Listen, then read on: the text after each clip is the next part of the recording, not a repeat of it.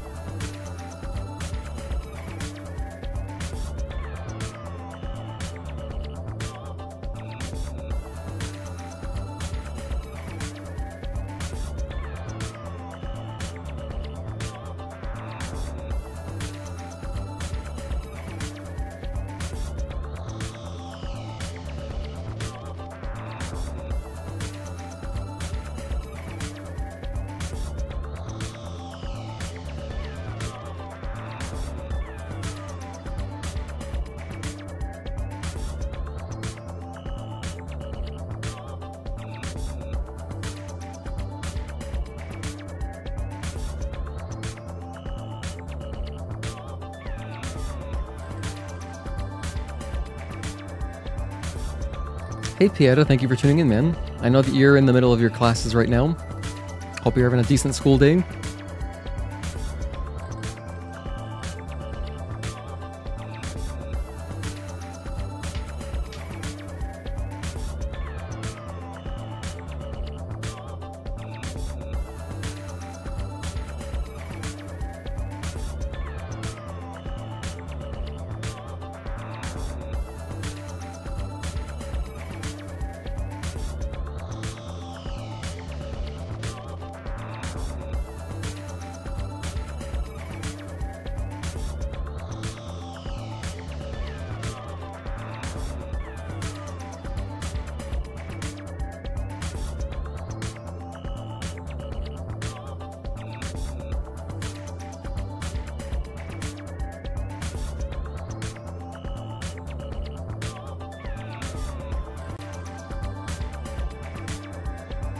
Okay, let's go ahead and get started. Also, hello Sassy P, thank you for tuning in. Oh, you're home now, gotcha.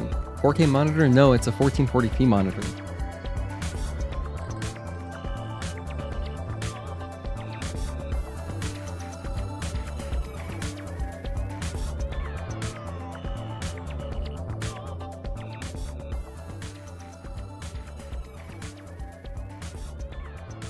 Alright, hello friends, welcome to a Thursday stream. Hope you guys are having a good week. We're almost there. It's almost Friday. We're playing more Stellar Blade today, of course. Thank you for being here, Agatoki, Pieta, Sassy P. Thank you guys for tuning in. But yeah, no, the monitor that I ordered is not a 4K monitor. Sassy P, it's a 1440p OLED monitor, 280 hertz. And yeah, I'm really excited to use it. I'm super hyped. I don't care much for 4K with like smaller displays because I really like my 27 inches. I use just only 27-inch monitors, and at this size, I don't know, I don't really see the value. Not to mention my PC is, besides my graphics card, is very mid-range. So, yeah, I'd be straining to play at 4K, so I'm just not even targeting that. But maybe in a long time, in the future, I'll go for 4K. But yeah, let's go ahead and jump in. So, also Octopath Traveler 0 is available now. We got Euro Truck Simulator, Lego games, Total War. Oh, this is nice. I need to play Metal Gear Solid 3 Remake at some point. I don't know when I'll do that. Wow, we got a lot of a lot of notifications from the Yakuza games. Save up to 80% during Like a Dragon and Yakuza 20th anniversary sale.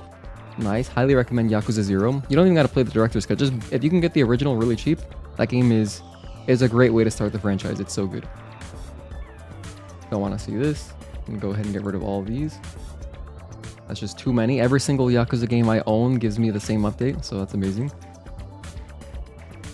By the way, if all goes according to plan, if I am able to if I go through with my stream tomorrow, which I wasn't planning to, but we're gonna be playing Resident Evil 4. Okay, I'm not gonna light spoilers, but okay, here's a little tease. So I was testing the mod, it works. I posted it in the Discord, and yeah, that's what we would be doing tomorrow. I'll do a playthrough of Separate Ways, but that's not what we're doing today. No, we are playing Stellar Blade today. Also, hold on, I gotta get my hit counter up. We are playing. I'll do my boss challenge warm-up as I usually do, or maybe I'll just jump into the full game. I don't know. Let's see how I feel once I actually boot the game up. But that's the music. We were listening to the Dot Hack desktop extended theme. Okay. You had a 27-inch 4K monitor. Was not worth it. Minimal improvement due to pixel density. You went to a 32-inch 1440p monitor instead. Looked pixelated for 30 minutes. After that, you didn't notice. Yeah, that's what I mean. Like on my TV, I have a TV that's, 55 inches, and definitely I enjoy my 4K there. But on a smaller display, I don't know. I don't really see that much value in it. But at the same time, I'm not super picky about resolution either. I mean, I play a bunch of games in 480i, on my CRT. So I'm happy just to have like pretty colors and high refresh rate. That's the biggest thing for me is refresh rate. I will always 100% of the time take more refresh rate and less resolution. I wouldn't go down to 1080p, but I love my 1440p just targeting higher refresh rate. Like, so my next PC build, to be honest, even if I build it like in a while when components get even more powerful, like I could see myself still just targeting 1440p and going for like 480 hertz, something like that, in like a dream setup in the future. You played Like a Dragon but didn't finish it. You only played Like a Dragon, meaning Yakuza 7. So that was the first one you played, because that's an interesting way to start the franchise. Granted, I mean, they were designing that game as an entry point because it's a new protagonist. But if you want to play the first 6 games, which are all Kiryu, then yeah, those are awesome. I've only played 0 through 6, and I haven't finished 6 yet. I'm planning to play 6 in OLED using... NVIDIA has this like auto HDR, it's called like RTX HDR, and you can enable that for games that don't support HDR natively. So that's what I was going to do, because there's basically Windows 11 HDR, auto HDR, and then there's RTX HDR. So I was going to try both, but I'm leaning towards RTX HDR. The only downside to it is that you have to install the new NVIDIA app. So that's kind of whack, because I've just been clinging on to GeForce Now for the longest time, because I don't really want to use the new app, but we're going to get it, I guess. You only ever played Kiwami yourself? Kiwami 1? Wait, so you didn't play 0, but you played Kiwami 1? Also, hey Obama Orb, thank you for tuning in. You went from a 160Hz display with 4K to a 260Hz display? Nice, that sounds awesome. Yeah, I'm so excited because I've never gotten to play with over 144. Both of my monitors are 144, and I don't even use them at 144. I play at 120 because I stream at 60 FPS, so it'd be redundant. It's a smoother experience for the viewer if I play at 120, since the stream output is going to be 60 anyway. Okay, let's stop delaying. Let's get into the game, shall we? By the way, if I can recommend anything, I highly recommend watching today's episode of the Hitless series. There were a lot of things that happened. It was pretty good, in my opinion. I thought it was very entertaining, the way things worked out. So check it out. Definitely check out episode 6. But now I'm going to jump into my boss challenge practice. So, Abaddon. Okay. By the way, are you on night shift again right now, Obama Orb? You should be, because it's like, I know you do multiple days. Like, depending on what week it is, it'll be multiple night shifts in a row, and then multiple day shifts in a row. So I guess you're still on night shift. In which case, I hope you're having fun with your Hollow Knight. The new app had hella bugs for quite a while. You've had no issues with it as of late, though. Okay, well that's good. That's encouraging. It's just, I was immediately put off by it. You know why, Pietro? I was immediately put off by it because they like force you to upgrade it. They force you to. And every single time I boot up GeForce Now, just to update my drivers, it's like, hey, update to the NVIDIA app. And I'm like, no thanks. So, immediately put off. Oh, damn it. I wasn't paying attention. It's okay. We weren't using the barrels, but that's fine. 1 and 2. Can I still use the barrels, though? 1, 2. No, he kind of knocked them aside. That's fine. Whatever, I don't need the barrels. 1 and 2. Hey, Juan, thank you for tuning in. Did you hear Bugborn? Yes, Obama Orb is playing Hollow Knight, but he's playing Hollow Knight 1. So not the Bugborn you're thinking of.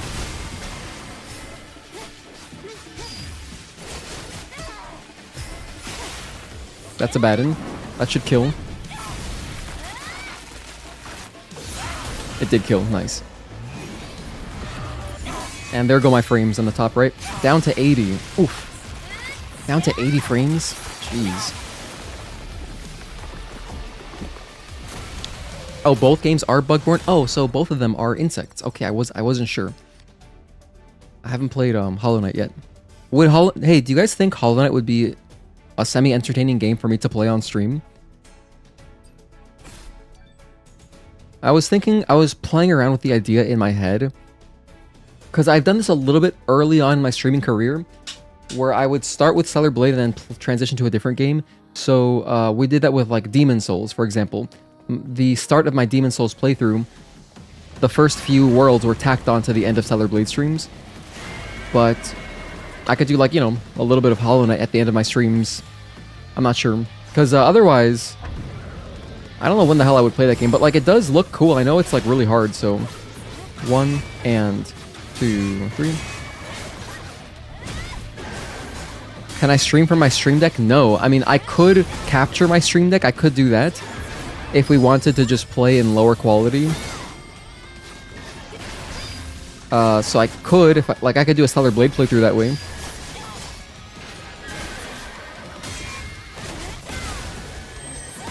Nice, we got the Retribution. Just because it looks cool. They're not too long either. Oh, okay. You have tonight and 3 more in this set. Took on a few extra for some overtime before Christmas. Nice. Hell yeah, Obama Orb. Get that overtime. Put that work in while you're young. Dude, you're basically getting a free Christmas gift for yourself or a free Christmas gift for a loved one for free. I mean, you're spending your time, but that's awesome. Also, I missed that you said that you have a 240 Hz and 180 Hz, both 1440p, but only one is OLED Obama Orb. Not worth getting a second for it to just sit on Discord and YouTube. Yeah, I agree. Secondary monitors, you know, it's nice to just have a display. It doesn't have to be fancy, but currently I have 2 LG 27 GL850Bs. That's what I use. I have 2 of them. So my playing monitor and my main monitor. I got them both secondhand. They were inexpensive. And then I have some ancient. It's not even 1080p. It's 1650 by 1050. 1680 by 1050. That's what it is. So it's 16 by 10, which has some uses. 16 by 10 is somewhat useful sometimes. But I have it vertically because originally I was just using my other side monitor. I was using it just to play Groove Coaster, which is a vertical rhythm game. So, you know, you want a vertical monitor for that. But then besides that, I don't really use it, so not anymore. 1, 2, and 3. At one point I did have aspirations of getting a Groove Coaster controller, because there's a third party that makes them. And they look close to the arcade controller, just not as big, but you know, the same shape of everything. The boosters look similar, it looks pretty good. But they're kind of expensive and they're always out of stock, and I don't know.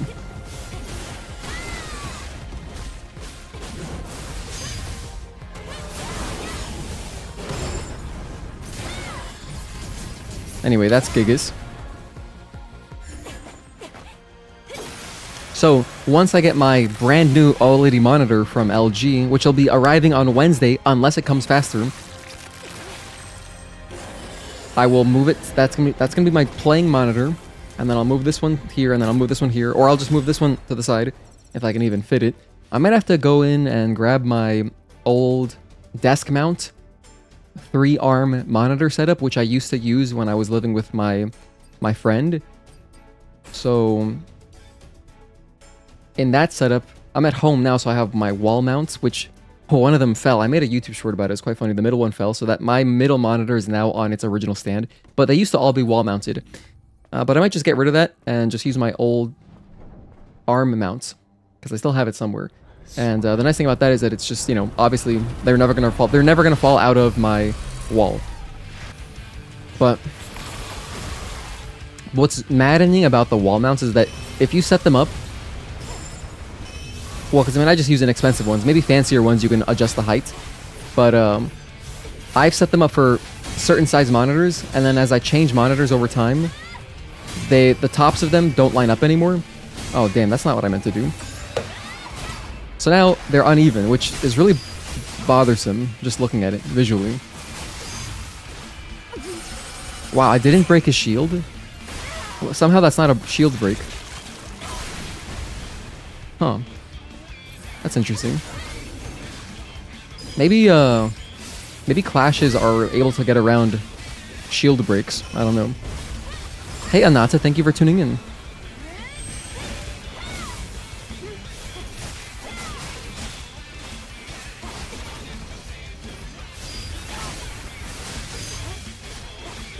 One and two.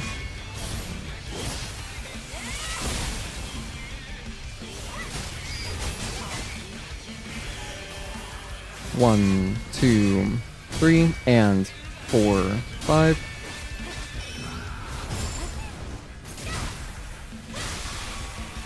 We took a hit on Stalker. Good practice. It's still practice. Both games are maze fun. You think you're at about the halfway point, if not a bit before? Oh, you are at where you've heard the game is compared to the... Well, you're at the games and Orlando, is what you've heard it compared to. Okay, I see.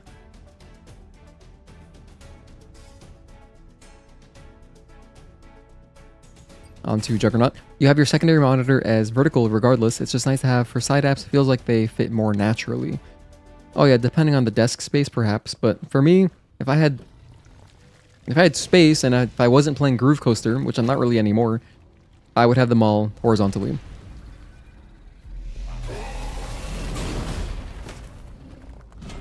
I mean, I guess if you absorb media that is like vertical, it's nice to have a monitor to watch that in, I guess.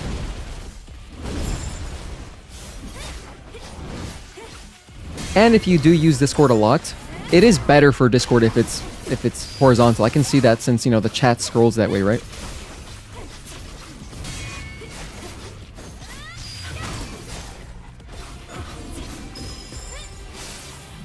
Hey Dodgy2Kim, good to see you. 안녕하세요 to you. Been a minute.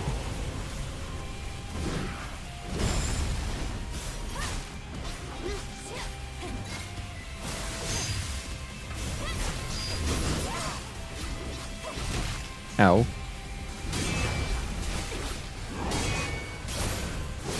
I'll down him here.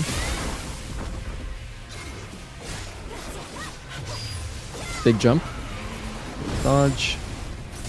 And chain reflection 1. Hey Leo Jackson, thank you for tuning in.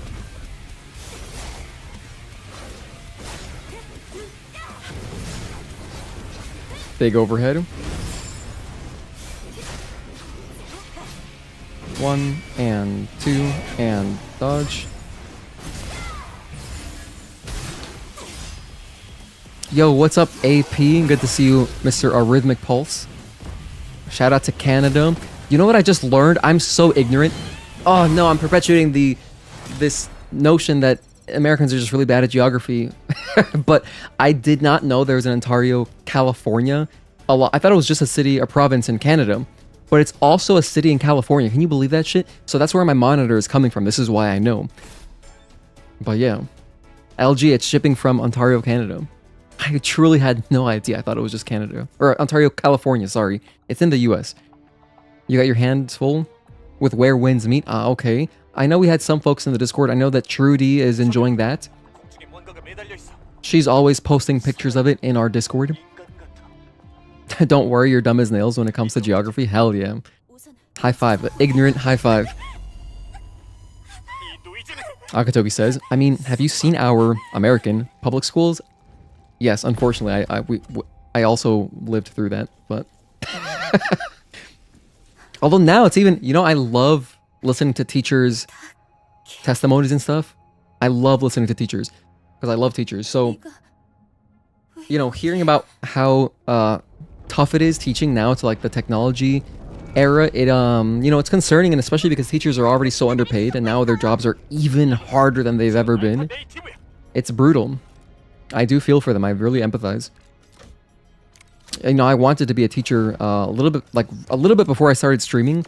I really wanted to go teach English in Taiwan, but I couldn't find a job at a city that I liked. I wanted to teach in either Taipei or New Taipei City, and so that didn't happen. I guess it could still happen in the future. I could still teach somewhere theoretically, but that's what I was trying to do because I just really specifically my goal was, number one, it'd be fun, obviously. I love Taiwan's awesome. Bang, bang. But also I really wanted to teach like younger students, 1 and 2, 3, 4, delay and blink.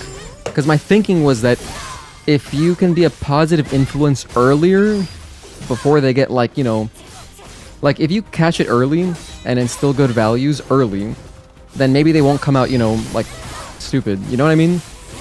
Not that kids in America are, well, this is a slippery slope. But anyway, what I mean is, I wanted to be a good influence while they're more impressionable, because apparently, like, middle school is like the hardest to teach, and then by like high school, they're like more grown up, and they're, you know, they've gone one way or another. So like, you know, the good kids, like the good students who want to be there, they've kind of sorted themselves out. So like, if you're teaching like AP classes, you should get students who care, right? But apparently, like middle school, that kind of awkward era, 1, 2, it's really hard to teach, which I understand. I can understand, because that's really when, like, especially bullying becomes very prominent. You know, elementary school is still, I think elementary school is still kind of in that more innocent age. 1, 2, 3, delay and 4. So there's just a little bit more respect for teachers at that age, and then that kind of adolescent, like getting into the teens, those are like the tough years, from what I hear and from what I remember, to be honest. You took AP classes in high school and you were a terrible student? Literally, me too. I also took AP classes and I was also not a great student, because I had no interest in school. I started taking AP classes because I had a crush on a girl and I wanted to be in the same classes as her. So I literally started taking a bunch of AP classes just to get in classes with her. And it kind of worked. So, but that was literally my only motivation. If it weren't for her, I would not have taken all those classes. Where Winds Meet is pretty insane. Oh, okay, nice. You're also playing it? Hell yeah. Good stuff, AP. You should try to link up with some of the folks in our community. I don't know if you need people to play with, but I mean, how many people do you even play that with? Is it a 4-player game? Juan says, this is a quote. Juan says, say it if you want, or say it, you want to say it, Bliss. Say babies are brick-brained? Brick-brained? That's a little bit harsh. It's kind of crude language. So not what I would say, but I would say that definitely, you know, kids today don't have the attention span. And you know, the thing is, I can't even blame them, because what it is just poor parenting, in my opinion. You know, if you really cared, you could raise your kid tech-free. You could. You'll have some hurdles, but like once you get over those hurdles, they're going to be so much better off for it, and they will thank you with, you know, longer attention spans, more interest in life in general, I think, and just a generally more positive attitude, more appreciation rather for their youth, like when they're still young, like what they can actually do. 1. Oh wait, that's, what did I do there? Why didn't I? I'm not sure. I'm going to add 2 hits for that. What are we at? We're at 8 hits? Oh, this has not been going well. Hang on, that's not right. That's not right. My first hit was on soccer. I should not be at 8 hits. I'm at 1, 1, and then 2. Let me reset this. It was 1, 1, and now 2. There we go. It should be 4 hits. Because I know I didn't take any hits early on, like in Corruptor and stuff. 1, 2, 3, 4. You've hated to teach the classes you were in at that age? They should teach foreign language classes to elementary and middle school. I would love that. Just to get students to learn about, you know, other cultures early. The earlier you teach kids about other cultures, the more empathetic they're going to be, right? Because they're going to see, oh, life is different for a lot of people. 1, 2. I have a mod for the suit, or they added it in and you did not see that. It's a mod. Yes, this is a mod, Daji Kim. Good question. There were some absolute assholes in your classes? I mean, there's always going to be assholes no matter what, right? 1, 2, 3, 4, and 5.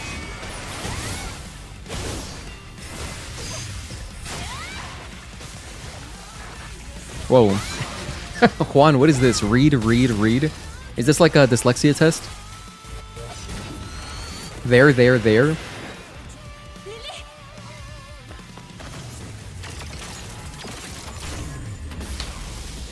Anyway, the main boss I really wanted to practice in this warm-up was Karakuri. That's the main one, because if you saw last stream how that went, I don't want to repeat of that, so I gotta control things early. We gotta properly contain and contracept when we can. You still don't understand why they have not added this suit? Yeah, it would be a good DLC. I could see people paying 99 cents for it. Hello, Akai Neko. Thank you for tuning in. Oh my gosh, damn it, Juan. I see what you mean now. Read. Ah. Foiled again. Akai Neko, how is your move going? Are you done moving? Karakuri generational trauma? Exactly. Could have added it as a prize for beating New Game Hard. Sure, or yeah, that would be... actually, I like that better, Daji2. Can make it free, but make it a prize for beating the game New Game Hard. That'd be cool. I love stuff like that, to be honest. Like, okay, I'm a big hater. Like, not a hater. Whatever the opposite of a proponent is, I'm that for cosmetics. Any kind of cosmetic, I have no interest in and do not care for in the slightest, in general. But if it's tied to, like, a cool achievement, then I think it's a little bit more interesting. Like, the one I'm thinking of specifically is back on PS2, if you played Jack X Combat Racing Online, if you beat the game on the hard mode and got 100%, you would get green turbo. So your boost, because it's a racing game, your boost is normally blue, but then if you do this hard mode, now it's green, and then everybody online can see, oh damn, this guy beat the game on hard. That's pretty legit. He 100%ed it, you know? So if they did something like that for Stellar Blade, where they had you beat the game on New Game Hard to unlock this costume, and then if people saw you in the costume, they're like, oh, okay, this guy plays the game nice. That'd be kind of cool. I don't know. It's a little bit vain. It's kind of like leaning towards like validation issues, but I mean, I'd be down for it. And then I wouldn't use it. That's what I would actually... I just wouldn't use it. Tying to achievements and exploration. It's cool that they added Taki Suit. The Taki Suit's very good. 1, 2... The Taki Suit is cool because... At least for me, I've been wanting it for a long time. Since the beginning of the game, I wanted it. You know, because I always liked using the black suit. Since the demo, I used the black suit, which is the Planet Diving Suit second, I believe. And so I enjoy that one. But having the actual Taki Suit is very nice.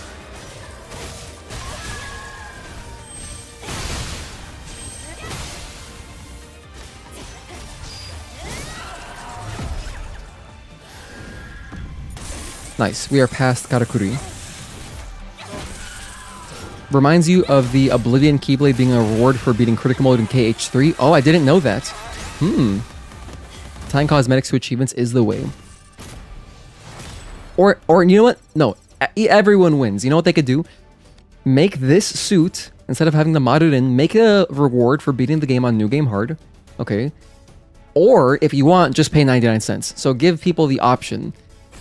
That way everyone's happy. You can either earn it yourself, or you can just pay the buck if you don't care. You've moved in. Hell yeah, Kaineko. That's awesome to hear. Just set up your desktop today because you needed to order a little table for a workstation. So I want to know, when you did set up your desktop in this new space, and congratulations for finishing your move, did you take the time to do some cable management? Because, you know, whenever you move house, it's always like a great opportunity, right? It's like, okay, now I'm going to have good cables. I've done that twice now, and I have never fixed my cables. That reminds you that you haven't ever beaten New Game Hard. Need to try that still? Yeah, go for it. It's like the most gratifying experience, I think, in this game. It is super fun. But yeah, I love the Oblivion Keyblade. When I was younger, I liked using it in Kingdom Hearts 1. Right after the Riku boss fight, it's right up there at the top, like in front of the portal up there in Hollow Bastion. I know exactly where it is. 1 and 2, 3. Because I just like the way it looked. only the bare minimum for cable management so far. It's not a mess though. Okay, right on. So you don't have a cable forest like I do. 1 and 2, 3. Speaking of cable forest, I have a members video where I show my streaming setup. It's a little bit old now. I'll probably do another one of those maybe next year. But 1 and 2. But in my last offline episode, my Hitless series, I showed a little tour of my retro gaming setup. And you can see what the cables look like. It's, you know, I try to keep it real, you know. I wasn't going to clean them up just for the video. That's really how I keep them, so... and it's not clean. 1 and 2. Let's down this guy. I'm gonna down him there. Do some extra damage. 1, 2, 3. Oh, blink, perfect. Actually, that's amazing. I was able to mess up a couple timings, which works out because 1 and 2, 3. Oh my gosh. Okay, that works.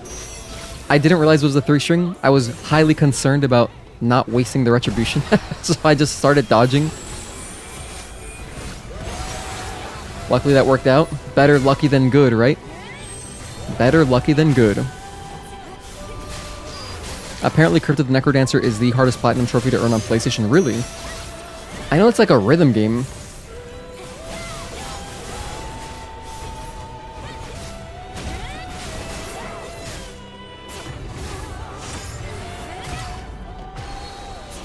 I want the retribution.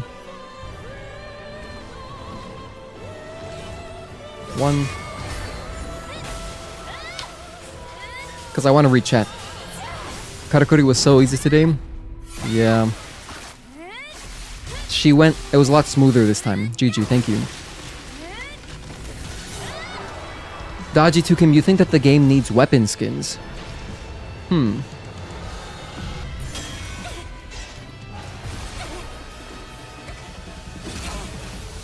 Yeah, I mean, if they wanted to put them in, I guess maybe... I don't know, like... I think it'd be kind of cool if you could see Eve using like different types of swords, I suppose. Like not just a skin for the blood edge, but like a different sword. Maybe like, give me Taki's sword, give me other characters' swords. Let me use like, let me use Man's hammer, or like his katana. It can function the exact same way as the blood edge, but that would be a cool way to add skins. That'd be tight. I would definitely like using Man's hammer. That'd be sick, dude. Or like just this sword. That would be tight. That'd be badass. That would be badass. I would use that. And then it'd be fun to like coordinate, find a costume that kind of suits it, maybe. I mean, actually Taki's outfit would look great with this. That would look really good. Because the orange? Oh yeah, oh yeah. Thankfully, very few cables, just 2 monitors, mouse, keyboard, headset, power cables, and Ethernet as well. Hell yeah. So a block instead of a parry can potentially either count as a hit or not, depending on your shield gauge. No, a block is always a hit. But, I mean, evidently, so like, only on story mode would a block not register any damage. So if you're blocking on story mode, you won't see your shield take any damage. Of course, we're playing with the skin suit. This is the minimum preset. So any block that we do will take a little bit of health off. So we would see that. But yeah, I mean, I just count, if it's a regular parry, I don't count that as a hit. You might if you wanted to have a more stringent, you know, what's the word I'm looking for? Rule set, but I don't. So if it's a regular parry, I do not count that as hits. All I care about is if it's an enemy damage source. If it's an enemy source of damage, that's a hit. So if I get a regular parry, doesn't have to be a perfect parry, just a regular one, that's good in my book. And I can also walk through, I can take fall damage and I can walk through fire, which basically just applies to Juggernaut. That's really the only one. But otherwise, anything else, that's a hit. So, hey Eric, thank you for tuning in. Lurker emerging from the shadows, welcome. Enjoying the content. When will I start a Hitless playthrough? Today, right after this. So right after this boss warm-up, I will start my Hitless playthrough. 1, 2, and 3, 4. Back up.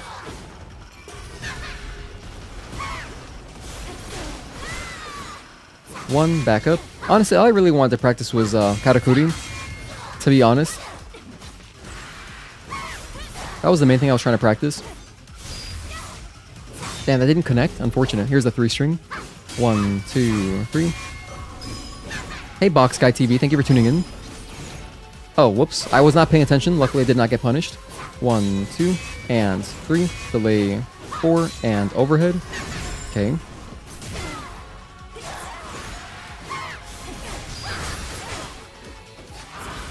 Here's phase 2. 1 and 2. Dodge. A little bit late there. A little bit late. Okay. Are you going to fly through? Or overhead? Okay. Overhead it is. 5-string. 1 and 2 and 3. Delay and 4, 5.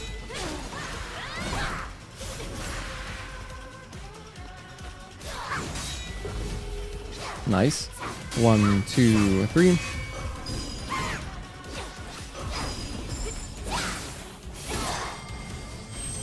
I need to do my shield breakers. We're doing this kind of slowly. I normally do the shield breakers as soon as the phase starts, just to get the most value out of my hits, obviously.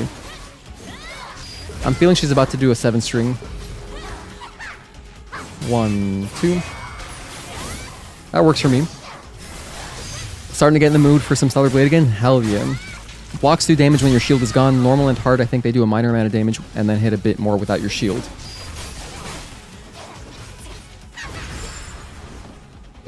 Yeah, blocks will always do damage, and if you have shields on, if you have any shields, you know, the nature of shields is they mitigate some of that damage. So, but you would see the shield take damage. Only on story mode do you not take any damage. You can just block with impunity on story mode, just infinitely. And so for that reason, I think it's a very good practice tool. If you are just studying a boss, you can just sit there on story mode and just block and just observe the strings, you know? So it's quite good for that. If there was an Eve mode, Taki mode, and Raven mode that you unlock at the start, then the 2 respective bosses, and you can switch weapons as you play, that'd be tight. You know what I also think would be really badass? So I was thinking about it. I've been like kind of brainstorming other kind of Taki modes they could do. I probably thought of this in the past, but I think it'd be really cool if when you enter Taki mode, it was kind of like a combo mode. So give you like some freedom to do combos faster. Like, so kind of like an overdrive where it buffs your speed, but also you can kind of free flow the combos a little bit more. You know what I'm thinking of? Think of like Yun's super in Street Fighter. Something like that. Where you can just go in and do combos that you normally would not be able to do. I think that'd be quite fun. 1, 2. Oh, right. Damn, I forgot about that. 1, 2, 3. That attack that she did, I wanted to explain something. The attack that she did there that I took a hit on, where it's like a 2-string, and then she stomps her foot and it's an unblockable. You can just backstep. I've labbed it. You can just backstep and you'll be out of range. Or maybe backstep a little bit and go to the left. So if you backstep diagonally left, you will avoid that. That's enough practice. We are totally warmed up. I'm going to start my playthrough. So let's switch our hit counter over here to the full playthrough. Oh wait, that's the wrong one. Okay, here it is. Okay, excellent, excellent. New timestamp. Well, you know, I just realized sometimes when I say excellent, excellent, I got that from Conan O'Brien. I used to watch him all the time, especially with my dad. Growing up, we would watch Conan O'Brien. And I liked watching him just because, you know, I like him. I think he's funny. And he would always say excellent, excellent at the beginning of the show when he's describing like the lineup for the day. Okay. And yeah, you can see our last run ended right here. So, here we go. Into a new playthrough on normal difficulty.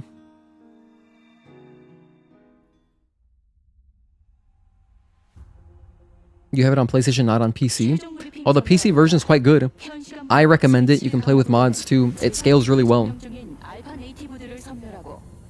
Even if you don't have like a super fancy, ultra modern PC, you can still play this game. You can play it on Steam Deck. Heard Overdrive and thought immediately of Xenoblade X. If you know, you know. That makes you think of Soul Calibur 6. You can burn meter into a special mode that modifies your moves and adds exclusive ones. Exactly, something like that. That'd be so cool. because it'd be like just a really fun way to mess around. And then also my thinking was that if you have a mode like that, because okay, what I don't like about Taki mode in this game is that it doesn't play like Stellar Blade anymore because every single attack interrupts. So then you don't have that back and forth of like attack, parry, like, you know, stop a combo early so I can parry this.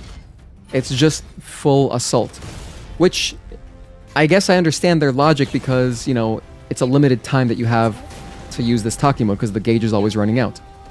But if it's like a fast combo mode, then it plays into that better, I think, because now you are opening up the player to be creative and play with their combos and do weird stuff that would not normally be possible in this imaginary Taki mode that I'm thinking up. So like, by giving you more speed and opening up your combos, that plays into all of your attacks interrupting, because then it lets you actually go through and see, oh, this combo's into this? Cool, that's badass. But yeah, I was really just inspired. I guess maybe I was thinking of specifically Yun, or like also you can do it in CVS too, but like I was thinking of just Yun in general in Street Fighter. But there is also a groove, is it S groove? I can't remember, it's been a long time. I think it's S groove, which is the combo one, and it's essentially like free-form combos. Someone who's played CVS 2, let me know, Capcom vs SNK 2. I believe it's the S groove. The issue is that it incentivizes just spamming the abilities because there's literally no reason not to. It's the optimal way to use it. Yeah, for max DPS, yes, Taki mode, just mash that triangle ability and you'll get the most damage. However, I have found value in also mixing in light attacks, Obama Orb, because I did do a whole challenge run of Taki mode only, and we found that not only, yes, it's good to just mash the triangle one, but also mixing in one light attack in between triangles keeps some bosses, the ones that are more likely to run away, it keeps them grounded. One.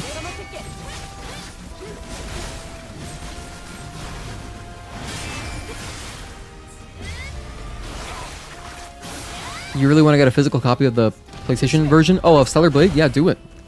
It's like always on sale now. You can get it for like 35 bucks, I think, or maybe 40 bucks. I have 2 physical copies myself, so I mean, yeah. It's a nice case, you know, it's cool to look at. Why not Nact?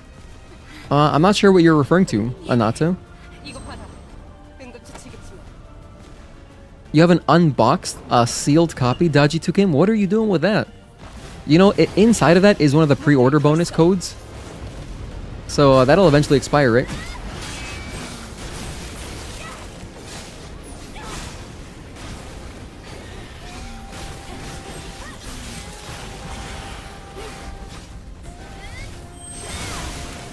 Moving on.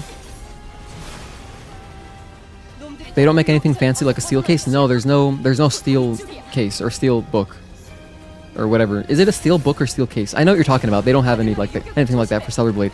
If they were to release one, I would buy one. I would buy one, to be honest. And I usually don't care about stuff like that. The only steel books that I own are like, I have like the Resident Evil 5 one.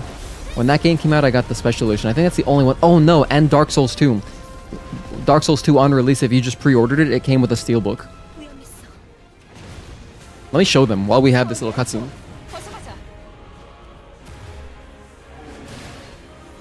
So while this is all happening, here's Dark Souls 2. This is my release copy. It says Black Armor Edition, and inside of it is this steelbook, which is honestly kind of cool if you like steelbooks, because when you open it, it's like this. Isn't that cool? I forget who that guy even is, but that is kind of cool.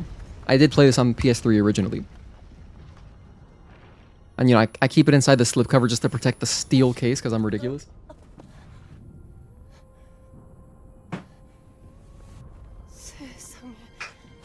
And then the only other one that I have is RE5, which I like the way it looks here. That is cool. I like that.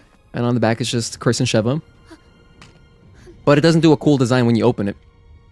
This one did come with special features, which I love when I wish more games came with documentaries about the game. I love that. Remember when games came with manuals? And this thing is in color. Ah, man, physical games. What happened?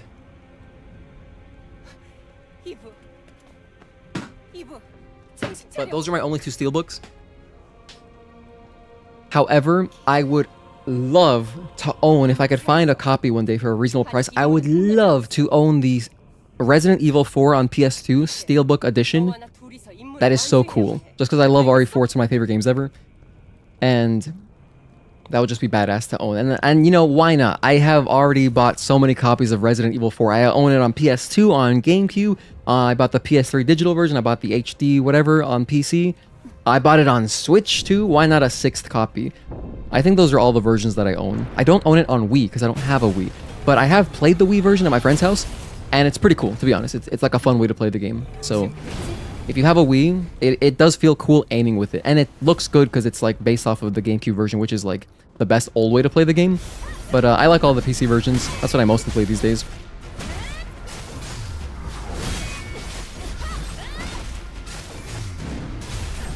One and two and three.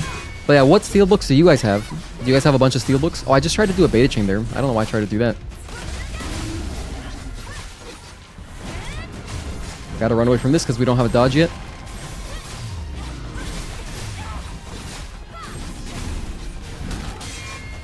You can parry that from the back, in case you didn't know. 3 string. 1 and 2. Oh, actually, I don't need to... I was going to continue attacking him to build up more beta, but my beta's full, so we're just good to move on to the Abaddon split. That's the intro. Resident Evil 6 is your favorite of the RE games, and it looks like there's a Steelbook version on Amazon for like $30. PS3 version, though. I think it'd be cool if there was a PS4 Steelbook. Yeah, I own that game on PS3. If I'm being honest, I have never played through all of RE6. I've only ever done Leon's campaign, and it's something I gotta revisit. I gotta revisit it at some point and give it another chance. Monster Hunter Wilds... Wait, hold on. MG Wilds flopped hard after the first month? Oh, but I thought they were supporting it quite well. You think Resident Evil 5 is your favorite Resident Evil? Yeah, it's a fun one, AP.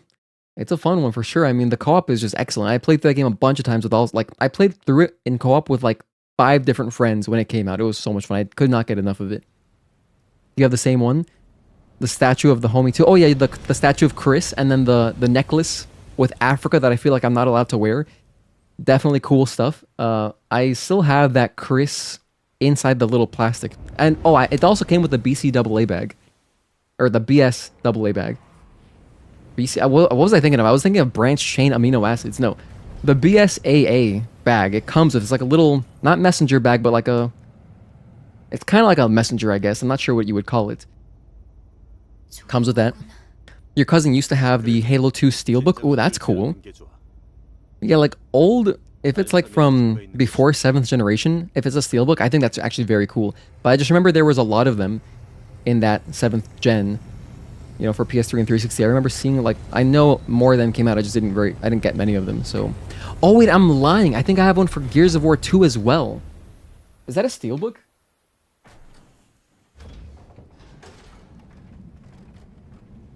Oh my goodness, this is a Steelbook. I forgot. This Gears of War 2, one of my favorite games ever. This also came with a Steelbook, but it also came with like a whole thing. So it comes with this.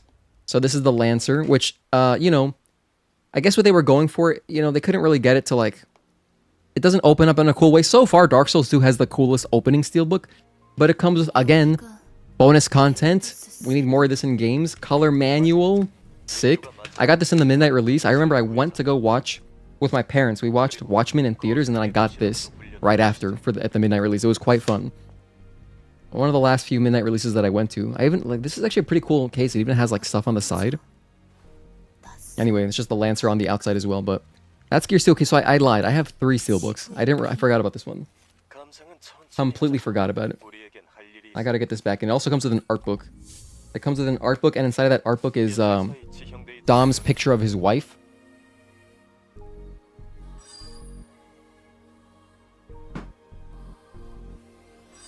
So that's kind of cool. I like stuff like that. Whenever games include, you know, props from inside the game, I think it's a really cool collectible to get because, you know, it's just sick. Like, you see him holding the photo, it's like a little Polaroid picture of his wife, and having it in person is pretty cool. Like, if they had such a thing for, like, Silent Hill 2, for example, like in Silent Hill 2, James has a photo of his wife, and you can pull it out and you can look at it, and it can influence your endings if you like pull it out to look at it during certain times in the game. So, because there's a lot of endings in Silent Hill 2. But I would love that. If there was like a collector's edition that included that, I think that'd be really cool.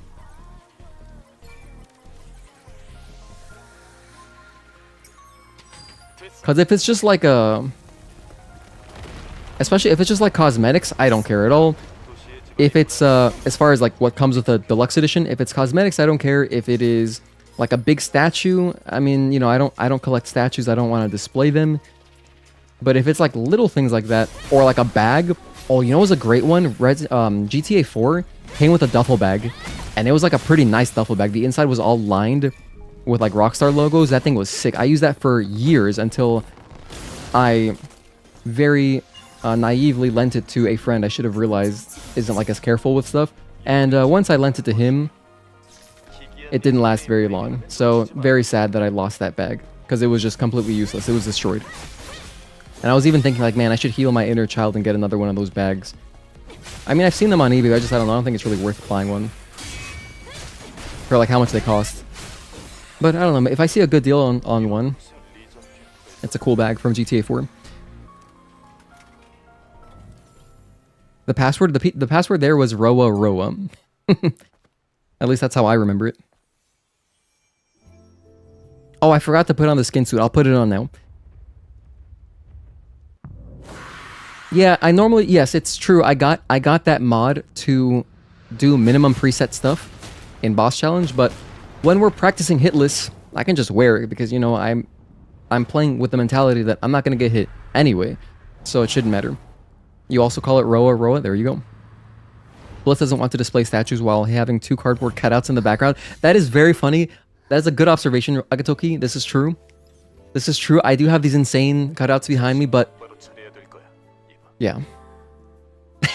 The thing is that here's the difference. Here's the difference. These make great displays in the background when I'm streaming, right? If I had a statue, like you're not... I would need like a bunch of them for it to even show up on my camera to notice that. But this is like... This is beautiful. And not only that, but I got them, you know, I imported them from the Philippines. It was very expensive to ship. Don't ask me how much it cost to ship them. Do not ask me. I'm not going to tell you. It was like $450. So it was really expensive, but I justified it in my head because I was like, this will be good for the stream. Like, this will just be good for the stream. I should do this because I will never have this opportunity again, probably. So, I folded under no pressure. What's that clip of Kanye West where he's like talking about something? He's like, I'm not going to say it, and immediately says it. So, anyway. I love my cutouts, though. They are so cool. And I just love it, because, like, you know, I love Final Fantasy. Obviously, I love Stellar Blade. So they're good. They look good in my room. If I had a third one, can't imagine having a third freaking huge cutout. I mean, Sephiroth is like 6 feet tall. But if I had another one, I don't even know what character I would have. Like, it'd have to be, like... It would have to be... Shift Up is doing another big display, like a big cutout for Stellar Blade 2. And it'd have to be really awesome. It'd have to be like Taki. That'd be badass. Like, okay, I probably would get another Stellar Blade related one if the opportunity presented itself to me, and then I'd have to find a way to make it work on my webcam. I don't know. Now we get partial digital art book and soundtrack. You know, AP. The thing what's sad about that too is that like the soundtrack, it's digital, right? So it's not even a disc. Like, oh my goodness, games used to come with soundtracks. Not even the deluxe editions of games would come with soundtracks. Silent Hill 3.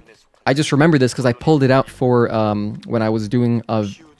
If you watch my my last video that I released this morning, my Hitless video, episode 6, at the very end, I do a little tour of my retro gaming setup, and I had put Silent Hill 3 on the TV just because it's like a good thing to show, like a good background highlight reel.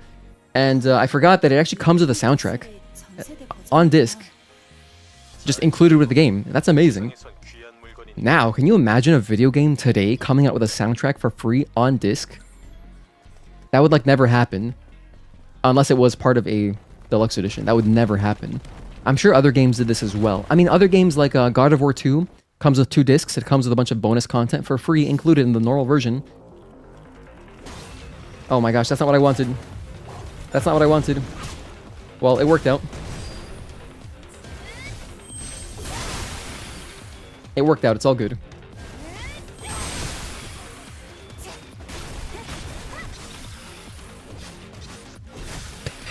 Better lucky than good. I'm not sure. I accidentally locked on to the Mama Spider. Not ideal. Suboptimal, but we're still ticking here. And we got the perfect Heavy Guardian. Nice.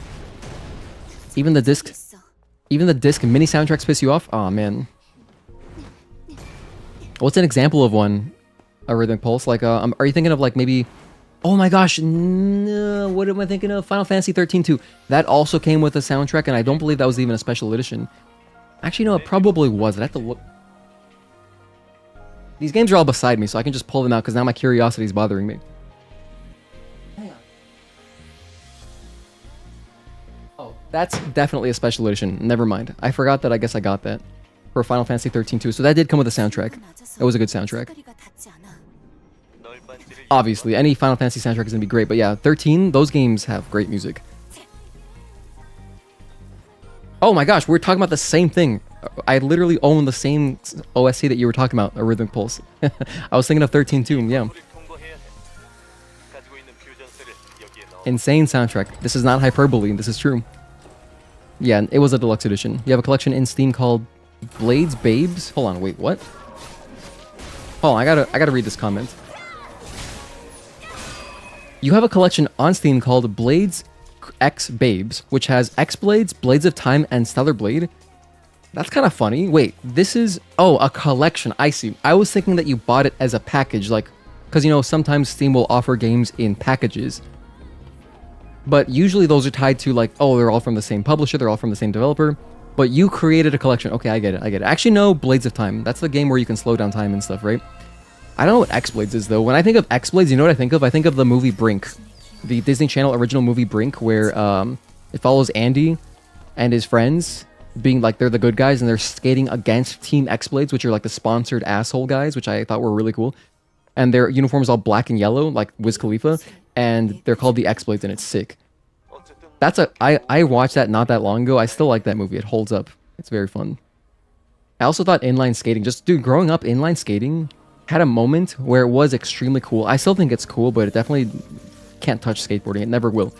Because, I don't know, skateboarding, I guess what's cool about skateboarding is that you can, like, just set up in 1 second to start skating somewhere if you're, like, street skating. With inline skates, you gotta, like, wear them the entire time, and if you want to take them off to go inside of somewhere like a mall, you gotta, like, how are you, like, you can't really carry them around. Like a skateboard, you can just, like, carry like a book, you know? It's easy. It looks cool when you're walking around with it. But inline skates, like, that's kind of what held it back, is that, yeah, it doesn't really look that cool when you're just, like, carrying them around, I guess lugging them around your, like, a pack, or, like, maybe you could tie them to a bag. It's not the same. Skateboarding's way cooler. But I did think inline skating was cool, largely in part due to that movie, Brink, B-R-I-N-K. Not to be confused with the parkour video game that I think is also called Brink. If I remember correctly. There's some game, it's like an FPS, it's called Brink, and you can parkour over stuff. That's, like, the whole game. Your favorite is Final Fantasy IV? Nice. I gotta play some old Final Fantasy games. I'm slacking on those. The only old one that I played, like, old one that's not 3D, is 1 on NES, and didn't get very far. That game was pretty hard to play with, like, my modern gaming sensibilities. But I would like to play specifically 6. I would like to play 6. So at some point, I'm gonna do that, for sure. Also, we are on Abaddon. This has been a good split. I'm really happy that we didn't die or get messed up in the ambush.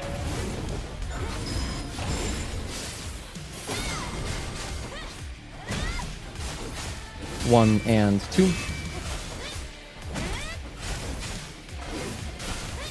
One, 2.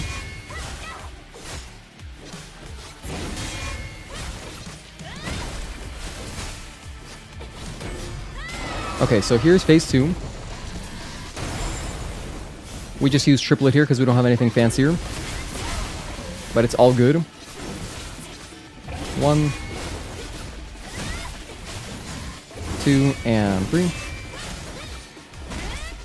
One more attack. Oh, I broke his shield, whatever. 1, that's the fight. Yay. Hey, what's up, Tezel? Good to see you, bro. Happy Thursday. Thank you for tuning in. Also, hey, Andy Dodo, I just noticed your message. Sorry, I missed it. The monitor I have not gotten yet. They shipped it. They shipped it yesterday, actually. No, they shipped it... It started moving yesterday, and I have an ETA. Oh, I forgot to put on the skin suit. Thank you for reminding me, Leo Jackson. I keep forgetting. I'm going to put it on right now. But yeah, they shipped my monitor. It's an ETA of Wednesday. So next Wednesday, I will receive it. And if I receive it early enough in the day, Andy Dodo, I will start streaming Clair Obscure on that day. On that day, on Wednesday, we will start Clair Obscure, which would be the 10th.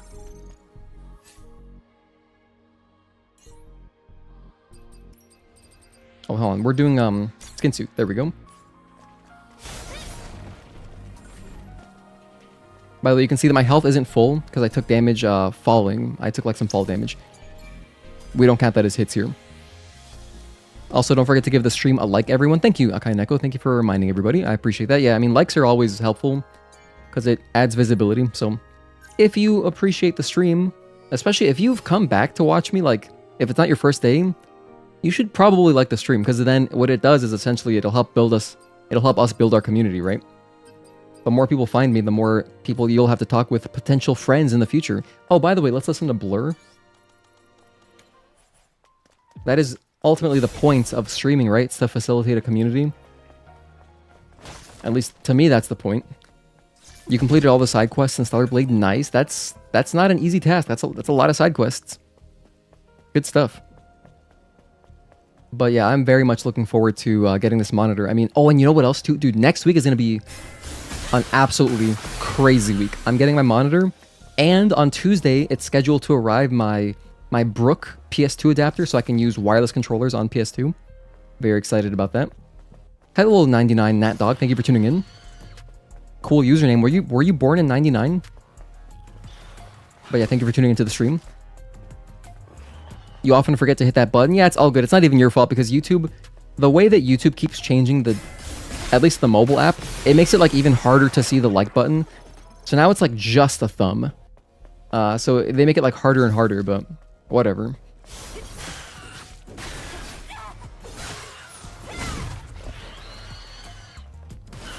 Did this guy notice us? He totally noticed us. That's fine. I'm gonna go ahead and use the barrels. You could just fight him, obviously, but like, if I can be safe, I'll be safe. Keep walking towards me, keep walking towards me, keep walking towards me. Ah, we didn't get the easy kill. I almost took damage there. You gotta be really close. Or you gotta be really mindful of how close you stand next to that guy's like poison cloud, because it'll hit you from a good distance, and I do count that as a hit, so I'm always very wary of fighting cricket slashers for that reason. As soon as you do like a little bit of damage to them, they will go ahead and it'll kind of proc that poison cloud, and they will expulge this poison cloud. Is that the correct word? What's the verb form of expulsion? Is it expulse? I'm pretty sure it is. Anyway, so there's that to worry about. But the next enemies I gotta worry about are the guys near the drone upgrade module. Hopefully I don't get screwed by them this time. I think we did take a hit on them last stream as well. And if I wanted to be safe, I could just go left. If I head... Wait, sorry. Yeah, if I go here and then just go left, we can just leave. But I really want to get the extra stuff, so that's why I keep doing this. You love the Brook adapters, they're so good. Yeah, I mean, I've only heard good things about them from fighting game community folk. So, looking forward to it. Even saving videos is a hassle now? Oh yeah, like clips? Wait, I didn't realize they changed that, Tezel. How is it different now? Wasn't it always just like press clip? Or I guess the clip button is more buried? Because yeah, not many people use the clip feature. But it's a cool feature because if anybody makes clips of my stream, I see them. So like I can see who made them and they appear on a list of clips. So if someone catches something really funny, I can easily showcase it like in the next stream or whatever, and it says who made it so I can credit them. It's expunge. Okay, I think I did say that. I think I doubled back. I double backed. I said expulse, and I was like, wait, expunge? And then I went backwards, and I went back to expulse. So, okay, my second instinct was correct. So nice to have a revenge tour in New Game Plus. You're definitely right that once you've learned the combat, you can be absurdly strong. And this is true. You can be extremely strong. I mean, especially once you like max out a bunch of the abilities, it's over, dude. The Natibas don't stand a chance. No way, this guy didn't notice me? That's insane RNG. So I got the free backstab, and this guy wasn't even facing me, so I can backstab him too. That's nice. Look at how clean that is compared to last stream. I mean, granted, you can clean them up safely if you just pop a triplet, but the thing is, I don't really want to do that because I want to save my beta energy for the next encounter, which is, I think it's more important to save the slash for the spiders coming up. So it's like 2 baby spiders and 1 mama spider. That's where I really want to use my slash for this area. And here's the other thing that I wanted. So we got a health upgrade, we got the Omnibolts, and 2 drone upgrade modules. Hey Frizen, thank you for tuning in. Also, New Game Plus Eve is so OP, especially when you start to understand how to use her. Got all bosses up to UN first try. Hell yeah, nice. That's awesome, dude. It's buried not in plain sight. What a tragedy.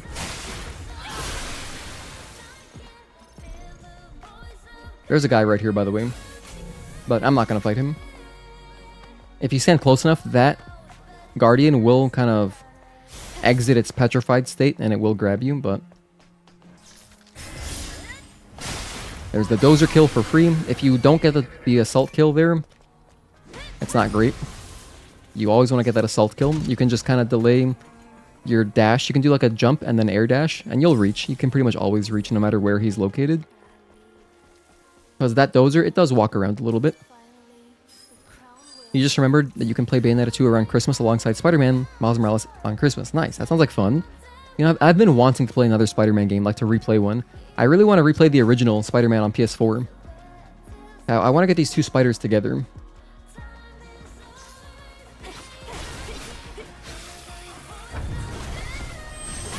That was good. Give me the 3-string. Give me a 3-string. Give me a 3-string. Oh my gosh, I think I bugged out their AI a little bit. My slash really caught them off guard, so I was just there waiting for the bam, bam, and blink, and it didn't happen. Which I guess I should not look a gift horse in the mouth, and I will just take that. We take those. But yeah, I wanted to play original Spider-Man on PS4 because I like the way that that original Spider-Man actor looked. But at the same time, I could be being closed-minded because, you know, that's just how I played the game. And I should give the new version a chance, I suppose. I can play it for free. It's not, I wouldn't even have to pay for it because my friend has it through our Steam library that we share. So I can play the remastered Spider-Man 1 on PC.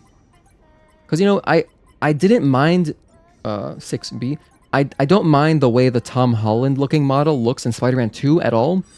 But something about it, like when I was watching comparisons in Spider-Man 1, like the original versus the remaster, it just looks better with the original.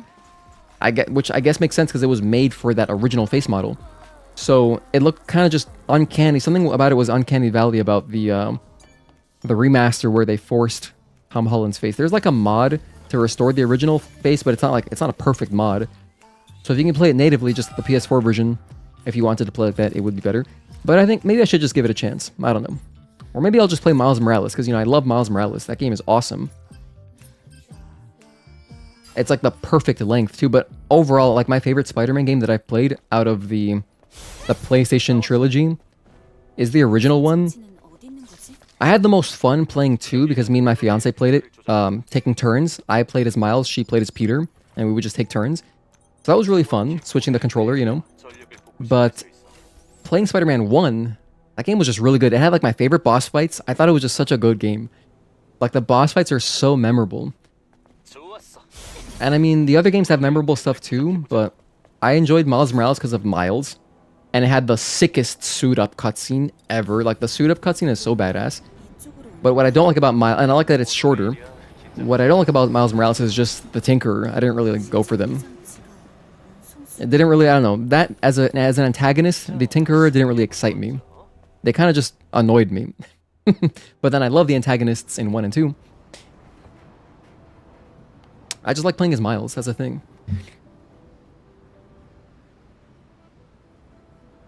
You always go for a run and dodge, and 2-1 against those hiding ambush enemies. You prefer the original PS4 remastered version of The Last of Us and the original 2018 Spider-Man. You don't like the Last of Us Part 1? Really? I guess because they made subtle changes to the gameplay, perhaps? You know, I had started playing Last of Us Part 1 because it was free on PS Plus, and I didn't get very far, I'll say that. I think I got to like... I think I got to Pittsburgh? Yeah, I got to Pittsburgh and I stopped. I stopped there. So, I didn't even get to like the snowy part of the game. Because I played the game originally on PS3 when it came out, and I had not played it since until I just decided to like check out Last of Us Part 1 on PlayStation Plus. I've never played Part 2 either, in case you were wondering. But yeah, I don't know, what was hard about going back to Last of Us is that like the control scheme is really unorthodox, and so just going to play that game while playing other games is really hard. You gotta like just play that game and like get through it. And then you're free to forget the control scheme because it's like unlike anything else that I play, right? So that made it hard for me to like just play casually. And that's probably why I didn't get very far. Maybe one day I'll drill down and, I don't know, maybe I'll finish it. I don't know. Probably not. Maybe though. You didn't care for the Tinkerer either, but the fight against them was awesome. Yeah, the fights and the gameplay was fantastic. Miles Morales was great. I played through it twice. But just story-wise, the Tinkerer, I don't know. Like, I wasn't sad about the ending. You know, there was nothing emotional about it for me. But Spider-Man 1 and 2, those were emotional. Those, yes, I enjoyed the stories a lot. Luckily, like, Miles Morales was just carried because I love Miles the character.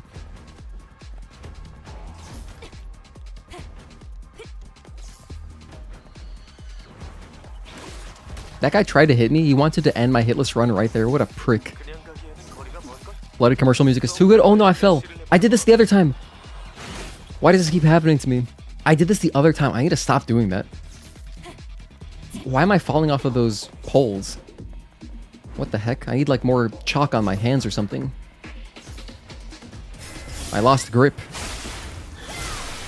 You prefer the look of the remastered PS4 version over the look of Part 1. Ah, okay. Wait, I did it again. Am I... Hang on a sec. I need to figure this out. Am I mashing? I think I'm mashing. That's my problem. This is a new thing. I've never had this issue before. Oh, what it is? I know what it is, because I'm mashing circle to do an air dash, which makes you fall. I was being impatient. Okay, luckily we did not get punished. I just took a little bit of fall damage, but that's okay. By the way, you can skip that cutscene, as I just showed. So if you jump in the correct way to the left, you will just miss the cutscene trigger. So save a tiny bit of time there. You should use chalk as well. Hammer curls hurt after a while. I just wear gloves, personally. I like gloves. But you can use chalk if you like. Like, if you're hardcore, if you want to be like LeBron and do the whole chalk throw or whatever, you can do that. But I just wear gloves. I wear gloves and my hands get calloused anyway. That's how soft I am, I guess. I mean, I used to do no gloves, and, you know, I would just get a bunch of calluses, and then I started wearing gloves, and I would get less calluses, but still calluses, so... But I feel like I just have better grip with gloves, so I like them.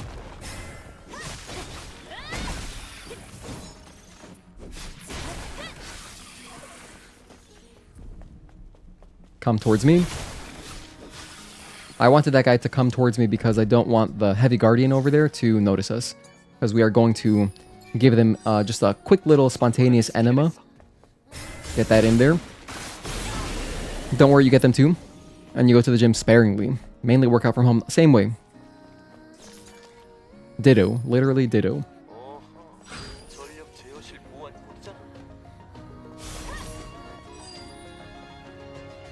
Okay, so now we're going to grab our code. Let's see, this is Sua KOK. One of these days, I'm going to learn the Greek alphabet just so I can address those letters by their correct names. I hope I didn't miss anybody's messages. In fact, once we get to the inside the memory tower, I'm going to scroll up a bit through chat just to see if I missed anything, because for a while there I was going off on some monologue about I don't remember what, but I wasn't even reading chat that hard. So, but thank you guys. I really appreciate everybody for tuning in as per usual. Check out the new offline Hitless series, episode 6 that I released this morning. It was a good one. No joke, like dead ass. It was a really entertaining one, I think, because just crazy stuff happened. And yeah, definitely check that out. While you're at it, might as well learn mathematics. Yeah, I could always get better at math. I'm not very good at math. Okay, let's see. Let's scroll up a bit. Eric P, I'm pretty sure I said hi to you. They need to re-download Taki's memory stick into the same looking Android Eidos. She can't be gone. Anything's possible, but at the same time, that's probably not going to happen just because Eve does release the memory stick in the new PC cutscenes that they added for the complete edition, so I don't think it's going to happen, but I can still see Taki making a return if we have flashback sequences or some kind of prequel or something.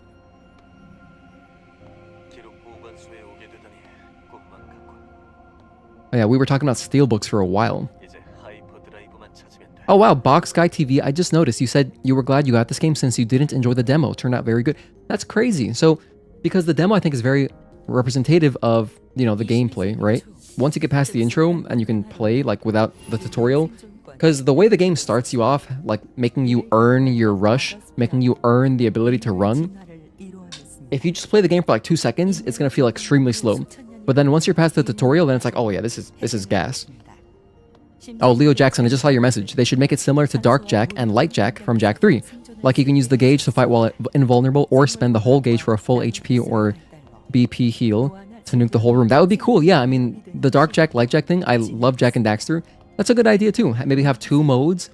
I mean, I think that'd be a good, just in general, even if you don't have the ability to use either one of them at the same time, like at any given time, Leo Jackson, where you gotta like just select it, and then when you enter Taki mode, it goes into that mode, just like how God of War does it. I think God of War 2018 did it, right? I know that Ragnarok did it for sure, but there's different Rage of the Gods, so you can go like into the standard one, which gives you like a rage, like a melee boost, and then you can go into a different one which heals you. So you've got essentially 2 Rage of the Gods, or whatever it's called in that game, and you can mix up your gameplay that way.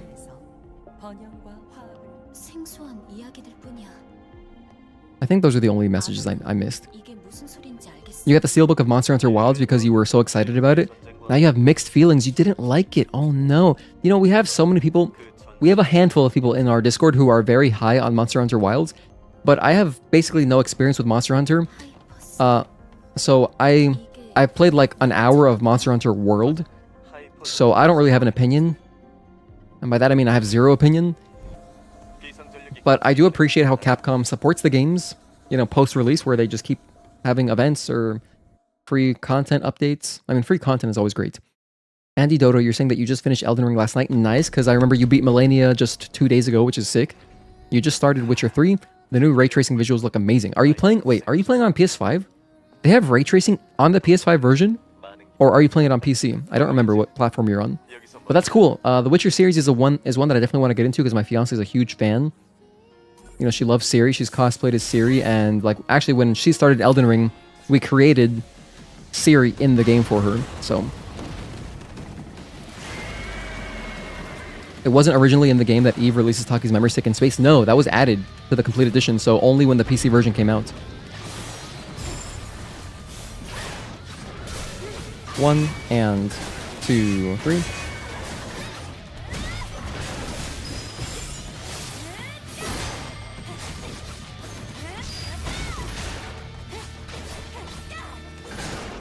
One and 2, 3. Don't do that.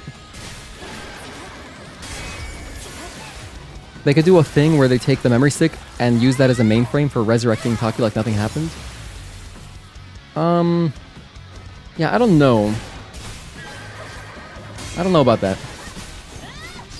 I don't know about that, but, you know, I suppose anything's possible. Like Kevin Garnett. 1 and 2, 3. You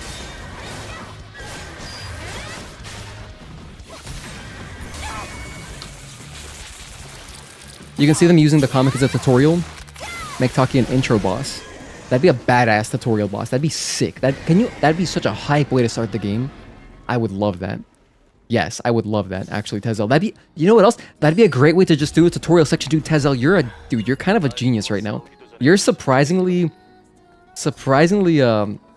you've got excellent ideas on Thursday afternoons, man. That's awesome. Kevin Garnett mentioned. I don't know. I associate, whenever I say or hear anything is possible, I instantly think of Kevin Garnett, right? Nice I'm on a boat reference. I mean, that is also an I'm on a boat reference, but I'm talking about like post-finals. He says that like to one of the interviewers. But yes, that's true. They also say that in that music video. Like Kevin Garnett, anything is possible. And then it's T-Pain's part. Yeah, never thought I'd be on a boat. It's a big blue watery road. Poseidon, look at me. Oh, oh, oh. Never thought I'd see the day with a big boat coming my way.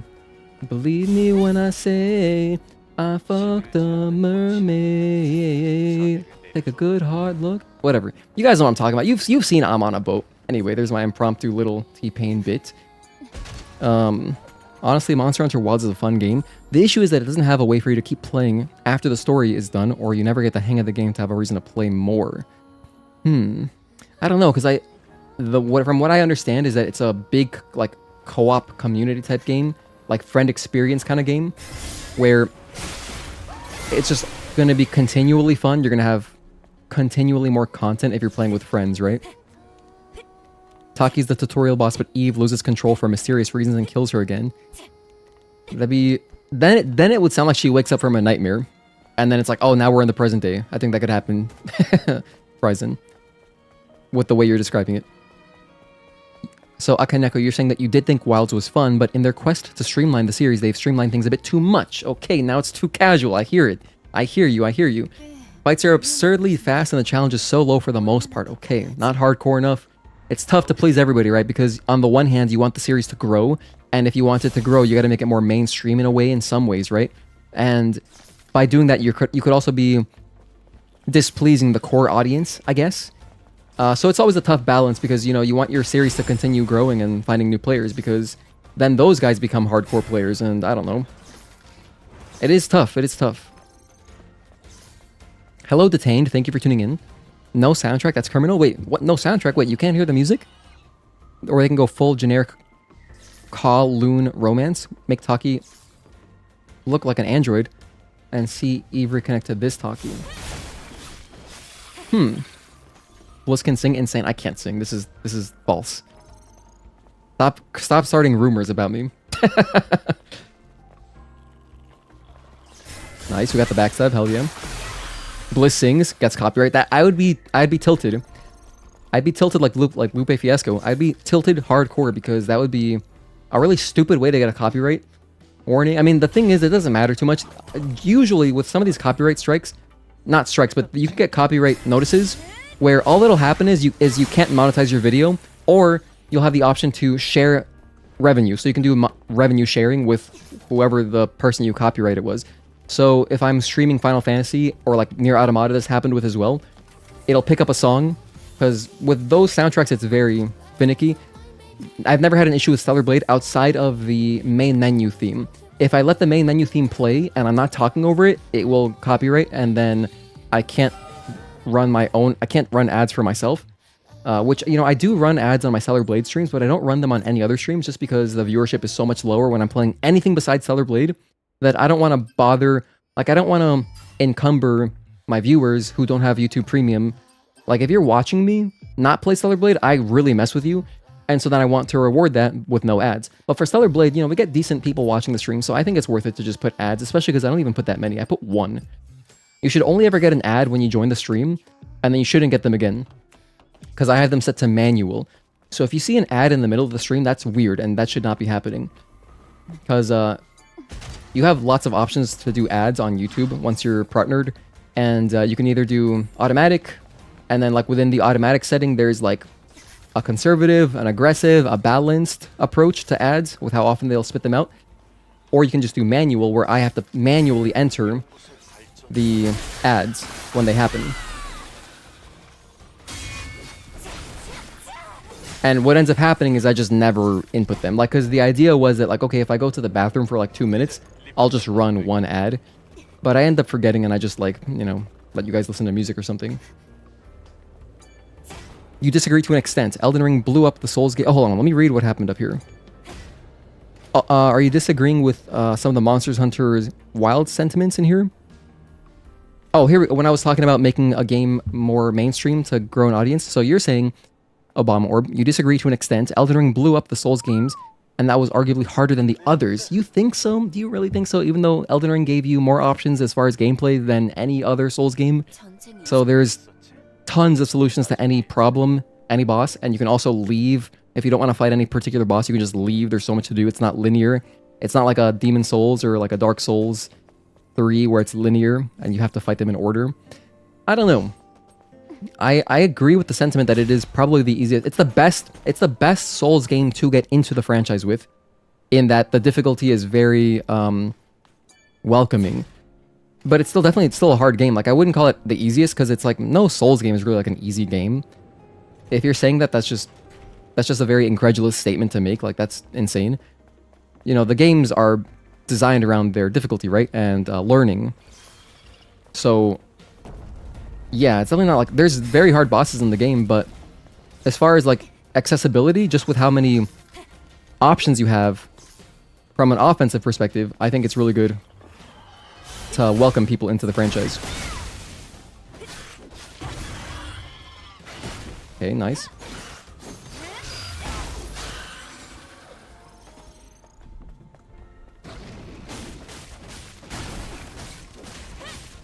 One, 2, 3. I was not playing around with that guy. I did not want to mess with him any longer, so I just spent all my energy because, quite frankly, it doesn't matter. Once we get to Gigas, we're going to parry him a few times and fill up our beta energy super fast. I'm going to go ahead and die here.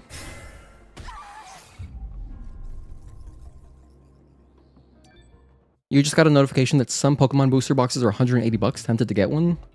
If you've been waiting for it to go on sale, do it. A few people that you follow on Twitch subscribe to the idea that pre-roll ads at the beginning of the stream are worse than mid-roll ads since they will push viewers away. There's some data behind it too. You think so? Perhaps, but the only other option I have is to disable ads completely, so...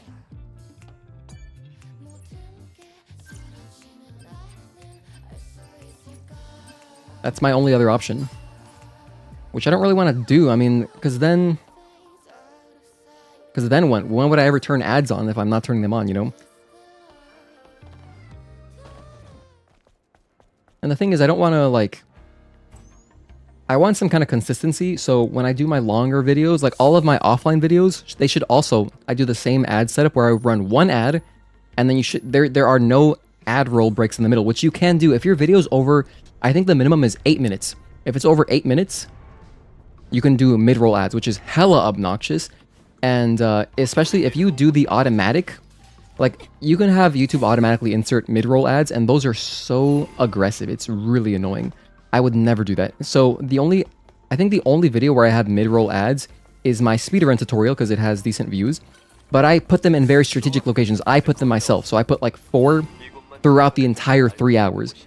So it's not obtrusive. It's not like every 10, 15 minutes that's giving you a freaking ad, because that's unwatchable to me. Granted, like, I think that from the last time I checked, something like 40% of my viewers have YouTube Premium anyway. So that's good, so that you guys have 0 ads. But like for folks who are not on YouTube Premium, you know, I gotta consider them too. So I try to keep it not aggressive. Well, on Twitch, ads are like a minute 30. Oh, you know what else too? I think that on Twitch, you can't even skip these ads. They are cockaduki. They are really whack. But on YouTube, at least, you can watch, like, I think, like 15 seconds or something and then skip it, right? I've had YouTube Premium for so long. YouTube Premium is the only subscription that I pay for because it's just, I use it so much, right? It saves me so much time on my life. And also, I use YouTube as my music player. I don't have Spotify or anything. So when I'm driving, I use it as my music player. So I do want that feature of being able to turn my screen off and still watch YouTube or listen to videos.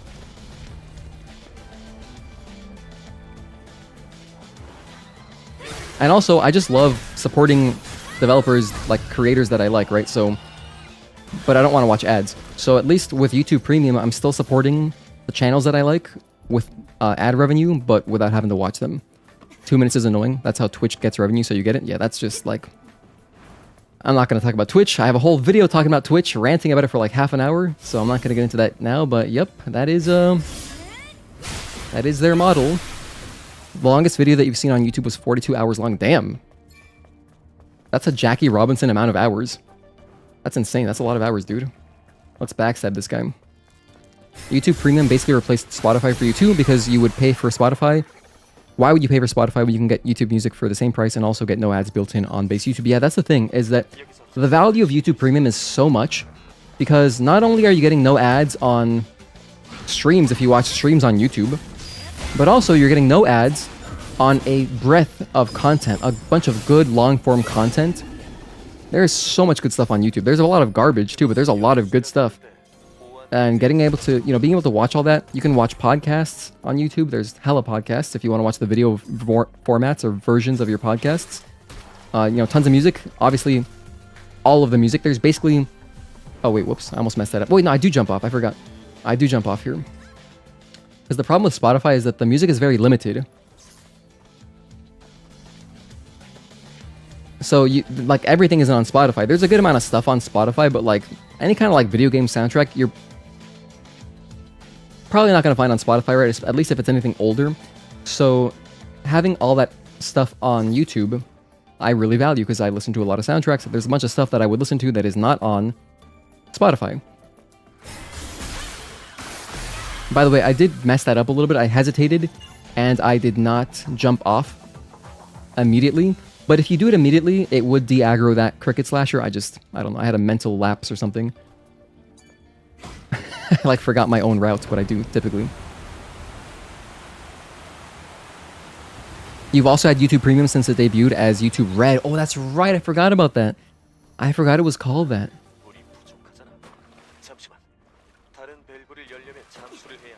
What a name. Yeah, I guess it sounds kind of right-wing in that sense, right? It's kind of funny thinking about it that way, at least from a bipartisan perspective. That video was called How Beverly Hillbillies Changed Everything. 42 hours? What? Why is that 42 hours long? Spotify has terrible recommendations. You think so, Agatoki? I've only used it very lightly. I think I had a free trial at some point ages ago. This was in the early 2010s. So I've used, if I want some kind of shuffle radio thing, I can just boot up Pandora for free. But the YouTube mixes that it makes for me are really good, because it knows exactly what I want to listen to. It's okay, when Gino listens to this song, he usually listens to these songs too, and it just creates the playlists for me, so it's very nice. It's damn, good recommendation, YouTube. I would have listened to that next. Thank you. And it's very, intuitive too. You can just oh, I don't want that song in this playlist. Remove, hide from this playlist. It's very easy. Let's mess up this poor guy. Okay. I'm gonna open up these doodads. Oh wait, another box. On to Gigas. You just create your own playlists? I do that as well. I do that too, but the auto-generated ones are also nice, so it just depends. If I want to create a playlist of a specific game franchise and I want just certain songs, I make those. I have a playlist for Dragon Ball Z Budokai music, and I'm a dumbass. I forgot to equip anything. We could have made this easier, but whatever. Now I've got combo, put that on, put on shield destruction. Oh yeah, we didn't grab the chain type. Okay, so we got all that. Next, let's check our SP menu here. So I want to spend my 1 SP on something. Yeah, I guess I'll get my rush. This game has Gigas, but no Katarina. Sick Tekken 7 reference. Very nice Tekken 7 reference. I can appreciate that. Tazel would also appreciate that. You moved to Spotify after the murder of Google Music because YouTube Music was just so frustrating to use. It lacked basic functionality like sorting playlists. Oh, do you mean the YouTube Music app? Yeah, I think I've tried using that. It's not very good, so I just use the regular YouTube app. I just like it. And, sometimes I want the music video playing. So, on YouTube Music, it just gives you, album art, which I don't really want. I want the music video. It sounds like YouTube Red was created by Mario, yeah, or Nintendo in general, right? Because their logo is red, that's their color. One.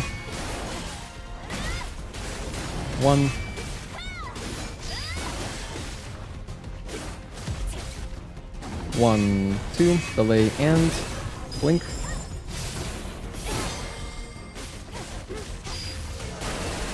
Nice shield break. That was committal. That was overly committal. 1, 2. 3, 4, jump, and dodge. Yeah, that's really unfortunate. I recognize my mistake, that's for sure. 1. I recognize my mistake. So there's gonna be our 1 hit for 807. And damn, that was almost, I just realized that was almost a perfect 807. Which I don't believe we've ever gotten. So that would have been tight.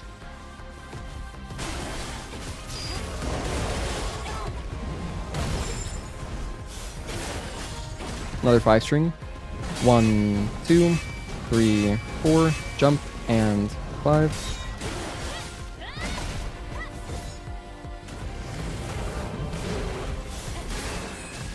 One and 2. 1 hit 807. I'll take it. I'll take it. Wasn't Stellar Blade 2 announced recently? Thoughts? Well, ShiftUp has acknowledged that they are making a sequel in their financial reports, if you're referring to that, but there's not been like a announcement trailer or anything. But yeah, that's been known for a while. ShiftUp is publicly traded now. They IPO'd in I don't remember when, but I made a video about it. It was last year, and you know, they also outline, you can just look at public information. You can look at their outline of stuff like their sales for everything for Nikkei, for Stellar Blade, and you can see what they're planning. You just go to their website. Hey, Osman Mars, thank you for tuning in. How is the legal work going? Not announced, but excited either way. I mean, yeah, I'm obviously gonna be there day one. I'm gonna buy, well, I'll buy it on PC day one. I don't know if I'll pick it up for PlayStation, but maybe. We'll see. I'm hoping that now that, you know, they've seen some success with Stellar Blade, and obviously they make tons of money with Nikkei, I would love to see Stellar Blade get some more support as far as merchandise or bonus stuff, like maybe a cool special edition, because I would buy that. I would, in fact, buy that, even though I generally don't care for that stuff. If it's Stellar Blade, though, yes. Investor who? They're a publicly traded company now, so they have just all sorts of investors. Stellar Blade 2 should launch after Project Spirits. Surely everyone becomes better when it goes public, right, gang? Right? Yeah, so traditionally, right, that's... I'd understand why you might be skeptical, but, you know, you gotta look at the bright side. They have money now, so they can make Stellar Blade 2 really, really good. And they would presumably have less influence from Sony. Sony had influence in this game with their desire for them to add open world areas, which is why the open world sections in this game might feel slightly underbaked compared to the rest of the game, right? So that was something that I know that Sony pushed for that. And yeah, but I mean, I'm glad the game came out the way it did. I love it.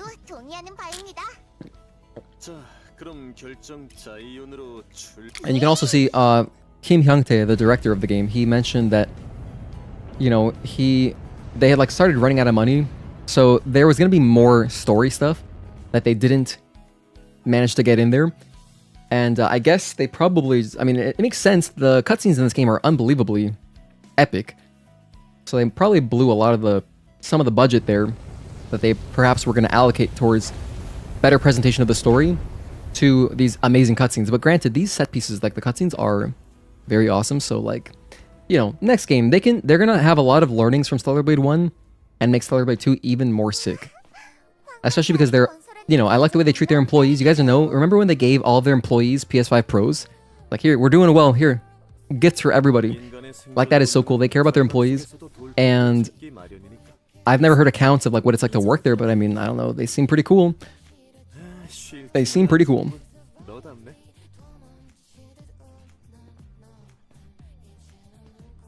And, you know, the way that they're acknowledging things that they want to make better for the sequel, these are good signs. If it's Sony versus the board of investors, neither is ideal, but you get it isn't that simple. Yeah, I mean, there's layers to this stuff, right? It's a complicated... It's even for the people that are there, it's complicated, right? And they have much greater understanding than we do. If the investor is BlackRock / Vanguard, etc., American company, you'll be a bit skeptical for Stellar Blade 2. Okay. I am very hopeful. Money is not equal to quality, like Silksong versus Star Wars Outlaws. This is also a great point, But if you look at the track record of Shift Up, right? If you see how, like, this game is very well optimized on PC. They've supported it with free content for multiple updates since the game has come out. They've even respected their original install base on console by giving them, what was it? It was the complete edition update. It was Man. Yeah, it was Man. Man was available like a week ahead of time. Am I remembering that correctly? Because I didn't play it on PS5 since it's come out on PC. But yeah, it was Man. They let PS5 players play it a week early, and then when it came out on PC, complete edition was that for everybody. So, like, you know, little things like that. Like, they care about their customer base. So that makes me feel very hopeful. Not to mention just the game, I've talked about this so much, but like it just oozes passion. Like it feels like, I've heard so many people say that this game feels like a PS2 era game because it feels like a passion project. You know, back when gaming wasn't just like a big cash grab type thing for some companies, EA, Ubisoft. Back when it wasn't like this, like it is today, where every game needs a gigantic budget. You know, they're making these games like too big to fail. Concord, back when developers who were working in the industry because they were passionate, you know, the games were just, I think, better. I love 7th Generation. And this feels like an older game in that sense because it feels like the developers care about it, right? Like, in just so many little details, so many things about the game make me feel that way. Hey, it's Sam. Thank you for tuning in. You for sure trust Shift Up in their own right, but having to justify every decision to a room full of rich people who have no clue what consumers want and only care about return on investment is rough. Well, if anybody can do it, I still have high hopes. However, you know, I'm probably not like, I don't know. There's probably other creators who you might have better, maybe like, what's the word I'm trying to say? I'm not cynical about it in the slightest. I'm not cynical really with anything. Because, you know, I've had a lot of acquaintances who are very cynical, and that just like, that kind of energy really puts me off. So I've done everything, like since I was a teenager. So I've done everything to just not be like that. And so you're not really going to have like, hear those kinds of opinions, I guess, or those kind of discussions from me, really. I truly am hopeful. Like probably there's some naivety in there, you know, but I like being a little naive. It makes me feel youthful. There's so much passion that shines through in this game for sure. Yes, 100% agree. If you were a game dev, you would make a 2D Bayonetta / DMC game. You know, I think D-makes would be just fun in general. Like, I've seen the D-make of Bloodborne. I would love a D-make of Devil May Cry. That'd be badass. But you're thinking, like, when you say 2D Bayonetta DMC, do you mean, like, what game am I thinking of that's like that? There's, like, a Metroidvania that's like that, isn't it? It has, like, very action kind of... Oh, wait, am I thinking of... That's Hades. Hades is a isometric game. What am I thinking? Am I thinking of Dead Cells? I don't know. You're disappointed in Ubisoft because of what they did to Rayman and Assassin's Creed. Yeah, I feel bad for anytime there's like a cool franchise that, you know, especially like in current day EA and Ubisoft, it's rough. It's rough being like an Assassin's Creed fan, or I don't know. Prince of Persia, the new one, isn't it good? I thought that game was good. I've only played the PS2 game, the original one. I've never even played the sequels to the Sands of Time. But I probably will at some point, because I know they've got cool soundtracks, but Sands of Time, that's the only one I've experience with. Akai Neko, you're saying that you know that companies do tend to decline in America once they go public, but you don't know how the decline curve looks like in Korea. Honestly, hard to speak on, but you're hopeful about their release orbit. Yeah, I mean, that's the other thing too, like, I don't know. Everything Shift Up has done has made me believe they are smart. I really believe in Korean developers just because, like, dude, Lies of P as well. They have shown me that they are really smart. Game Wiz, they have shown me they're smart. Shift Up has shown me they're very smart. So I trust them with their sequels. I do. I truly do. I'm excited for the sequel, the successor to Lies of P, which, yes. I don't know how public that is. I guess if you've beaten Lies of P, you would see the teaser, but I'm not gonna talk about that because it is cool. In case I don't know if they've announced that yet, so I don't want to talk about it. Oh yeah, Rayman was a thing. You hated that character design. Fun game though. Just had to sprinkle it in there. I liked Rayman on Game Boy Color. I played that Rayman game and it was quite fun. I like his hair. Prince of Persia: The Lost Crowns was the good one, but easy, forgettable game, sadly. Lost Crown? I know there's like a 2D one. I remember it was like on 360, I think. There was a Prince of Persia game where it was like notoriously really easy. There was no way to die, I want to say. I think it was just called Prince of Persia. I don't know about that game either, but I just remember hearing that like it's impossible to die in it. Have I tried Where Winds Meet? You heard it? You heard it's good on Steam and bad? You heard it's good from Steam and you heard it's bad from IGN. Oh, I have not tried it myself. Oh, hang on a sec. I want to get winter again. I'm going to grab the Dawn winter theme. By the way, this Christmas stuff... Oh, hang on. I guess you got to open both. Never mind. But you'll see the camp songs pop up on the left when you get them. Yeah, there it is. You get Take Me Away as well. But I specifically want Dawn Winter. There it is. Love that song. But yeah, I have not tried it Detained. I don't play MMOs. But I know that some folks in our community, in our Discord, are into it. So if you're looking for folks to play with that, you could check out our Discord. It's free to join and safe for work. I'll put the link in the description. I'll put the link, not description. I'll put the link in chat for you.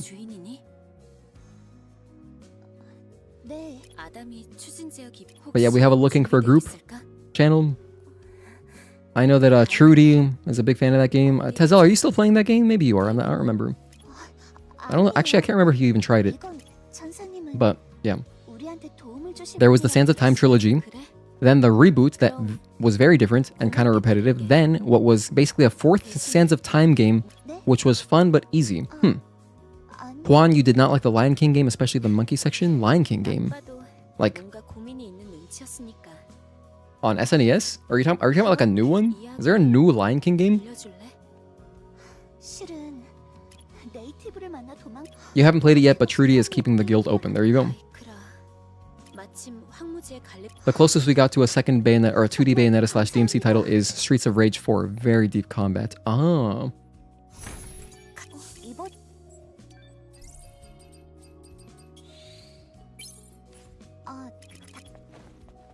Streets of Rage with the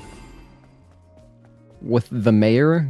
Wait, no, I'm thinking of Final Fight. What am I talking about? By the way, I forgot to grab a couple things. I meant to get some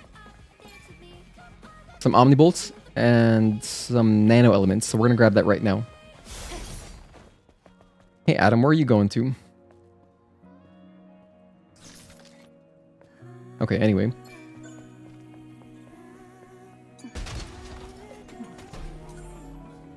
Grab that, Omnibolt, nice. And I'm gonna cross the street over here. Shantae is fun. Oh yeah, I know that game. Oh wait, wasn't there there's an old Prince of Persia? Is this Prince of Persia? There's like an old Prince of Persia. It was like a PC game. It was like really not good. Like the controls are super awkward and they have delay and stuff. I'm pretty sure that... Am I thinking of Prince of Persia? I believe I am. I remember James Rolfe had a video on it. Unless you guys just reminded me of... I don't know, somehow I just reminded myself of it. Streets of Rage is amazing. Or Streets of Rave is amazing. That's not a typo. The music is sick. Streets of Rave, huh? Okay. There's a lot of nano elements. Now I'm gonna grab the phone right here. Oh look, there's Lily. There's our girl. She's in no rush at all. It's weird that we have two popular games where the main character uses their hair as a weapon. Wait, Shantae also does it? Or Shanti? Isn't it Shantae or Shanti? I don't know, but... They also use their hair as a weapon. Obviously Bayonetta. I know Bayonetta. But... Who else are we talking about?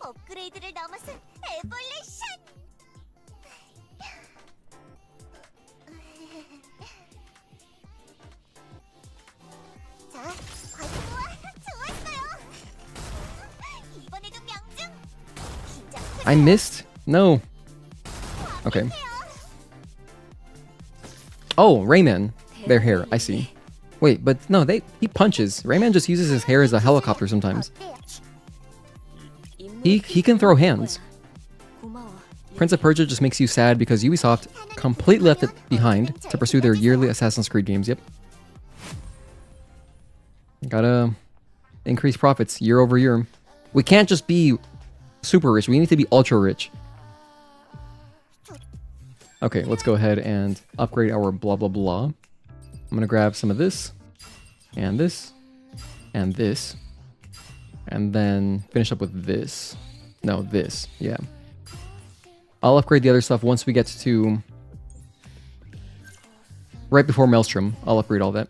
Just so I don't forget. No, after Maelstrom, that's when I'll upgrade everything. I think.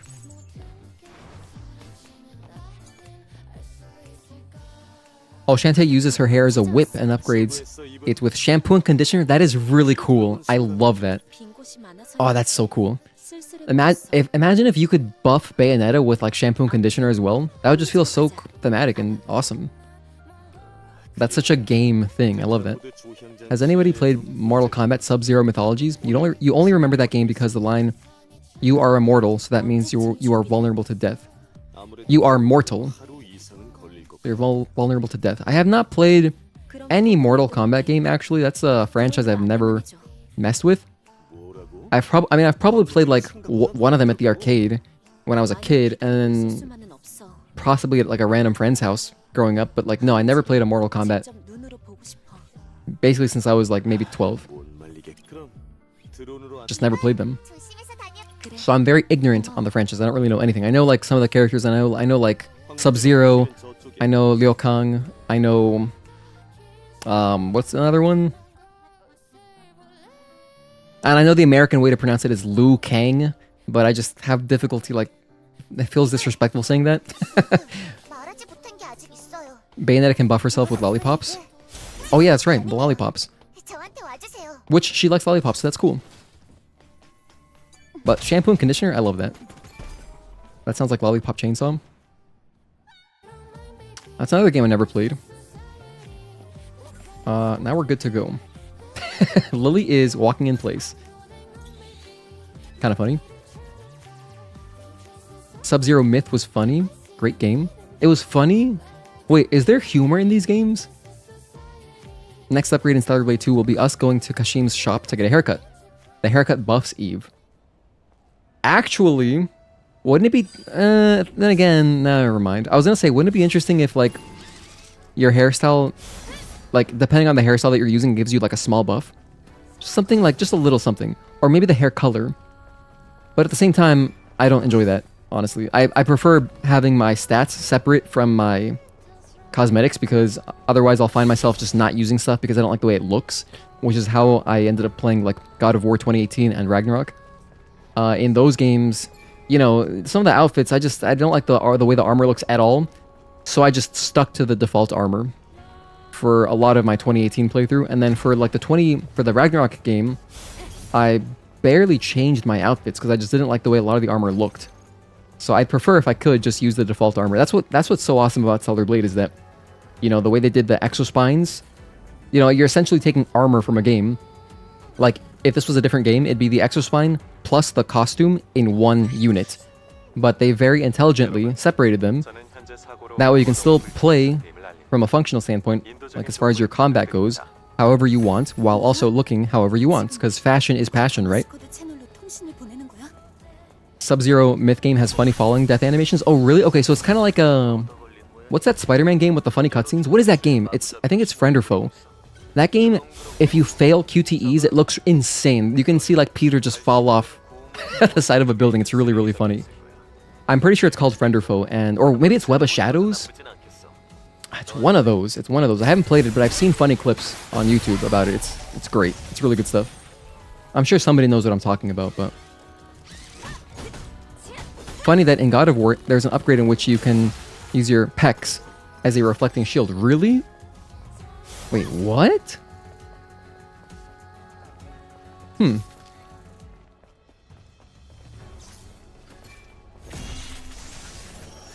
Kind of like King in Tekken, you just have muscle armor, which is like one of King's his armor moves. Interesting. I missed that. That's in God of War 2018 or Ragnarok? Which one? Can't wait to play Motivation Nanosuit.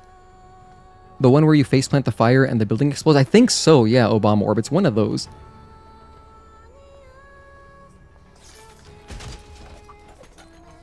Oh, if. I see. I missed that. Oh no, I'm illiterate. Damn it, I didn't comprehend. Okay, yeah, so if. It'd be funny if there was an upgrade where you just use your chest. Yeah, that'd be kind of... honestly, I mean, like, if it was just like some kind of quick use, it'd have to be like a quick use Rage of the Gods where you press the analog sticks, but then it gives you like a second of invincibility and Kratos just flexes. I could see that being like a reasonable gameplay addition. I don't know. Because, you know, King does that, and when King does it in Tekken, it's really cool. It's just called muscle armor.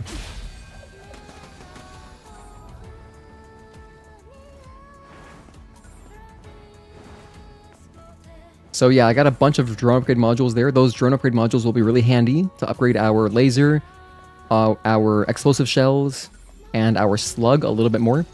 And then once I get to Matrix, what I'll do is I'll grab an extra one.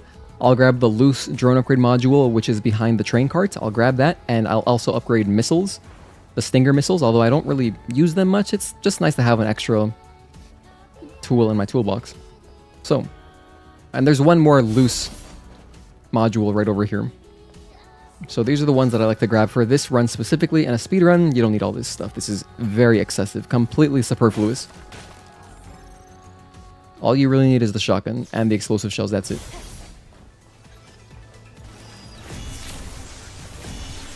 Just keep running diagonally and we should be safe. Okay, we're good. We're good, we're good. I swear, these droids, these like Star Wars looking guys, these robots, they are so hard to backstab. I don't think I've ever backstabbed one because they just have eyes in the back of their heads. It's impossible. I can assault kill them. I've gotten assault kills on those guys, but never a backstab. If anybody, maybe if you use the camouflage exospine, perhaps it's more doable, but I've never done so. I don't think even with that. It's pretty hard.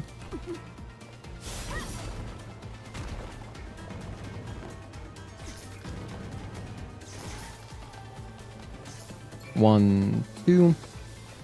Okay, now we just sit over here and wait. Thank you again, everybody, for tuning in. I really appreciate it. If you're just tuning in now, the first like 40 minutes of the stream, we did some boss challenge warm-up, and now we are in the middle of our full playthrough. We had a nice 807, one-hit 807, kind of tragic, the way we did take that one hit, but, you know, I'm not going to spoil it in case you want to go back and watch. As per usual, you know, I always timestamp my VODs. You can always expect me to timestamp them. The only one that I have not caught up on to timestamp is my Rebirth final chapter stream. I still, because it's 12 hours long, it's just a huge timestamp job. And yeah, I haven't gotten around to it yet, but you know. But if it's Stellar Blade, it's really easy for me to timestamp, so I do that like right after, if you wanted to catch a certain part of the stream. And what I've started doing recently is I've been timestamping topics as well. So if I notice that we're talking about like an interesting topic for an extended period of time, I will also include that in the timestamp so that you could also, in case you wanted to listen to some kind of discussion about that. But yeah. It's sad that they keep nerfing Anna for no reason. So you moved on to Stellar Blade. Oh, really? You were an Anna player? I haven't bought any of the DLC in Tekken 8, so I just play Xiaoyu. You cannot. You used camouflage in Mark II and it still didn't work. Damn, so yeah, those guys are really kind of immune to the backstab. That's crazy. Okay, so I just put on the Eagle Eye. And also I'm going to put on the double-edged gear before I forget. Okay, so let's go and beat up Quiel. Night Rain DLC came out today. Nice, that's cool, Detained. Yeah, $15. I don't really want to buy it. But, maybe I'll cave. I don't know. Maybe I'll cave and buy it at some point. Because you know what sucks is that I own Night Rain on PS5. So, first of all, I was thinking that this would be I really thought 2025 would be my last year having PS Plus. Because I feel like kind of a dumbass paying for it. I don't really use it like that much. But if I want to play online, I need PS Plus. So, you know, I was like, I'm probably going to cave anyway. Let's just do it now during Black Friday while it's a little bit cheaper. So I got one more year of extra. I went down from premium to extra to save a little bit. And so I could continue playing Night Rain for a year if I want to commit to the DLC. If I owned the game on PC, like if everybody was on PC to play with, then probably 1, 2, delay, and 3, 4, jump, and 5. But if I owned the game on PC, I'd probably be more receptive to buying the DLC, so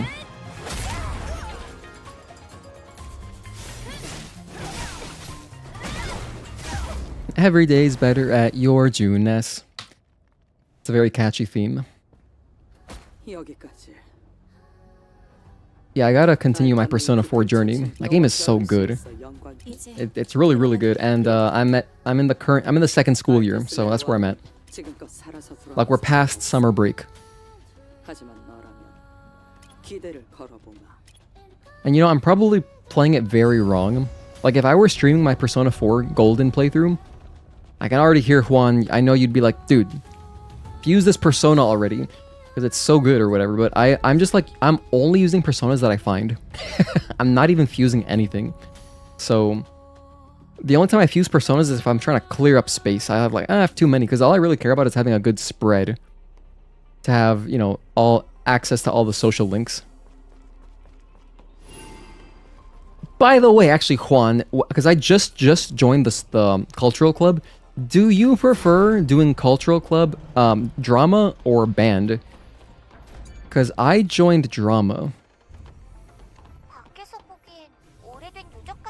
Why aren't you? Wait, you aren't fusing? I'm really not. I fused to, like, because you know, sometimes you just have too many, and I'm just like, I need space. I want to hold more of them. So I'll just fuse them to do something, just to try it. But I end up not using those guys. I mostly am using the ones that I have found. So that's how I've been playing the entire game. I know I'm kind of a dumbass in that sense. Drama, okay. So we're both. I did drama as well. So we'll see how that plays out. And then I did soccer for my sports club. I did soccer.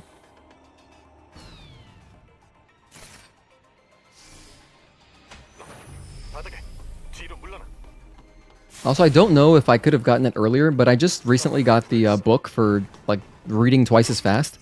And that thing is busted. That is so good. I don't know how early you can get it, but wow. I love reading at night in Persona 4. Like, doing 2 chapters at once is awesome. Because normally you just read 1 chapter at once. It's very slow. You remember when you played SMT4, Persona 1, and Strange Journey, you'd be fusing all the time? You just fuse to fill out the compendium as you go and leave yourself with one of every social link you're progressing. Okay. You know, I hadn't even thought of, like, filling out the compendium. That is something that's not on my radar. I have not thought about that. So, I'm definitely not doing a perfect playthrough, but I'm having a very fun playthrough.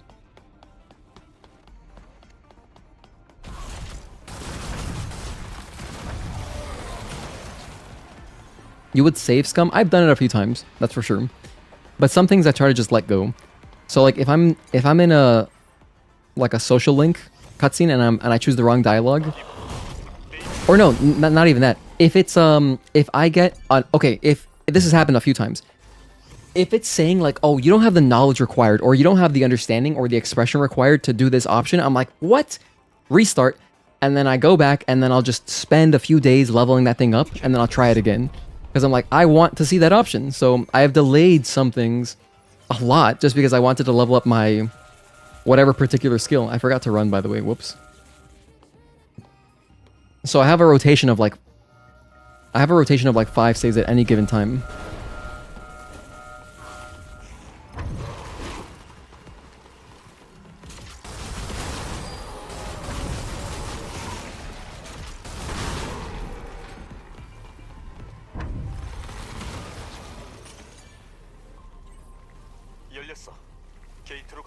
You always try to make sure Shiva has the best skills in every SMT game that you play? Okay.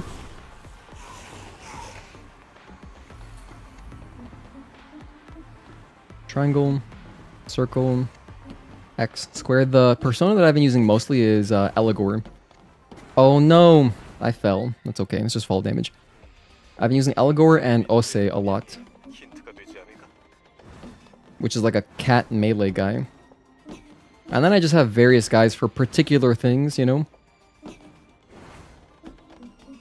So it just depends. Just depends what we're doing.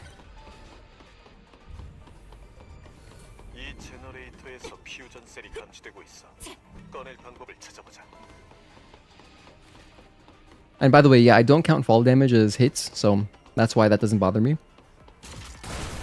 Because there's lots of spots in the game where I just fall on purpose just to, you know, save a little bit of time.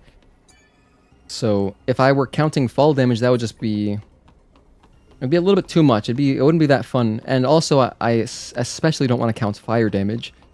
So once we get to the Spire later, once we get to Spire, you know, I run through fire. So I also don't count fire as hits. There's another drone upgrade module. We're gonna grab one more here in Altess Levoire, and then one more in Matrix 11. And then there's other drone upgrade modules you could grab if you really wanted to, but I don't. That's all I get myself.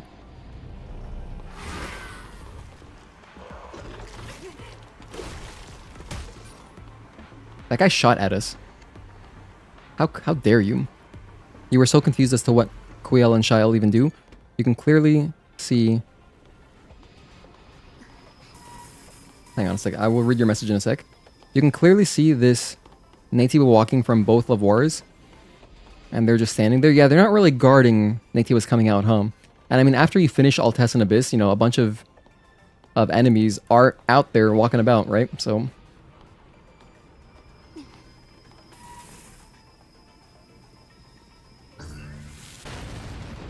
You want to play Persona 1, but it's just too expensive? Is it not on... Hang on, Tezel. Isn't it on the PlayStation 3 store? Because there's still, like... Wait, where am I going? There's games you can buy on the PlayStation store for PS3 still. Like a bunch of PS1 and PS2 classics. So that could be a cheaper way to play it. It might be on there. It very possibly might be on there, because I think you have a PS3, right? I mean, I own some... PS3 digital games, just like I have a bunch of random ones. Persona 1 is very easy to emulate, even on your phone. Yeah, but if you don't want to emulate it, right, I guess. If you wanted to own it legitimately. Which I think Taz might be about. You love the Persona 3 and 4 2D art style of the Personas and menus. The menus look great. You still have your PS3? Hell yeah. Plus, these games aren't, like, expensive. Like, all the PS1 classics, they're usually, like, $6. Unfortunately, they're probably never going to do another sale again on the PS3 store because, you know, that thing, they're trying to get rid of it so badly. They want to get rid of it so badly. They want to stop supporting it, but currently it still works. It still works. You just got to add money to your PlayStation wallet through, like, either the website or the app, and then you can go to the PS3 store and buy. And if you had any money that you redeemed through PlayStation Stars, that also counts as currency for your wallet, so you could buy PlayStation 3 titles that way.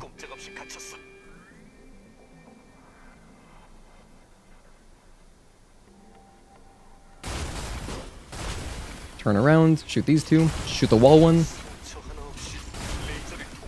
shoot this guy, shoot this one, shoot this one, shoot this body bag, shoot this guy. Shoot these guys once, and then walk through them. Just because I want to grab their ammo. Get their ammo. I'll get their ammo in a second. Oh, no, I think I picked it up already. That's good.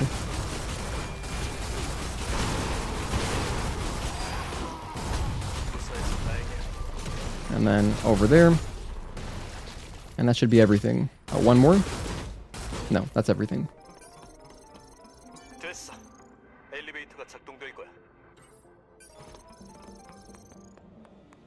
So, yeah, anywho. What's interesting about emulating games on PS3 is that you have, like, the options to put on some kind of smoothing. There's, like, a smoothing option in the settings. It's not... Like, if you emulate games, you have a ton of graphical options, right? But on PS3, if you wanted to play it, like, I guess legitimately, there is a smoothing option. You may or may not like the way it looks. It might make more or less of a difference depending on the display that you're playing on. But something cool that I can do if I really wanted to, I could actually connect my PS3 supports component out, so I can connect my PS3 to my CRT behind me, and I could play some of these classics, PS1 or PS2 classics, on PS3 on my CRT. Which sounds like, you know, a pretty interesting proposition. I'm going to try that because the component cables that I bought for my PS2 also work, obviously, with PS3. They're the exact same. The connection is identical. So... I'm going to give that a try at some point. I mean, should be cool. I mean, I don't think I'd play any PS3 games. Maybe I will. I don't know. Maybe some PS3 games would look good on CRT. I guess it just depends on the vibe. Like if it's, oh, like, you know what might look good? Like any kind of arcadey style game, like a Resogun. I don't know if that's on PS3, but something like that, you know what I mean? Those kinds of games, I think would look cool on CRT.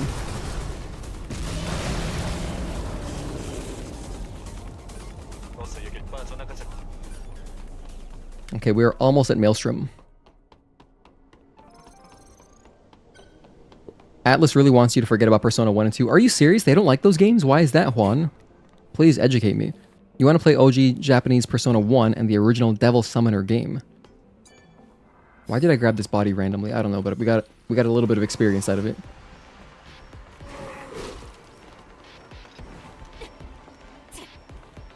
Props to them for keeping it going, but the Wii U store shut down a couple years after the Switch came out. Nintendo didn't give a damn. Yeah, Wii U was tragic. You get why they shut it down so quickly. Especially, I mean, it makes sense because they were promoting their, you know, their Nintendo Switch Online. So instead of having an awesome, what was it called? What was their emulation shop called? No, not. What was it called? I don't remember. I've bought games from it. I can't remember what it was called.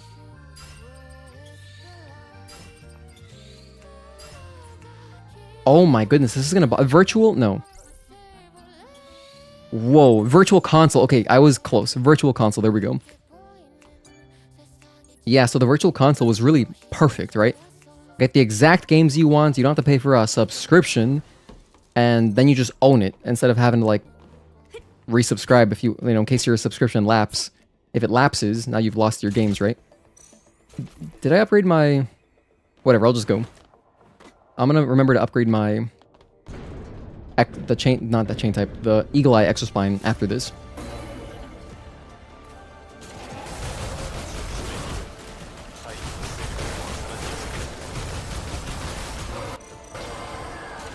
One, two...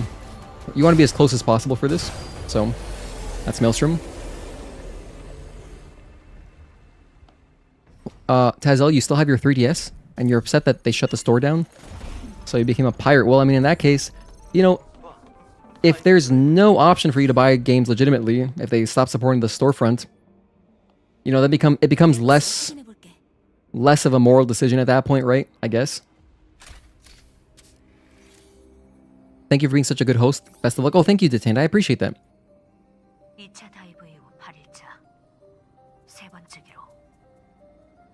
You felt like the Wii U store got shut down so fast because... Or less so because it was a failure, more so because of the Switch library was also on there for way cheaper. Oh, this is also true. Because yeah, a lot of... I mean, still, like a lot of Wii U games are just coming to Switch, and so... You could just play it cheaper on Wii U, but... They want you to buy the Switch, so I guess it makes sense there, in a way. I mean, it does from a business perspective. So much cheaper than the trash subscription service they have going now. Yeah. Yeah. I mean, Nintendo Switch Online, well, to be fair, I think that... Wait a minute, in... Yeah, no, at least with Switch 2, they finally have parties. 2025, they finally got voice chat parties. It's like, whoa, crazy. And I think, I could be wrong, I think you do need Nintendo Switch Online to use that. You can't even chat with your friends if you don't have Nintendo Switch Online. But I could be wrong about that. I know that, like, at least with, you know, on PlayStation Network, you can still be in parties and chat, even if you don't have PS Plus. And I believe the same was true on Xbox Live. Yeah, even if you had Xbox Silver, or Xbox Live Silver, you could still be in parties. Yeah. Back when it was Xbox Live Silver and Gold, back then. In the good old days. Thank you, Alex T. Friend. One hit, let's go, no jinx, good vibes, manifesting. I appreciate that. Thank you so much. High five. Excited about Virtual Fighter? Me? You know, I've never really played like Virtual Fighter games. I've played like in like Yakuza games, they feature Virtual Fighter games, so Sega puts in their own arcade games in Yakuza. So I've messed around a little bit, but I've never played one like online or seriously. But I know that the newer Virtual Fighter is gonna have like some kind of really cool hitbox stuff. Like it looks really pretty. But I mean, the only fighting game I really play is Tekken. And then until there's like a Street Fighter that I'm excited about, it'll just be Tekken. Like I just play Tekken, that's it. If anybody wanted to play Street Fighter 4 with me though, if anybody likes Street Fighter 4 and you have it on Steam, I will happily play that with anybody. Because I love Street Fighter 4. So, even to this day, games like Mario Galaxy 1 and 2 were about 15 bucks, 15 euros a pop on there, and now are 70 for the pair on Switch 2 with no extra content. Well, That's not entirely true. They did add the something. They added what is it? The journal? I know it's not much, but technically they did do something, right? So, but I've never played the Galaxy games. You know, I own the 3D All-Stars collection. And I haven't played Galaxy. I should play it at some point. Because I never had a Wii. I never had a Wii growing up, so... And I like when it was called the Nintendo Revolution. I thought that was such a cool ass name. And you know what's so funny? I remember growing up too, when I saw the way Wii was spelled, I really thought for a while it was called Y. I thought it was a Nintendo Y. When I initially saw it, I was like, why? Why would they name it that? But no, it's the Wii. A lot of the cool new stuff is the animation system. Instead of having stiff and pre-canned block animations, they'll have highly custom block animations that are more reactive to the opponent's moves. That's what I saw something about that. And you know what I saw, I was like, damn, this looks really pretty, and like it looks visually entertaining. Like I think from a spectator standpoint, it'll be visually entertaining to watch, like at Evo. And so that'd be cool. I would check it out. But you know, I've never really played those games. I mean, I've never played like Virtua Fighter / DOA. I've never really gotten into those games. Like I played a little bit of DOA 5, and that's it. That's the only one. Which, to be fair, was really fun doing... what are they called? Doing Izuna drops on people with Hayabusa. That was really fun. That's what they were saying with the YU. YU? Oh, YU. Oh my goodness. Instead of Wii U. Wow. You played a bit of Rachel in DOA 5. Oh yeah, because right. So in DOA there are some Virtua Fighter characters. So there's some crossover there, which is cool. I love that collaborative effort. Do you know the spelling? Do I know the spell names in Mega 10 and Persona games have a mythological and religious background to them? Agi, Bufu, Zio, Garu, Zan, Hamamudo, Dia, and Negido. I did not know that, but I thought they did sound cool. And, you know, I try to, when I'm reading them, when I'm playing, I try to read them. That's how I pronounce all of them. But then I also, like, for example, like when you do, like, Media, I think in my head, I think Media. I don't think media, even though it's an English word, it spells out media. But I try to say it, like, consistent with the pronunciation that I had been using.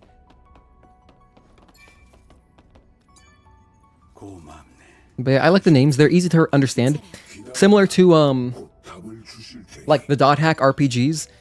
Also have interesting names for all the spells, and they follow a format, so you know, like, oh, this is the better version of this. So then it's kind of just a progression. You think it's cool that you could get more feedback about things through the block animations? For example, just by seeing how you block a move, you'd know if you had frame advantage. Oh yeah, this is true, because it's not that easy. Like, if you have a feel... Like, Tekken is it's a legacy game, so, you know, if you've been playing for a long time, you just know, like, oh, I'm plus here, or like, that's not safe.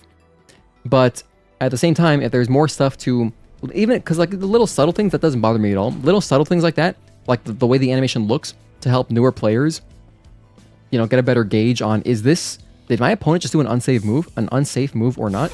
That is cool. Hey Mark, thank you for tuning in. The Night Rain DLC is hard AF. Really? Did you fight Artorias? And also, can you, Mark, if you could, can you explain what is the DLC exactly? Is it like... It's like 2 night bosses, I think, right? That's a good idea. Tekken has this, but even still, it's hard to see. It's hard to gauge when you can press. Yeah, for sure. It's tough. I mean, Tekken, that's just the nature of Tekken, right? Lots of knowledge checks. Lots of knowledge checks. It's like, you thought you were safe to press there? Nah, buddy, that's a frame trap. You're screwed. You didn't even get to the main boss? Oh, damn. Oh, so like the overworld is also harder? Interesting.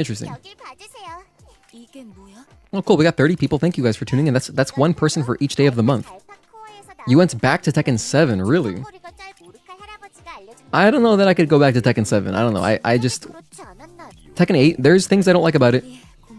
But, I mean, I haven't gotten, like, that upset where I'm like, I want to go back to Tekken 7, because the thing, too, is that there's just so many nice quality of life things. And also, Tekken 8 is so pretty. The game is beautiful. It is gorgeous.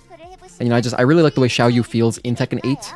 So I'm way too used to, I'm like so entrenched in the way she feels her movement. And like just the stuff, the stuff that she has access to now. That I don't know, I don't really want to go back. I don't really want to go back.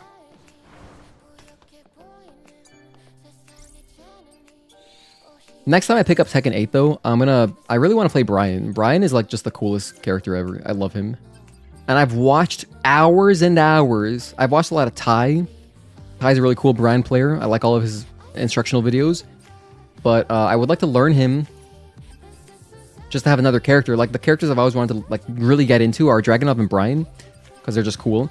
And I've taken a break from playing Tekken for a while that like I think I actually come back now with kind of fresh eyes and be a good time to just learn one of those characters. I don't know. I don't really care what like state they're in, like how strong either one is. I just like the way the characters look. If I like the way a character looks and how they play, I'm gonna have fun playing them. So yeah, either of those guys. I'm just gonna start saving up now. I'm gonna grab this, but then that's it. We gotta start saving up for overdrive. I'm gonna grab this. Alright, moving on. Time for... It is time for Matrix 11. Let's get into it. We've got a one-hit run going right now. Pretty good. Pretty good. I can definitely PB. We are on pace to have a nice PB. What I'd really be happy with is a sub 10.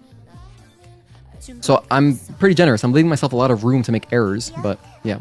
It's 2 new characters, 2 new bosses, and a new map. Everything feels on the same level as the Deep of the Night stuff. Okay, so a new map. That is cool. 15 bucks? A new map is fun. That's interesting. I'm curious to check that out. Maybe it would feel like when Night Rain had just come out and we were just learning everything, you know? So maybe I will buy the Night Rain DLC. We'll see. 2 new characters. Probably, I mean, maybe one of them is cool. Because I still just play Executor, but, you know, I like some of the other characters. Like, I like, you know, a little bit of, who do I not mind playing? I like a little bit of, I think Duchess? Is that the one that I enjoyed the most? She moves really fast, so that felt cool. But I still just, I don't know, I like playing as Executor. But 2 new bosses, like 2 more night bosses, and a new map, that sounds fairly enticing.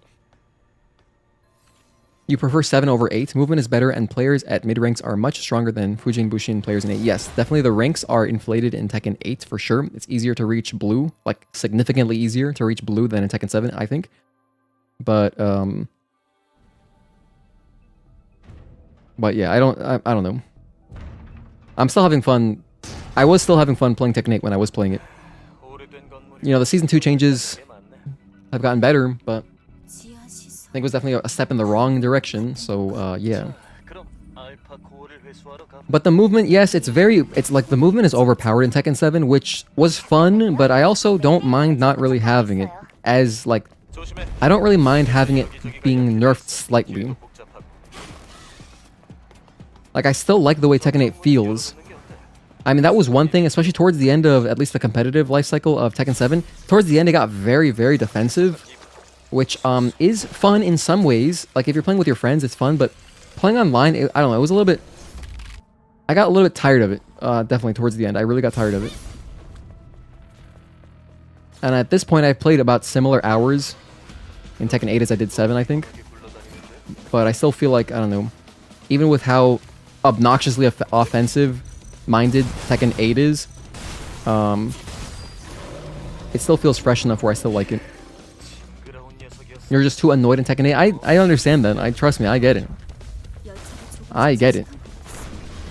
I never reached Tekken King myself. I got tired of the grind, so I gave up on it. I was very close, but I didn't make it, and I understand the grind, like, just the DLC characters, how strong they are, the constant knowledge checks, the just like, wow, that works. The long combos. Combos are so long sometimes when you get good players that have really good wall carry, but like,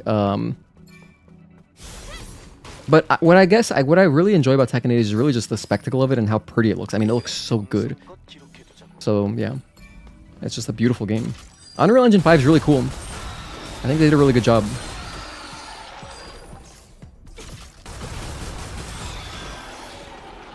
And what's funny is that I remember Tekken 7, I thought it was like, damn, this game's beautiful. Like when it came out, I was like, wow, this is a really pretty fighting game. But now I'm like, wow, I can't believe we've come this far. Yeah, we have. Oh wait, I almost forgot my shotgun. And Maha, like Mabufu, Mahabufu is its name in Japanese, means great. It was hella fun. You love the new Faith Strength Girl. You still haven't played Night Rain Obama Orb? If you look at this point, you missed out. Not true, actually. Obama Orb, listen. You're wrong. Every time there is DLC or a big patch, when they added Deep of the Night and now with the DLC, that is essentially a jumping in point. You can jump in at this point because you're going to have an influx of players playing again. So whenever something like that happens, it's a good time to jump in. It's kind of like a season. It's like a new season, essentially, if you think about it that way. Like if it was like a Fortnite or something. I don't know.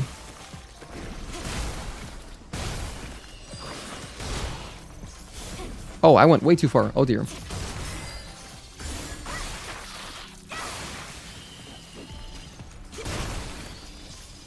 I overshot that completely. Luckily, it worked out. AR6U06. Wait, well, here it is. Okay, oh my gosh, I'm blind. Hold on, I'm not entirely sure, though. Did I take a hit there? I don't think I did. I'm pretty sure that this damage that I have on me is from fall damage. But I can't remember, so I'm just going to check. I'm going to rewatch my own live VOD and rewind like 2 seconds. I need to know. Damn, I'm so loud. What the hell? No, I didn't take damage. Okay, we're good. We're good. It was earlier. I don't know what it was from, but it wasn't a hit, so I definitely took fall damage somewhere.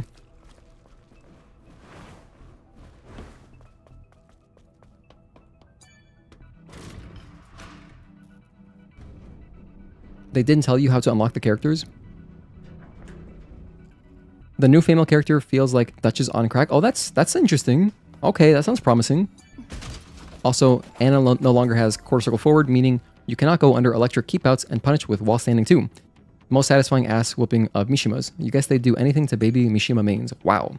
Tazel, opinion? Response? What do you think about this? I think you're the only resident Mishima. I don't play Mishimas. I don't know. I have no opinion, but I like going into training mode and just doing electrics. I'll do that for a while. Like I booted up Tekken 5 on PS2 and I was just like doing electrics as Kazuya. I mean, it took me like actually not so bad. It's not bad on PlayStation 2 controller. On DualShock 2 it feels okay. You know, I prefer using a stick. Obviously, I only play fighting games on stick, but like you know, it's not bad. And well, the one benefit of playing on pad is that when you're playing on a D-pad, you can do electrics the same from either side. Whereas when I'm playing on stick, doing electrics from player 2 side is significantly easier for me. I am like so consistent from player 2, but player 1 is still not perfect. Not perfect. I can't get like over 10 electrics in a row on player 1. But on player 2, no problem. Whoops, I did not run there. Oh, I didn't run again. Whatever. Okay. Oh, I remember. I took fall damage at the very beginning of Matrix. That first jump. I think that's where I took damage. Yeah. Night Rain DLC is some tryhard content, though. Not for the week. Okay. Well, that sounds like it's good value then, because you're going to get a lot of hours out of it, right, if they make it hard. So that's interesting, and I mean, I'll check out what that Faith character is like, just to see how they play, because I mean, if I'm at least partially interested, like, oh, I might play this character, then I see more value in spending the $15, because ultimately, currently how I'm looking at it is that I'm just playing $15 for even the right to play with my friends again.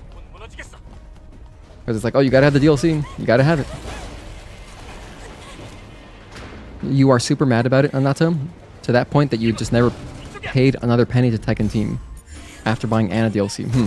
Yeah, I don't buy DLC characters myself. Not until they're like on sale at the end of the game's life. So I just struggle. I'll just get bodied by DLC characters, it's fine. Undertaker is so fun. The alt spam potential is so satisfying. Undertaker, like the wrestler?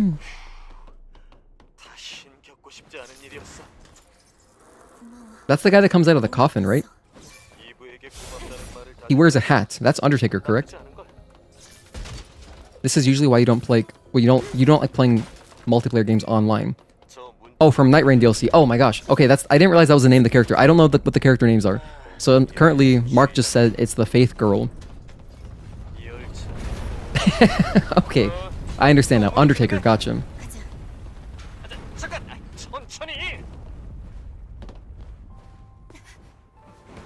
But they're so fun, the alt spam potential is satisfying.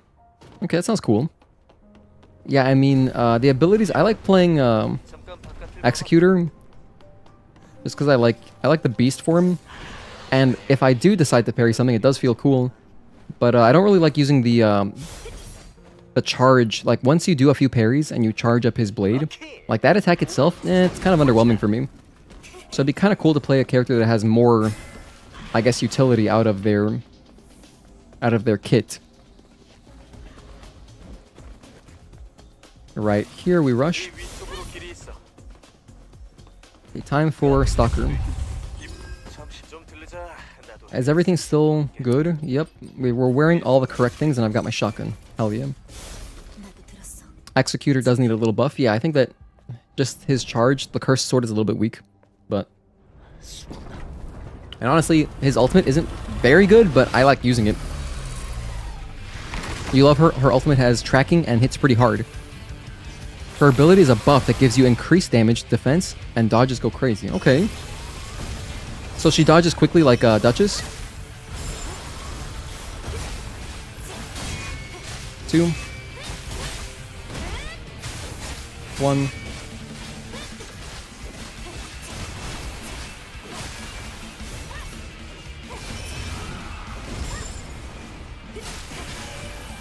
One, 2, 3, and 4.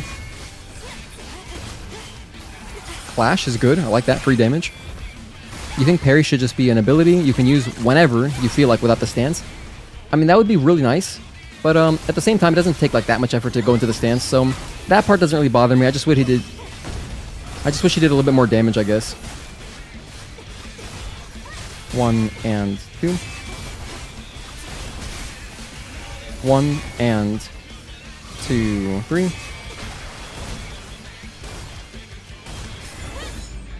This should put him close. And it should make stellar blade noises whenever you parry. That'd be fun, that'd be fun. So we are past Stalker, nice. Her ability dodge makes Duchess look like she's a grandma. Really? It's that much faster? So she's dodging like the Matrix. Mark, you're telling me Undertaker dodges like some Matrix shit. Okay. Like you're going into bullet time? That sounds crazy. I'll have to check it out. I'll watch like, maybe there's like a trailer or something on it. You think both Executor and Revenant need buffs? They are the weakest characters in your opinion.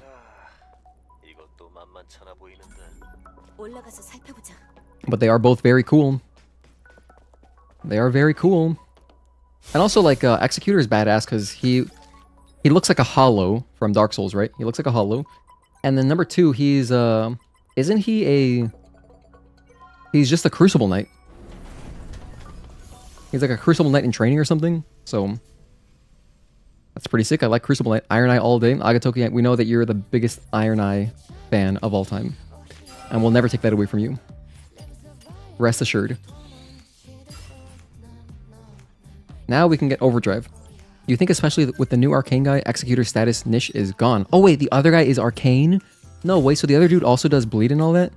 F&A. My poor Executor. Poor guy. Grab some melee damage. And then I'm gonna grab some...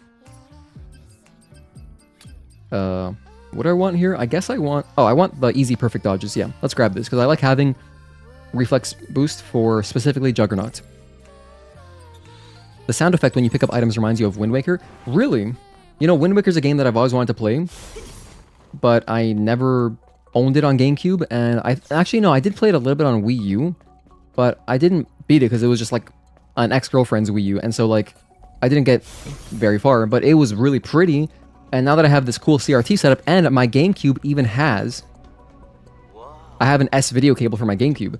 So if I pick up a copy of Wind Waker, that'd be pretty tight. That's a game I've always been attracted to just because it looks nice. It looks really good to look at.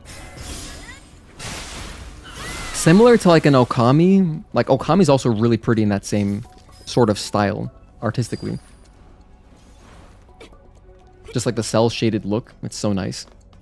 I'm gonna go ahead and blaster cell this dude and just ruin his Thursday.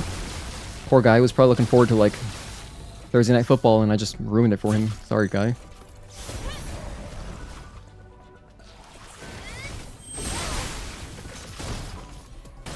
No.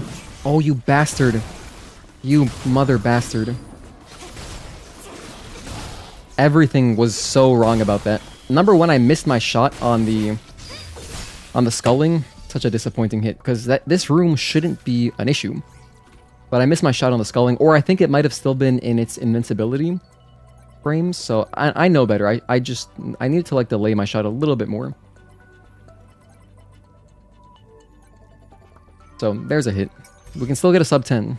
That's my real goal for today. We got to make progress. But yeah, it's kind of a silly room to take damage on. However, you know what else I could do? I just thought of it. I could also throw a grenade in that situation. Like, in a situation where it doesn't go according to plan, I should probably just pop a grenade.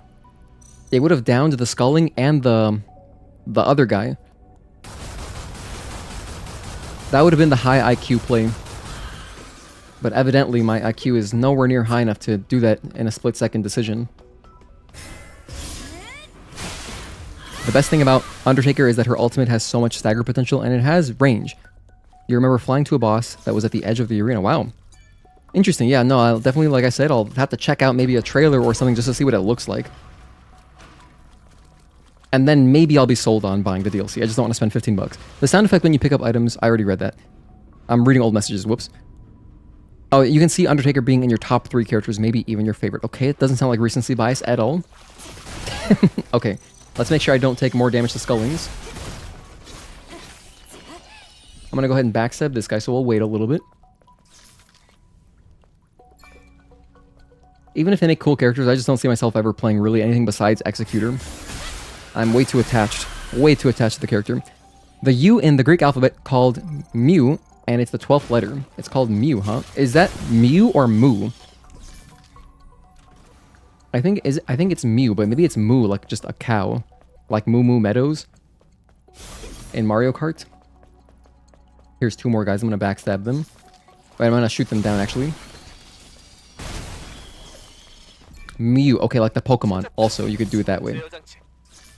Nice. My instinct was correct. Hell yeah. I've had enough tzatziki sauce to at least know that much, I guess. Let's do this puzzle real quick. Oh, whoops.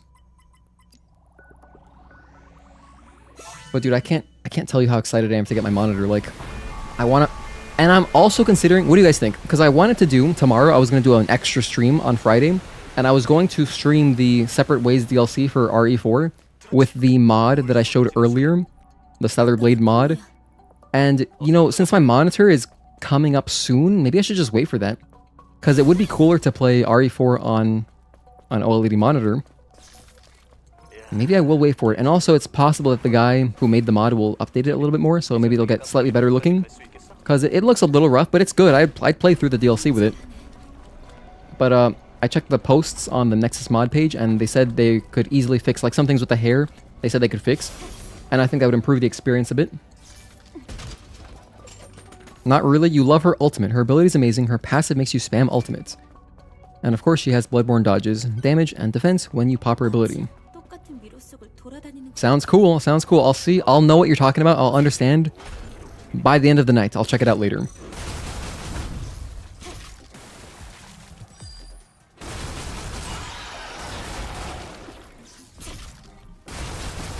Now, I like to just use my blaster cell on these guys. This is why I level it up to level 2.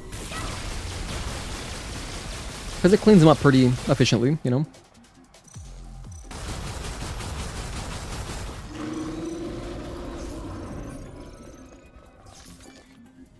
Would I get 2 sticks of RAM or an OLED monitor? KEKW. Oh yeah, because you're saying because RAM is expensive at the moment. Yes, this is true. RAM is really expensive, AI. So it's a damn shame for anybody trying to build a PC right now, but You know, it'll come down. It's like, components there, it's cyclical, right? It's cyclical. Remember when GPUs were insanely expensive? They're still expensive, but like they were really, like 30 series, that was a bad time to get a GPU. It was hard to get one. When 30 series came out, that was not a great time. But, you know, it'll come down.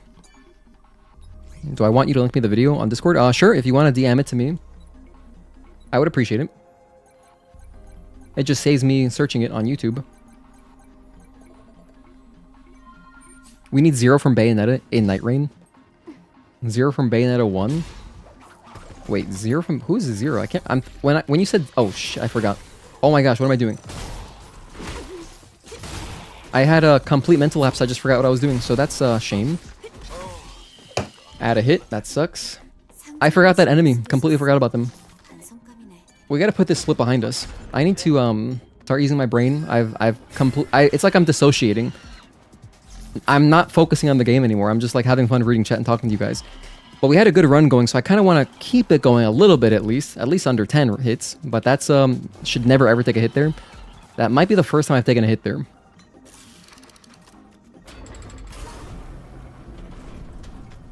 This is a speedrun. Hey, Skyri. Thank you for tuning in. I hope that's how you pronounce your name. No, so this is we're doing a hitless playthrough. If you, like, generally, on my streams, if you look at the title, I'll have some kind of descriptive title to describe what's happening.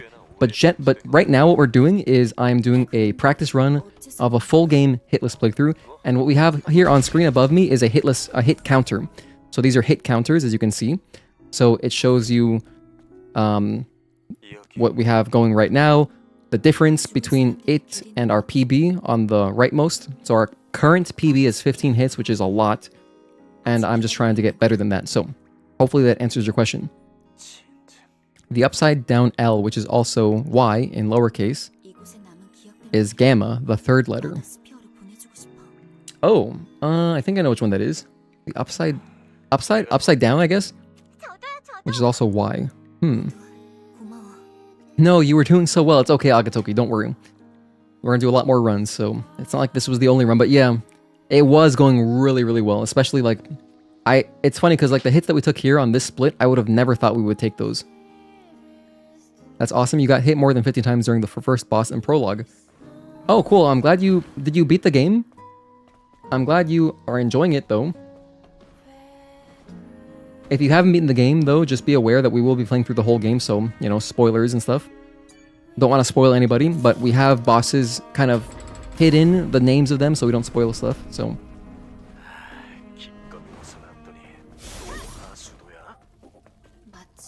Anytime we get new folks in chat, it's always nice when they mention if they've beaten the game or not. That way I can know to be extra cautious of spoilers, you know? I'll use another laser here. You beat it? Hell yeah. You're saying that you got the bad ending. Ah, well, there's 2 bad endings. There's 3 endings, so definitely it's worth a replay. Especially, for me, I really enjoyed my New Game Plus playthrough. I enjoyed it more than the first playthrough. It was so much fun. The game's just extremely fun the first several times. You know, I'm definitely... Probably not everybody's gonna play through it like 60 or so times like I have. But, definitely just really casually, it's still extremely fun to play through it a few times, you know? I really botched this. Oh dear.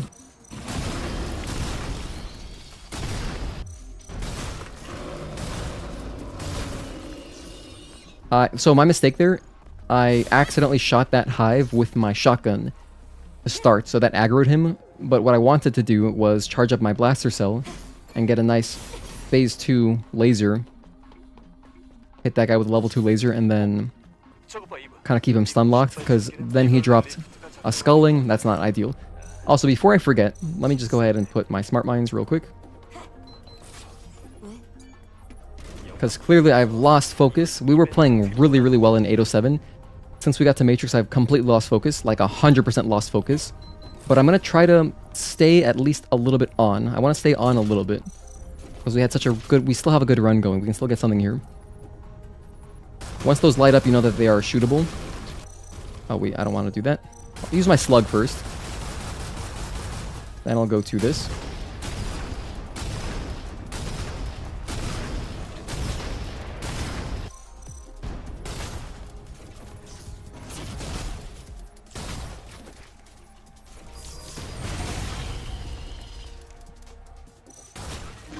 There we go.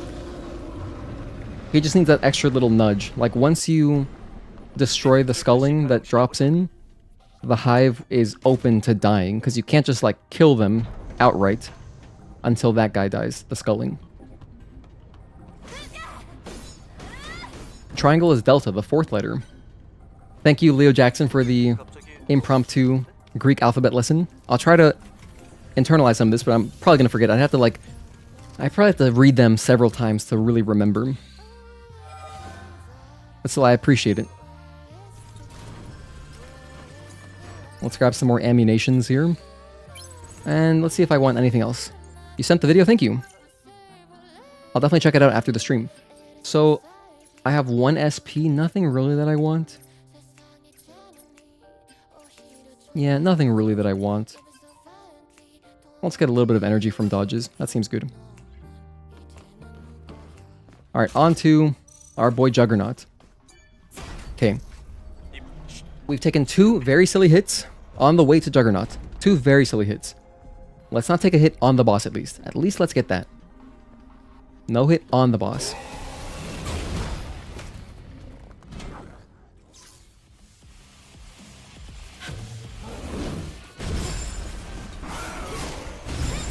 And 3.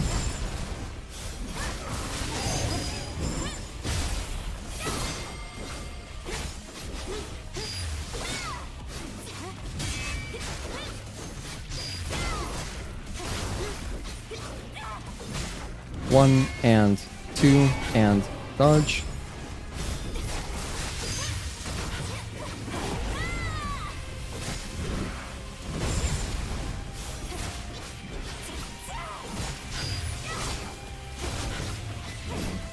One and wait for his foot and dodge.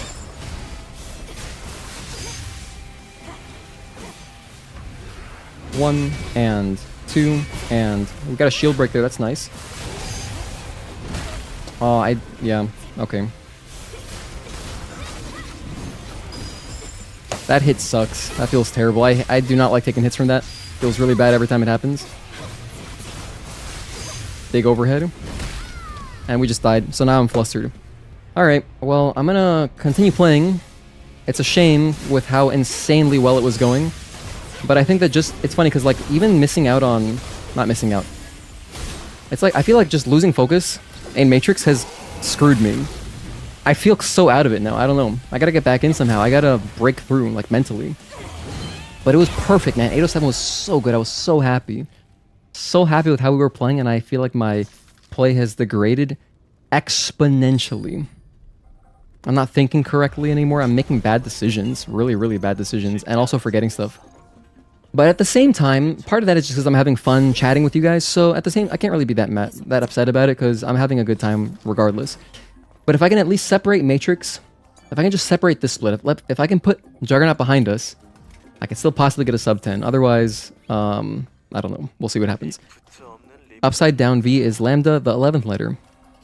Oh, I know Lambda's like the A looking thing. I is Iota, the 9th letter. I like the number 9. Largest single digit. Alright, let's try to salvage this run. Let's really try. I'm gonna put on the shield destruction level 2. Yeah, big oof, Agatoki, big oof. That's okay. I'm only human. You know, sometimes you just gotta prioritize things. Obviously, it's not like I'm taking this extremely seriously. If I was taking it really seriously, I would not be as chatty as I am, right? But it's in my nature. Like, I want to chat. More than anything, I just care about community and talking with you guys. So, like, yeah, if I was extra focused, sure, I'd be like one of those boring streamers where they don't talk to the chat at all. You know, sometimes I've gone into streams where it feels like the streamer thinks they're just, like, above you. It's like, how dare you ask a question? Anytime I see somebody, like, not answering questions over and over, I think, okay. It's almost like, I don't know, there's just, like, some kind of ego thing there. And it's not, I'm not thinking of one particular person. I've seen it a lot where it's like, if I see a streamer not bother, like, what's the word I'm trying to say? If I see a streamer and they're, like, happy to answer the same questions over and over, kind of like that teacher mentality of, like, helping their students, I really mess with that streamer. I super mess with them. But anybody who kind of, like, denounces a chatter, like, you know, like, it's so nice that you're spending time to watch me. That is so nice. Like, you're spending free time. Or you could be like, whatever, you're multitasking, whatever it is. You have me on in the background. That's so nice. And then to be rude to that person, that's just really rubs me the wrong way. So, anyway. All this to say is that I'm trying to focus more right now. While maintaining the usual chatter that we like to keep going here. But we gotta do better. 4 hits on Juggernaut is ridiculous. Our PB, we have 0 hits on Juggernaut, and that was not a good run. It was a 15-hit run, but we got a perfect Juggernaut because it should be an easy split. So, let's shoot the... Where are they? Oh, there they are. Let me backstab this guy. Oh, never mind. Let me shoot them first. Oh, I shot the wrong... Alright. Still, I'm not all here yet mentally, I guess. Keeping up with the bad decisions. Alright, let's run past this guy.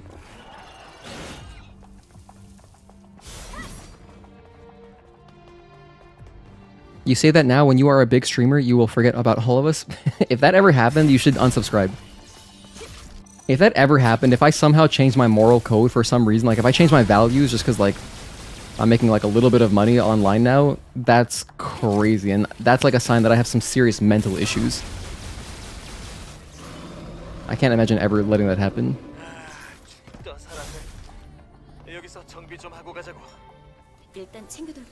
But yeah, definitely, if you see that happen to me, stop supporting me. Obviously, what the hell? That would mean that I've become an asshole, and you should stop supporting me, definitely. If that happens, unsubscribe. And whatever. You know what I mean? Now that you said iota here, mathematics. Wait, -1 equals e to the power... Is that pi? It's so small on my screen. It looks like pi. What do I want to spend my SP on? I don't know. I don't really need anything, because like I want to save up for Punishing Edge later. I could just start grabbing that. I mean, I could also get more energy from parries. That's generally good. More energy from dodges is also generally good. I guess I do just start working on 1, 2, and then 3, 4. Oh, you know, I could do this. At least I can grab Counter Chain 2, one of my favorites. So let's grab that. And I have ammo, right? Yes, I have ammo on deck. Let's go. Nah, Bliss isn't a sellout. Exactly.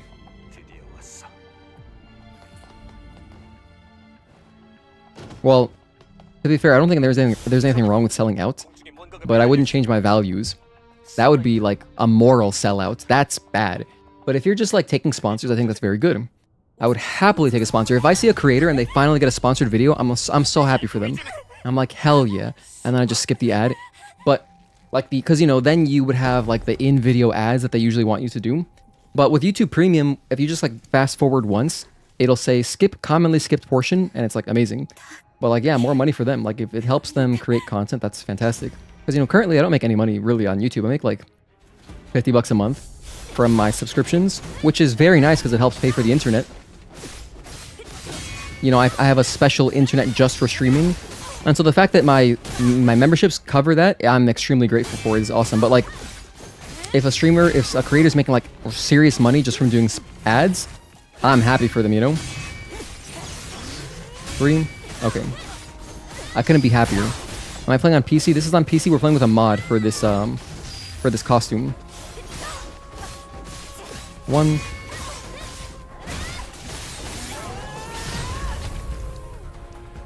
Mind the wing. I didn't mind the wing. Repulse is nice. Oh my gosh, so much damage. Look at the damage.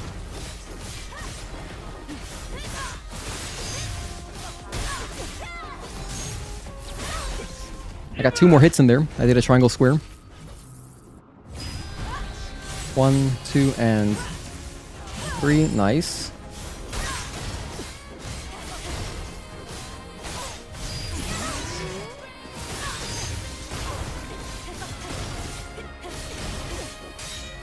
Repulse to end the fight. Okay. That's talking.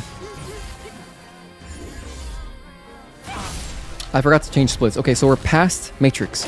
We are through. We are through. Now, okay, if I want to frame this differently, had I gotten up to Spire with 5 hits, I would think of that as a decent run so far. I would think of it as a good run. It only feels bad because I took 4 hits on the Juggernaut split. But if I pretend that like maybe we had like a more rough 807, maybe I took like 3 hits in Eidos, 2 hits in Matrix, I would think, okay, we have a decent run going, 5 hits on the run, entering Spire. So to make good on that, I would need to at least get through Abyss hitless. So let's at least do that. Let's do one thing at a time. You would define a sellout as someone changing their values for money. Oh, sure. Actually, Agatoki, that's a great point. Because yes, like for example, when on YouTube, you can select the kind of ads you give out, right? So like for me, I disabled ads specifically for gambling and alcohol because I don't support those things. It's against my personal values, right? They're not things I interact with. And so I don't want to push ads for that stuff. So if I were to ever get like a sponsor and they want me to do like a sponsor in video ad, whatever it is, it would have to align with stuff I like. It wouldn't be like, I don't drink energy drinks, so I wouldn't take a sponsor from like Red Bull or something. That would never happen. You would never see me sponsored by like a Monster Energy or a Red Bull because it doesn't align with me. Same thing, I would never like, whatever. But if it's like stuff related to things that I think might be helpful for our audience, then for sure, like, you know, any kind of like gaming brand, I don't know, like a monitor manufacturer, maybe like a third-party controller company, stuff like that, I would happily do ads for them. Just for them, those 5 hits didn't happen, I'm still at no hits. So that's one way you could look at it. Thing that bothers you about Taki is that she's supposed to be the fastest one, but seems slower than both Eve and Raven. So that's an interesting point. The way I interpret it is that she's really reluctant to face you, even though she's still under the subjugation of the Natiba, right? She's really hesitant. She doesn't want to. She's reluctant to fight Eve because, you know, she's her mentor. So she's like, it's almost like part of her is still holding her back. Like, I don't want to fight you. That's how I look at it. That's why I think she's so chill in the boss fight. You love it. Thank you for not pushing gambling and other addiction that ruins other people's lives. Yeah, hell yeah. I'm not about it. I mean, granted, I'm not judging. Like, I have friends who do sports bets. I don't care. I'm not going to stop anybody from... Any adult who wants to do adult things, they can do whatever you want. But that doesn't mean I have to. And that doesn't mean I have to, like, put ads for them. So that was the only things. Otherwise, YouTube gives you, like, a bunch of categories. There's, like, you know, like, infinite stuff. There's all sorts of gaming-related things, like fashion, whatever. And you can just uncheck the ones that you don't want related to your videos. ESPN pushes so much gambling. Yeah, I think it's really messed up how intertwined gambling is with sports, but whatever. I can't really do anything about that. The only thing I can do is not interact with it. And to be fair, I'm not perfect. I have placed a bet on baseball game. I did it once, or I did it like for 2 games for a World Series a few years ago. And I was like, because my coworker is obsessed, and I was like, okay, fine, I'll try it once. Because I was kind of curious. I was like, this feels like, I don't know, because I was like, it looks, I think we could win this game. Or no, I wasn't even, it was teams I was impartial to. I was like, I don't see how this team will lose this game. Because I watched so much baseball that everything was lining up towards like a free win. So I just bet the, whatever, the spread or money line, what is it? I don't know. Some nonsense. And I won $40, and I was like, okay, I'm never doing this again. And I immediately cashed out, and I immediately uninstalled the app. I forget what app it was. But it was kind of just like, you know, kind of just like a for fun thing with my coworker. And then since then, I have never bet on anything again. But that was, I guess, kind of like a social, like, I know some people, like, they do social drinking, which I don't blame anybody for. I know some folks who only drink when it's a social thing, like a work event or something. And I guess for me, that was one of those situations where I was like, all right, because it was $20 also. Like, if it's not, I don't struggle with like addiction, so I was very confident I could just do like one bet and get out, which is what I did. That was a few years ago. And yeah, I don't have the thought, like the inkling, like, oh, I want to bet. I just don't care. I love sports. I love baseball so much. I have so much fun watching it just by itself. I think that if you're at the point where watching sports isn't fun for you anymore and you need to bet to make it entertaining, maybe you didn't really like sports to begin with. Personally, that's how I feel. Meanwhile, the next boss is Psycho. H, which is lowercase n, is Ada, the 7th letter. You know, Leo Jackson, I love how it's like you're going out of order. We didn't start with the first letter of the alphabet. Thank you for the Greek alphabet lesson. Anyway, so that's my spiel on gambling, why I don't like it. Well, I mean, any kind of addictive things I don't support. Which is why you're not going to catch me playing like gacha games on here, right? That's not going to happen. But you can play them if you want to. Alright, to be very clear, I don't judge. I have friends who play gacha games. Tazel loves his gachas. And I love Tazel.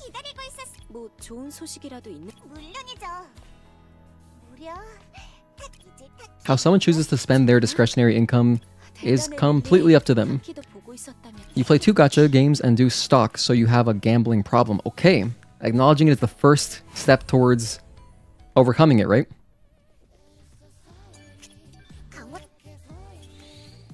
So that's a good start, that's a good start. Let's go ahead and get some ammunitions. I want this, and now we'll just leave. I'm gonna go fight Shael. We're gonna do Abyss. We're gonna do it hitless. And I'm gonna sit up in my chair and everything. And we're gonna get to Spire with 5 hits. We're gonna have a clean Spire. And I'm gonna end with like a 7-hit PB. We're gonna cut our PB in half. Okay. So it shall be. Maxed out Eve is so overpowered that you'd love a Nativa eradication challenge after the Making Memories ending. You can use Lily as the pilot to take you to places, and there's New Game Plus in that menu. Well, okay, so what's the idea for your game mode? Do you mean like a Bloody Palace? I would love something like that. I would love a Bloody Palace mode where it's just rounds of enemies. That'd be a lot of fun. And then like every so many waves, give it a boss fight. You spent like $500 on Fate's Grand Order because you wanted to get more copies for your Napoleon. More copies for your Napoleon? Wait, what does that mean? Like, you were going for like a skin, right? I know there's like all those games they have like loot chests and stuff, right?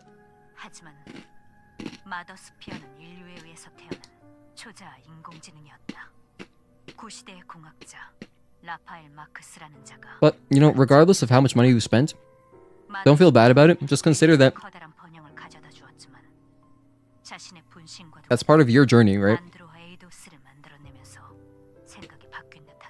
Like, for example, because it's not all black and white. Like, let's say that you didn't spend that money on Fate Grand Order, but then later, maybe because you didn't spend money on it, you found a different gacha, and then that gacha got you to spend like $1,000. You know? More copies, you get the stronger. Oh, more copies get you stronger, you can make them. Oh, Bloody Palace would be so fun for this game, I agree.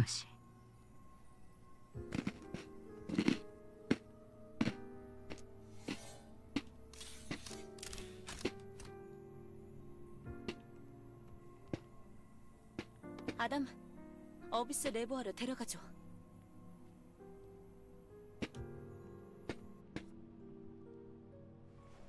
떠날 준비된 거지? 준비는 끝났어. Well, I didn't expect our chat to turn into talking about gambling and stuff. But they're fun topics, you know? I'm happy to discuss basically anything. Welcome back, Tazel. Who was talking about Kazuya again? Anata, our resident Anna player, was talking about something. They nerfed Anna to baby Mishima mains.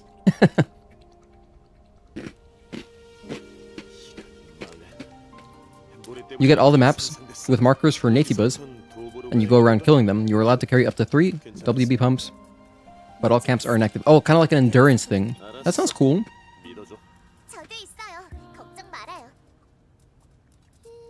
Like you just have marks on the map.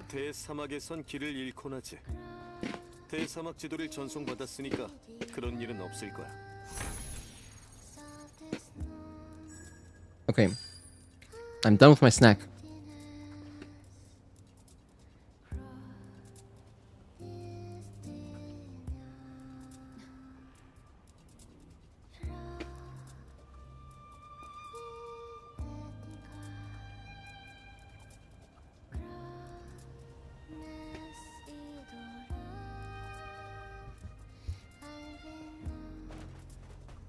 Oh. I'm also gonna go grab the suppression exospine, so let's do that right now. Which is right there on that platform.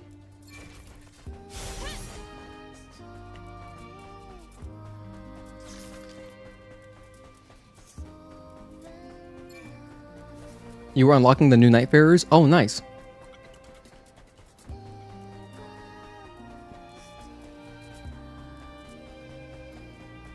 Was it easy, Tedel? Did you just have to like run around the hub world to unlock the new Nightfarers for Night Rain? Mark said that he loves Undertaker. 남부로 이어지는 초고속 수송 터널이야. 적을 이용하면 음, 네이티브의 방해 없이 남부로 These are 이동할 수 2 있어. quick kills. You don't gotta really interact with them. I like to just use the laser.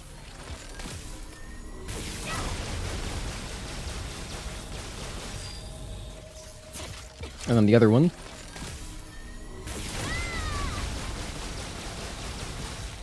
So that worked out. If you accidentally hit both of them, you know, they'll aggro and so then they'll start walking towards you. But if you just do one at a time like this, it's nice and simple. You wish you could slide in the dunes like you can in Nier? Yes, I fully agree. I fully agree. I've suggested that, you know, it'd be cool if you could just pull out the sword kind of like you pull out your sword or your shield in Breath of the Wild. Like right here, it'd be so nice. Imagine if you could just slide down this on your sword and then bam, come up this hill and then bam, get some air and then you're jumping. It'd be so tight, man. That'd be so awesome. Give me that at least. Or if they're going to make the sequels open areas like even bigger, give me like Adam's bike. Give me that. Let me run around on that. Just for traversal to make it a little bit easier. Okay, so we got our Exospine, which I will upgrade immediately.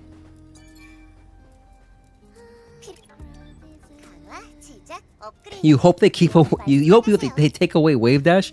Whoa, okay, let's relax. I mean, I understand that you know, it's the internet, so some folks might be conditioned to make just hyperbolic statements, but that is insanity. Let's make Tekken as unlike Tekken as possible. I'm gonna have to hard disagree. With that. You hope Eve has strong sunscreen so she doesn't get robot skin cancer.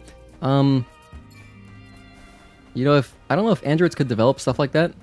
That'd be an interesting development to keep themselves, I guess, like, what's the word? If they were really trying to assimilate with humans, if they then developed diseases and stuff, that'd be crazy. But anyway, if you really believe that, obviously I don't mind. I don't actually care. It doesn't bother me if you have that opinion. But if you're trolling, definitely don't appreciate trolling in chat because we try to be, you know, try to stay mature around here and just have like normal conversations. 어비스 레보아가 보여. So anyway, 어떤 시설이지? 맵 데이터상에 무언가 변기를 연구해. moving on. 이번에도 Here we got 싸움을 Xion. 시작하나? She's got a 10 string. Hopefully, if the fight goes well, we don't gotta deal with it. 1, 2, delay and 3, 4, jump and 5. Shoot her 4 times. Okay. And then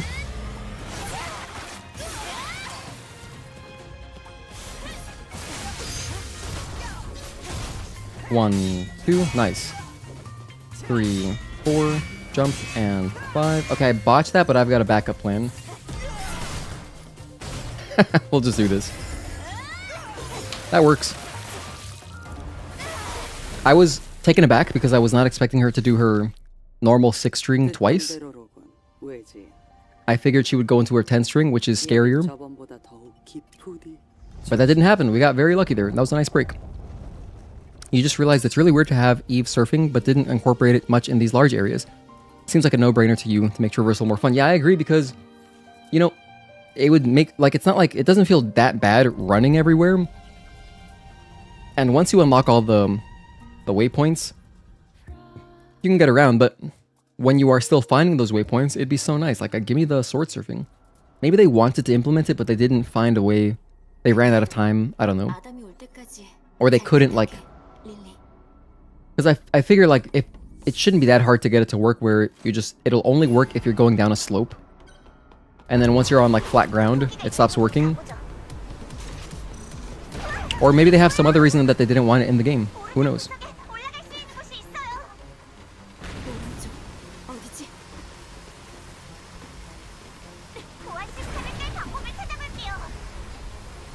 Cause yeah, I mean like Nier Automata does it. Breath of the Wild, they both do it really well. I'm sure there's other games where you can do stuff like that. Sword surfing or shield surfing.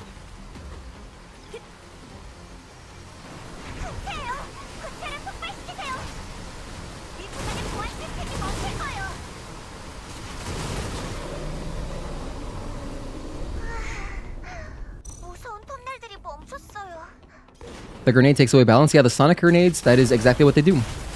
And if you don't know what a particular item does, when you're on the item wheel, it has descriptions, like you see in the middle. It'll just say collapse enemies, damage shields, it's a smart mine, and damage balance. So all of the items do have different effects.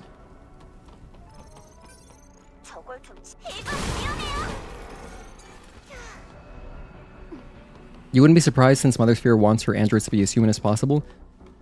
You know, Dr. Light made Mega Man and roll like that. Yes, this is true. Dr. Light's awesome. Only Dr. Wily was an asshole.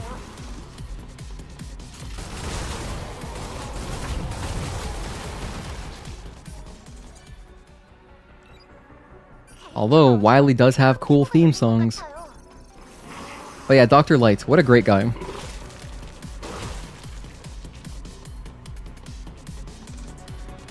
Such a nice looking guy, just a nice jovial fellow.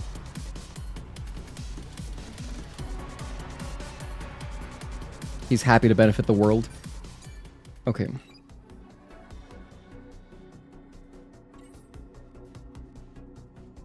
But yeah, I know Rock and Roll were made like that, or Mega Man and Roll.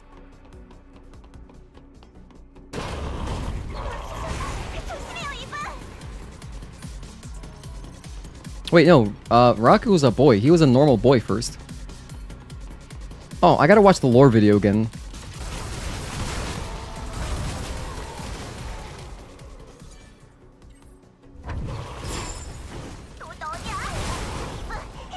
But yeah, Ben Saint has an awesome lore video on Mega Man.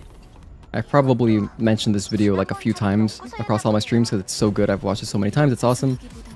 And it's 8 hours long, very entertaining. Great for a long flight or a long trip, or I don't know.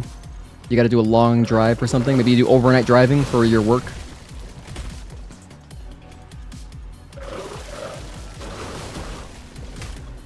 Okay, we are safe. We are safe. Oh my gosh, because I've gotten hit in the back with there before. I have gotten sniped before. It's really tragic when it happens.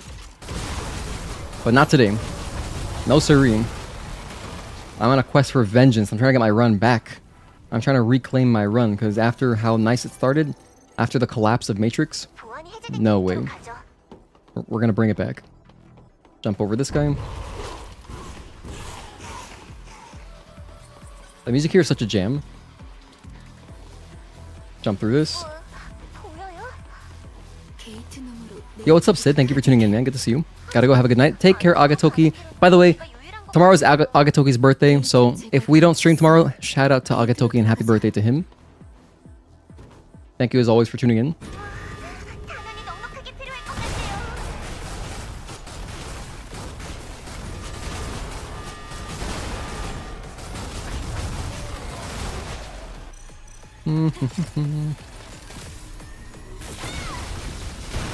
Just gonna do this death hallway real quick. Okay, nice, that was good.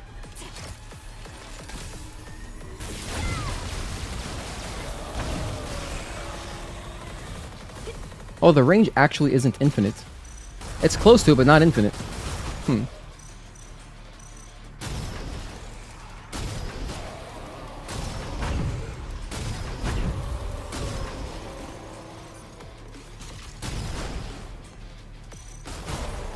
Okay, and that's the death hallway. We very tragically took a hit here as well on our last stream, so had to make sure to lock in there a little bit. Yeah, happy birthday, happy birthday. Whoops. Okay. Why did I do that? I don't know, but it's okay. These are not hits. It's like taking fall damage. Oh. I gotta run through this again. Okay. I didn't realize, yeah, my health was quite low. Okay, let's run through it again. By the way, if you didn't know, you can actually jump through the lasers here. It's not easy to do, so like in a speedrun, I wouldn't even go for it because it's way too risky to die. But if you get really good at it, it's a nice time save.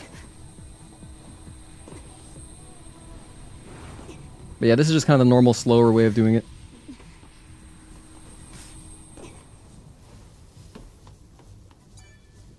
Yeah, you know what I'm talking about, Sid. It is not consistent. 끔찍한 곳이었어요. Potentially FPS plays a role in that, but yeah. 이브, 오래 기다렸지? 이제 출발해 볼까? I don't think I've even ever gotten it twice in a row.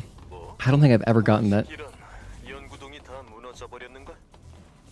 그럼 헤엄쳐서 가야 할까요? Nice, the robot just got there. Hell yeah. 물에는 치명적인 초고압 전류가 Hey Vega, thank you for the $5 super chat. I appreciate you. You'll have to let us know if OLED is as good as they say. You like mini LED displays. Great colors, black and brightness HDR at the price points. My fiance, you know, I got her a mini LED TV and she really likes it. But I've never experienced it myself. So yeah, I know that for sure, 100% Vega, the jump, if you're jumping from mini LED to OLED, it won't be as big of a jump if you go from like 제대로 정비하고 가자. a more classically lit, like a different kind of LED backlit LCD, right? So I will let you know, because I'm coming from I think these are just... I'm actually not sure how this is backlit. I think it's not mini LED. I think it's just like a normal... I think it's a full array. I'm not entirely sure how my monitors are backlit, but they are LG 27GL850Bs, and the 27GL850B is an LCD. Obviously, it's an IPS screen, but I'm not sure how it's backlit. But anyway, I'll definitely let you know, because this thing does not have great contrast. I mean, in dark rooms, if I play with my lights off, so when I'm not streaming, the blacks are very gray. They are very gray, so I'm looking forward to just seeing the pure blackness. It should be awesome. But yeah, thank you so much. I do appreciate the generosity. Thank you so much for the $5 super chat. Let's research Punishing Edge. I'm gonna grab this, and I guess damage. Wait, no, just kidding. I want this. Before I forget, I want to grab this. Rush Chain 1. I love this. So I have ammunitions. I've got ammo on deck. Let's go. You actually used explosive slugs and shotguns, and it worked out so well. Oh, for that death hallway, you can use whatever you want. Absolutely. I typically use explosives. But there, I've recently just started liking mixing in the lasers because I like the way it looks. And there's so few times to use the laser. If I can use it more, it's awesome. But it's like my favorite gun. 한번 만나본 사람. 1, 2, 3, and 4.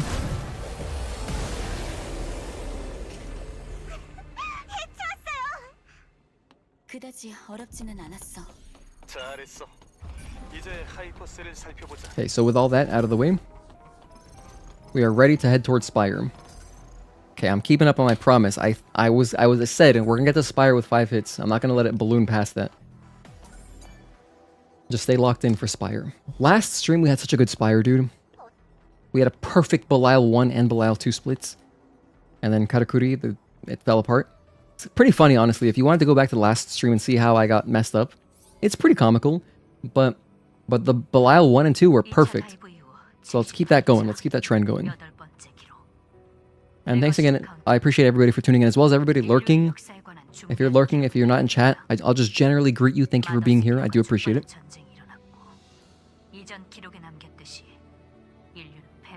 You don't gotta chat to, you know, support. You're just your viewership is really supportive. Hey Sabi, thank you for tuning in. Well, I think this is French. But I don't know. So something about my costume. If you're asking about the costume, it's a mod. This is a PC mod. So it's called Skin 2 Fusion. So it replaces the skin suit with the fusion suit. And on my videos on my channel, I have it linked in the description of every single video of like my hitless videos. Hopefully you understand that.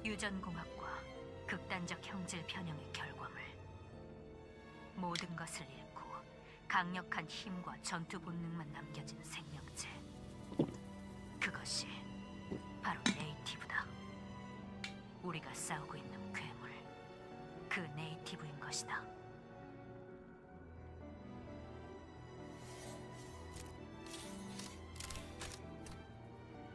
Alright, more French. Yeah, we are an English stream, so I can't reply to you, but hopefully you find the answer that you're looking for. If you have a serious question, like if it is something serious, I would translate it to English, and then you can post it in chat, and then maybe we can help you. At least through OBS, it doesn't have like an auto-translate feature. YouTube is pretty good about it. Any comments that you get, you can auto-translate, which is nice. But I don't believe that works in live chat, even if you're like on the mobile app. And it definitely does not work through OBS. Alright, anyway, onward. We got a little bit more dialogue. And then I'm going to upgrade my suppression extra spine to the max. No, wait, I already did. I'm going to max out my burst trance extra spine, because I'm going to mix that in sometimes. I like to put it on for Karakuri specifically.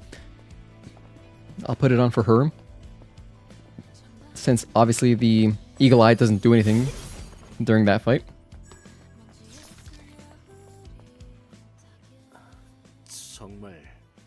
No, we are leaving. 그곳에 그래. 다음 궤도 엘리베이터 끝에서 궤도 엘리베이터에 그래. 우주 4호 궤도 엘리베이터 오래전부터 네이티브들이 장악 맵 데이터를 기반으로 떠나기 전에 이브와 릴리도 철저히 준비해둬. Thank you, Adam. Alright, let's blow this popsicle stand. Let's get out of here.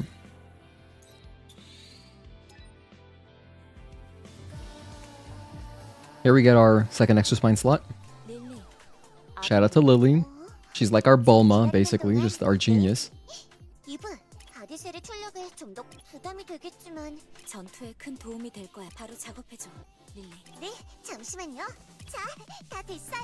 고마워, 릴리. Alright, and from there, we'll use the repair console. Make sure you use your weapon core before we're headed to the Spire. And then I should be able to max it. I need one more? One more extreme nano element? Damn. Oh well. Okay, we'll get it. We'll get it soon. Not really a big deal. Hey, Embra, thank you for tuning in.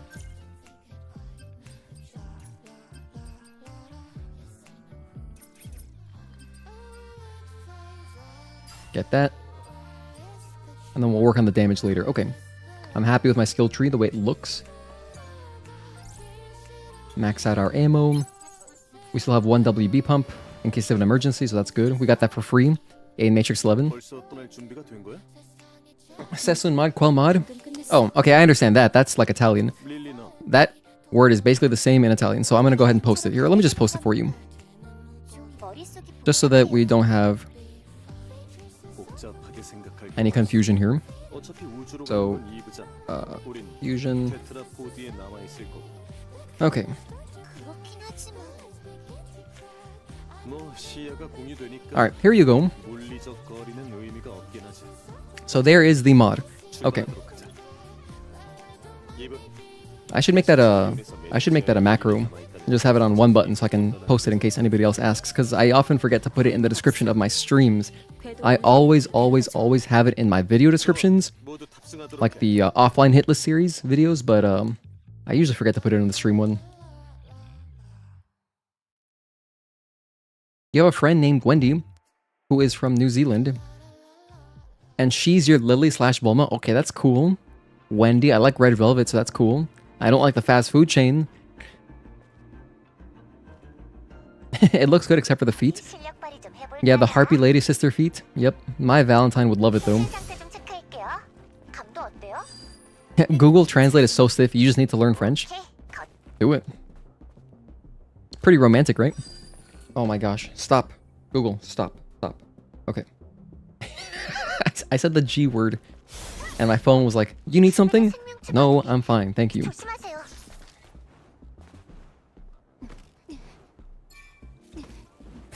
Let me kill this guy, actually. I don't like the way he's crawling around today, so I'm going to take out that broken droid. And also, it gives you, like, a tiny amount of experience. Honestly, a pretty comically small amount of experience, but yeah, it does give you something.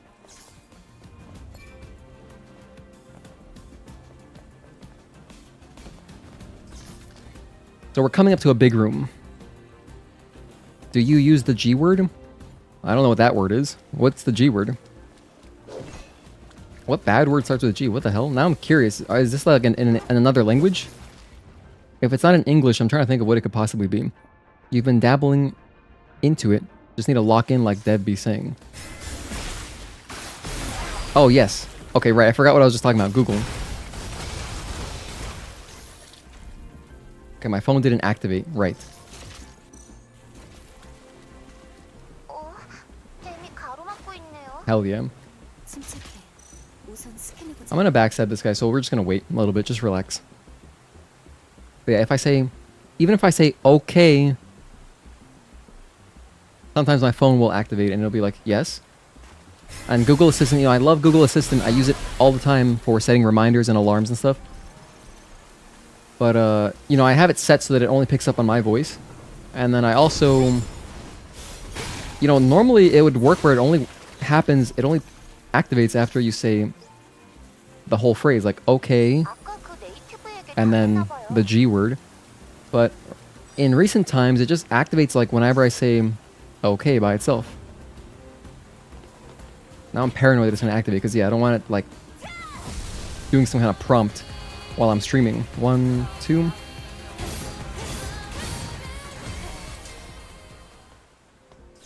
Of course, when you try to activate it, it doesn't work. Lore NKS. 됐어요. You know, to be honest though, Tezel,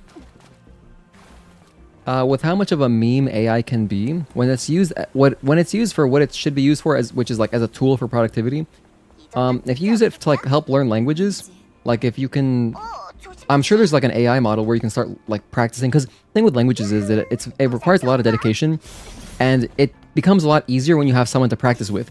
But if you don't have a friend who is a native speaker of the language, if you can use AI for that to help learn, you know, like the only danger is that maybe the accent that you're picking up isn't really the most accurate.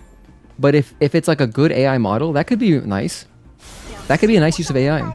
However, the advice that I always give to anybody who wants to learn a foreign language is you should just first, before you start learning anything, just immerse yourself in the language and immerse yourself in the sounds.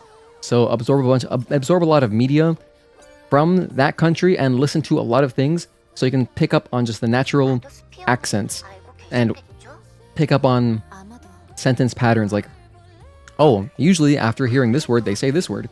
And stuff like that, things that make you sound like a native. Do that for like a month and then worry about like, okay, let's learn vocabulary and grammar and stuff. Because you just keep all the Siri settings to not voice activate and use lock button to quickly do small tasks. Oh yeah, on iPhone, yeah, you could do it that way too. I just like to, the reason I like the voice stuff is because sometimes I will use Google Assistant. I'll use it to lower or raise the volume or skip a song or reverse when I have my hands busy, like if I'm doing car detailing or something, or just any kind of work where I'm using my hands and I can't like just grab my phone. In those cases, the AI or the voice activation is extremely useful. Because it even works for YouTube, you know, because I use YouTube as my music player, so I'll just tell YouTube, you know, previous video or like next video or whatever, and it works.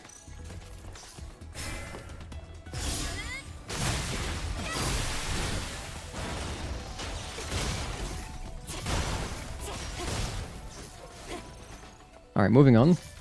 That's the first button down. 이건 하이퍼튜브의 동력 연동 장치예요.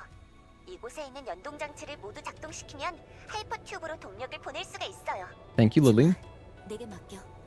Man, I love Lily's Korean voice acting. It's so good. It sounds exactly like her character should sound to me. In English too. The English one's also good. 여기에요, 여기. It sounds like Lily should sound, in my opinion.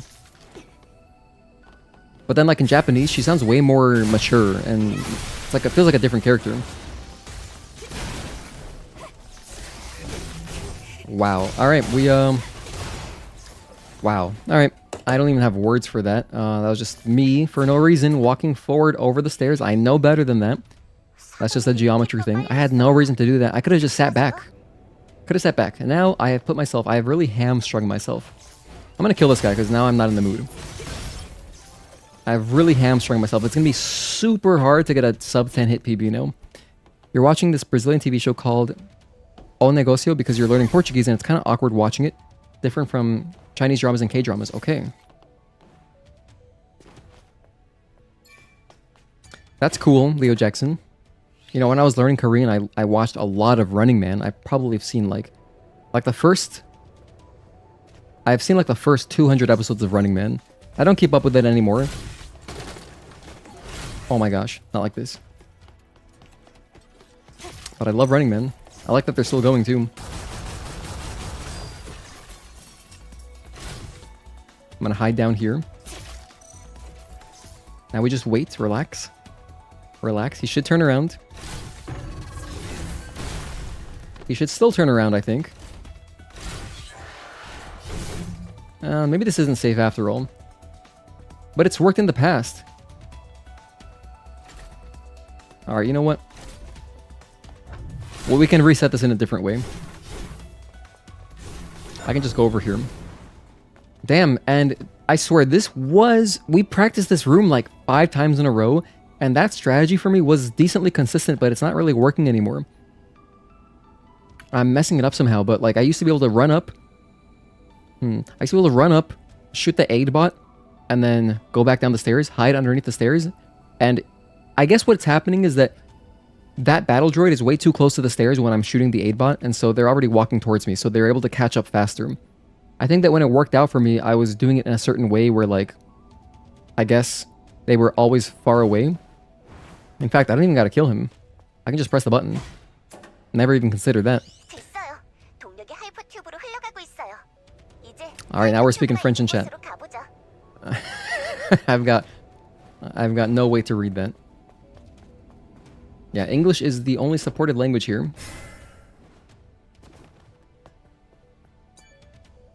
Because even if I speak Spanish, obviously. It's my first language, but like I don't want to talk in Spanish like a lot. I don't want to alienate the English listeners, so I can understand and reply to Spanish messages, but English is the only supported in that it's the one that we use, right?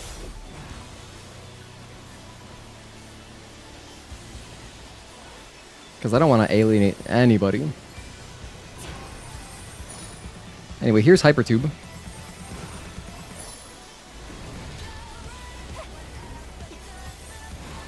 Always happy to run through here.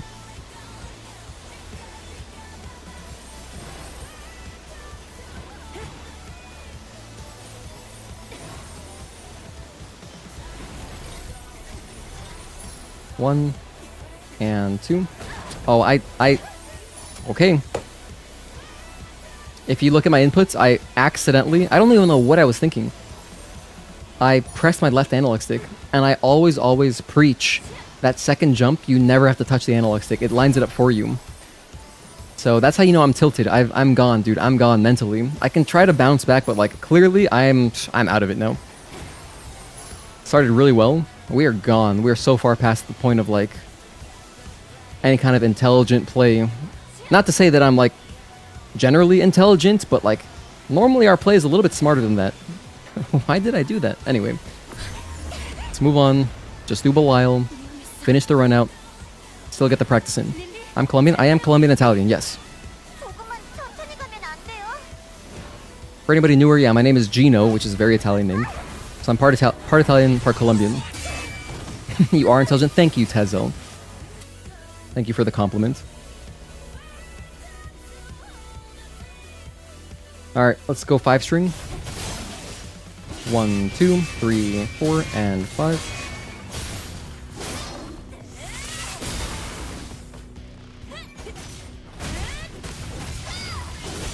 I took another hit there. I just don't even care anymore. Oh man, yeah. That was greedy. I acknowledge it. Yeah, I'm just over it. Still finish the run. You know what? Still finish the run. I just gotta finish the run. Finish the run. The fact Eve can do this means they either train for this or hypertube surfing is a sport in the colony. You know, that's an observation. Maybe it is a sport. Or maybe she's just that smart. She just intuitively pulls out her sword. She's like, you know what? I've seen footage of skateboarders or surfers or something. I can do this. You're thinking about going to Colombia in the future, but know nothing about the culture. Well, you definitely, I would highly recommend having a native show you around if you did want to go. Just because it's not really tourist friendly. Like, if you don't speak Spanish, I think you'd have a hard time. But to be fair, maybe there are tourist friendly places that I don't really know about because I'm not a tourist there. I've been to Colombia probably like a dozen times. You know, I just have so much family there. We just do normal Colombian things when we go there, right? And yeah, but as far as from a tourism perspective, I'm not sure. I guess anywhere with beaches maybe has like some kind of support if you don't speak Spanish, but probably not much if I were to guess. You were in Italy, but only for 24 hours. That's not nearly long enough. Yeah, I plan to revisit Italy at some point with my fiance, maybe for like a honeymoon or something, because I don't know.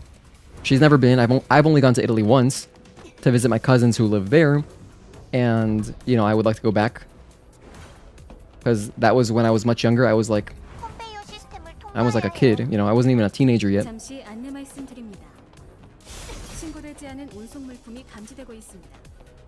gonna hide behind this. I'm trying to take it easy now.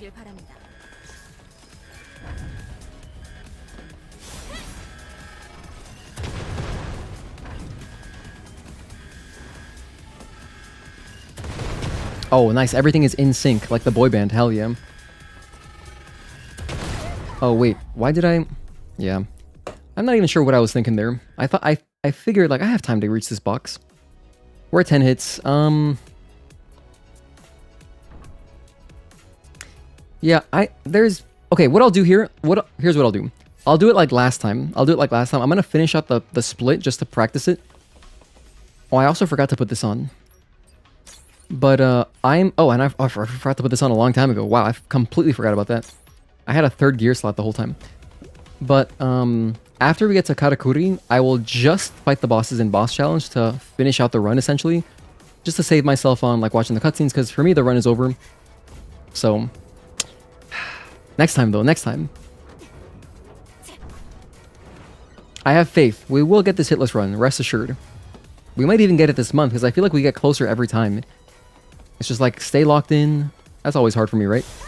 That was a nice rush. Stay locked in, and then just don't have huge mental lapses. But as far as our boss challenge performance, I'm happy with where we're at right now. Especially, like, if you watch our last offline video, I was really happy with how I played. Very, very happy. Thinking of going to Italy and Japan to visit cousins there? Hell yeah. Yeah, do it. I mean, Japan is obviously badass. Although now it's a bit more expensive for tourists. Like, tourism, they have like some kind of tax on tourists. So the 2 times that I've gone was before that. But it's still probably very affordable. Like, you know, just eating there isn't expensive. It's very reasonable, the prices on everything. For food, at least. You went there for an important friend's marriage, but you were really broke. So you dipped in, attended the marriage, and then disappeared. Oh man, that's awesome of you that you were able to attend. Like, you still made it happen, you know? Despite, like, maybe financial costs. That's so cool.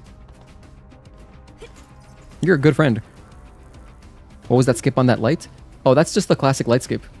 I have a YouTube short on it. If you go to my YouTube shorts and type in light skip, it'll pop up. If you want to see, like, kind of more tutorial on it.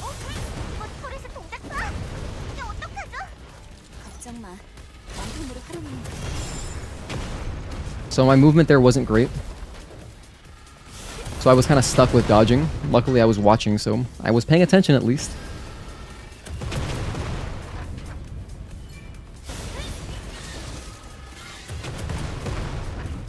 Let's wait here. I'll play it extra safe.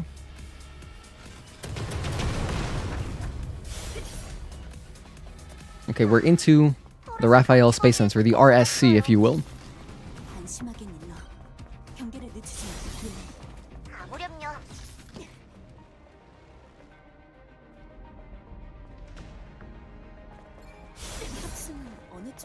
But dude, man, I can't wait for next week. I'm so excited. I'm finally gonna get to experience OLED. Finally. Granted, I've experienced it like at my ex-roommate's house. Well, in his apartment now, he still has his TV from the house we lived in. And it's amazing. It's a gigantic, it's like a 77-inch OLED. Samsung OLED. So I guess it's a quantum dot. The OLED that I bought is it's a W OLED, so it's tandem style instead of the quantum dot. And, you know, they both have pros and cons, whatever. But it was beautiful. The only thing with it is, like, to be honest, I was gonna, because I'm gonna see him after today's stream, and some of the colors to me are so vibrant. It's almost like, I guess because I'm just not used to it, but like they look almost unnaturally vibrant. Where I'm like, should it really be that saturated? But like I watched him play through. I was watching him play some Silent Hill 2. I also watched him play Silent Hill Short Message. And in those games, like the blacks are really black. It looks amazing. So the contrast there for dark environments is unbelievable. As far as the colors, though, I'm sure it's tunable. You can tune it if it's like too much. But I'm just so excited to like play with mine and see how it looks out of the box. Mess with the settings a little bit, maybe. Start playing some games. Play some games in HDR, which I've never really done. My TV that I have, which I also bought secondhand, is it's an LCD. It's a VA panel. It's an LCD, but it has like decent HDR according to ratings, rtings.com. But you know, I've never really messed with it because I just prefer playing an SDR. Like I tried it a little bit and I was like, I'm gonna keep playing an SDR. But then on an OLED, it's like, okay, I gotta play an HDR now. Which monitor did I buy? Oh, I bought an LG 27. Wait, I bought an LG 27GX700A. That's the monitor I got. I got it during like a Black Friday thing. So it was $550. It was $550, very expensive, but then there was also $100 cash back. So it was essentially $450, which is still a lot of money, but you know, I've never bought a new monitor, so it was cool. I'm just excited. I treated myself. And because I stream so much, I figured, you know what, I should really have like a nice display. Like I like my monitor, but I want to try out a really fancy one. Because it's higher refresh rate too, so there are only so many friends you care about, so caring about them is the least you can do. There you go. That's a good value to live by.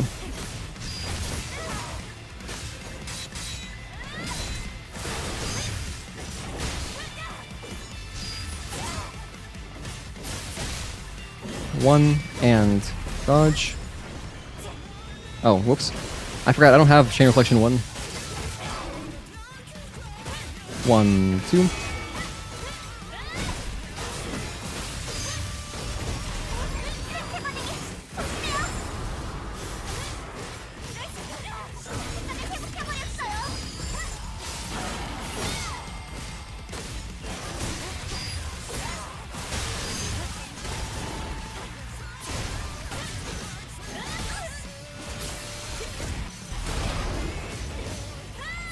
One, two.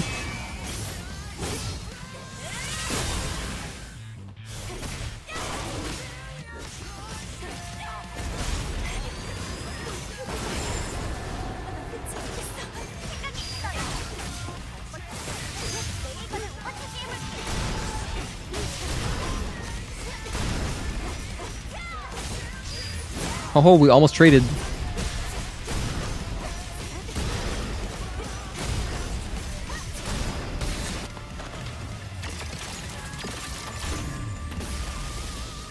Have you seen the new Silent Hill movie trailer? I haven't. And I like the original Silent Hill movie. I really like that one actually.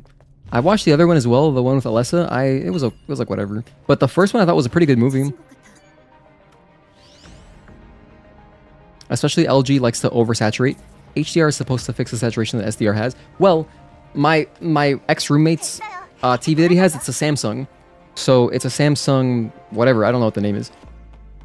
And in some, like, okay, specifically on the home screen for PS5, like, you know, where you can like see all your games and shit, and so you go to like the PlayStation Store and like you're looking through the catalog, all those icons, they look so colorful, like way too colorful for me. But when I really enjoy, but like I was watching him play like Psychonauts and the colors look good in that game. Maybe it's just the home screen on PS5, I don't know. Isn't it the $480 one that Optimum Tech reviewed or something? I don't know who that is, but I mean, it could be. But yeah, that's the model number is, it's an LG 27GX700A. Also, you have an iPhone, which is very good color-wise, so you can use your iPhone to calibrate your monitor. Who, me? I don't have an iPhone. I've never owned an iPhone. I never will own an iPhone. I'm a big Android guy, so I always like my Samsung phones. You leave for a few minutes and you see more hits. Juan, I'm so sorry to disappoint you. Yes, it's truly been, it was tragic. Our Juggernaut was tragic, and then the start to our Spire was tragic. Sorry, I thought you have an iPhone. Did I really come off as that kind of guy? Do I seem like an iPhone kind of guy? I would hope I don't. But then again, I'm joking, by the way. There's not like a particular stereotype or anything that I'm even making fun of. But I don't think I gave off that energy. I think I'm very much like Android energy for some reason. Because I'm not really big on fashion, and obviously Apple is fashion tech. I'm saying that like respectfully because I enjoy my Mac. I have a Mac Mini, and I enjoy that, but Apple is fashion tech. So a lot of the appeal is the fashion aspect of it, right? Obviously. So that's why they can charge whatever they want. You do spend a lot of money on tech. I spent a lot of money on my stream setup, that's for sure. Absolutely not. Okay, you don't think I gave off iPhone energy? Okay. And I need to stop this discussion because I don't want to... I love my fiance. Obviously, I'm proposed to her. She has an iPhone. I love her very much. I have friends with iPhones. I'm very much saying this in jest. So, hey Juan, thank you for gifting a membership, man. That's really nice of you. It's crazy. You've given out so many memberships. I think you've given out like 4 or 5 of them. But Juan will never get his own membership. No, he is as selfless as they get. Thank you for that. I appreciate it. Also, Embra, you know what's so funny? Embra, you've gotten a membership gifted before. Because I'm like 99% certain you are a channel member in our Discord. Like, I updated your role in Discord to channel member. And here you got a gift. I think it might have been from Juan. It's possible. But I know you've gotten a gift before. That's crazy. So congratulations on that.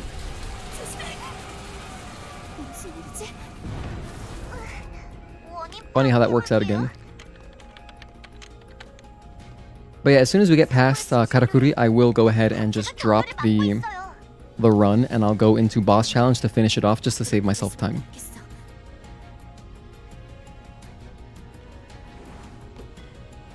Because now that we've lost the sub 10, I'm not that interested anymore. Oh, I used my rush by accident. I like to save it for right here. Because there, as you can see right there, the tentacle, but I just rush past it. That way I don't gotta interact with it at all. To keep myself out of danger as much as I can. Don't shoot at me. What the? He shot up?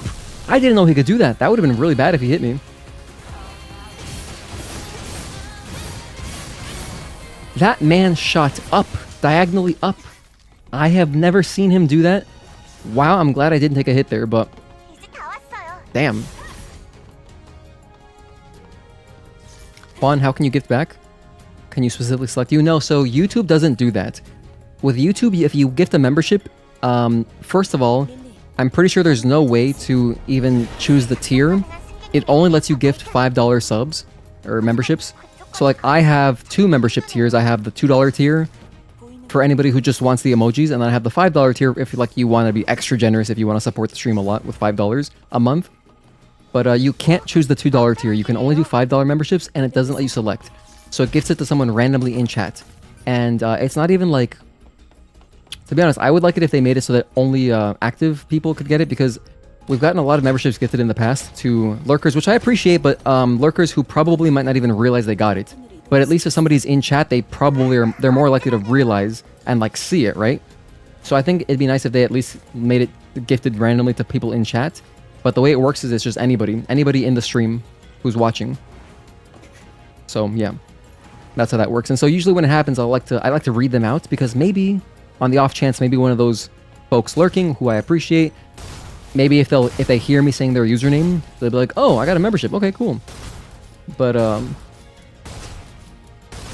yeah, that's how YouTube does it. So honestly, it'd be really nice if you could select people. That way we could do that like as a prize. If you could win, like we could have like little trivia or something, and then as a prize I could gift a membership to somebody. I would love to do stuff like that as a little micro prize, because you know,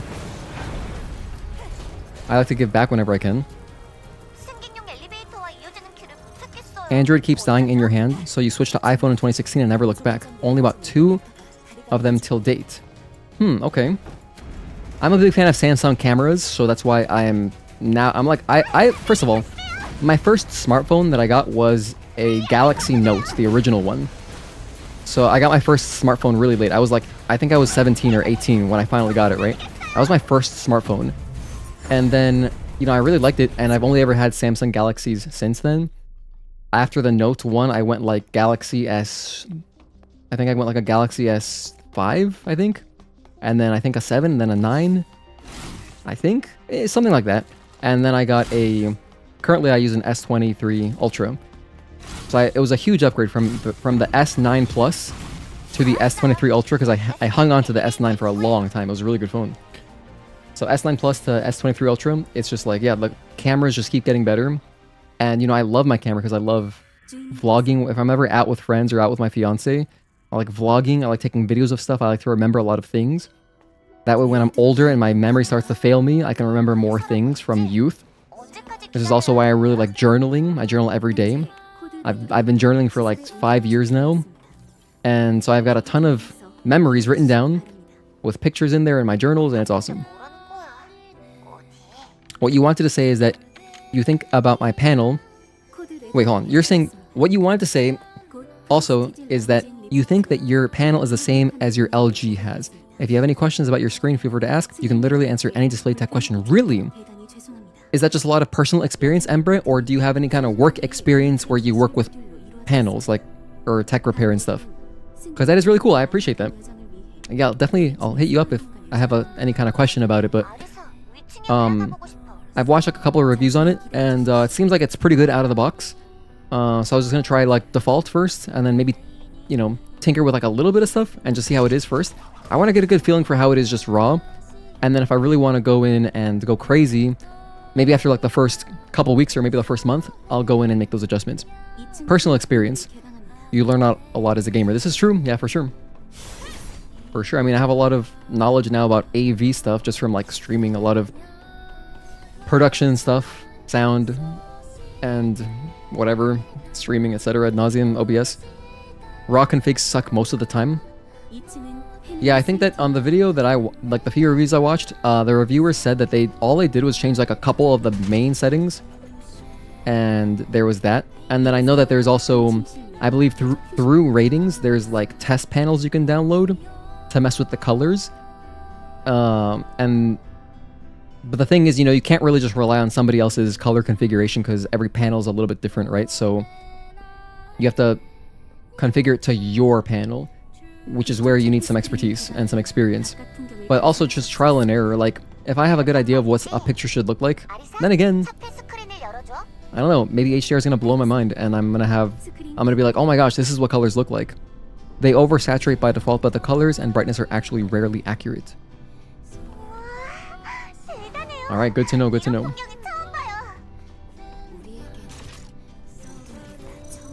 I'm gonna pull out my sonic grenades because I want to do some retributions on the guys upstairs. That one was very famous in India back in the day. Oh, the phones? I guess one of the Galaxies that I mentioned. I mean, Galaxies they've been very good for me. Okay, let's mess these guys up.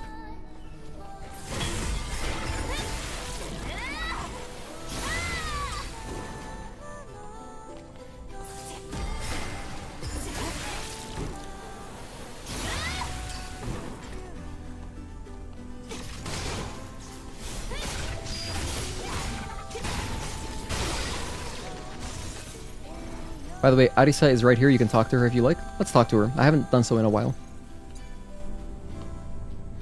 심각한 화성 발생, 복구 불가. 천장에 비치된 비상 노프를 게시해 대피하시길 바랍니다. 주인님을 모실 수 있어 행복했습니다. 안녕히 가십시오. 아리사, 안내를 종료합니다. 고마웠어, 아리사. 편히 This bit is so sad. I would love to see more of Arisa, or like her model in another game. If there's any bits that take place in the past. 잠시 후 엘리베이터가 완전히 오늘도 오르카 항공 Going to bed, gotta wake up at 5 in the morning. Okay, Juan, have a good night, man. Get some rest, dude. Thank you for tuning in. Hope you have a good day at work tomorrow. Or whatever you're doing, that you're getting up at 5. 분위기가 다르네. 릴리, And drive safely. If you gotta get that early to drive safely, drive safely. Why is that happening to me? That never happens. That guy attacked us. He was just trying to tack on an extra hit there. Jeez. Oh my goodness, that was so brutal. Luckily, I was conscious when it happened.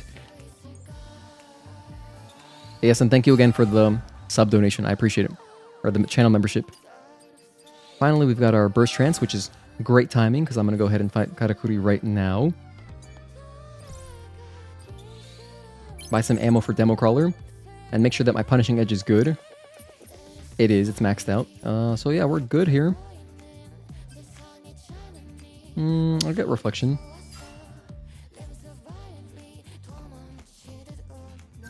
Put this on right here. Burst trance. Let's keep it going. Oh, I forget that I'm wearing the... Oh, I also forgot. I got the 3-star shield destruction gear. I gotta put that on. We get this from Belial. Belial 2 drops this, and it's a nice little upgrade, so you may as well use it.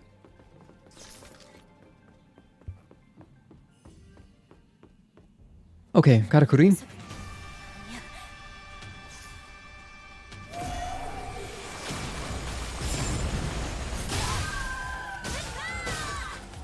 One, 2, and 3. 1, 2, and 3.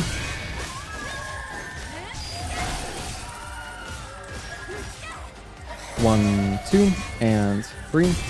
I'll down her here with counter chain 2.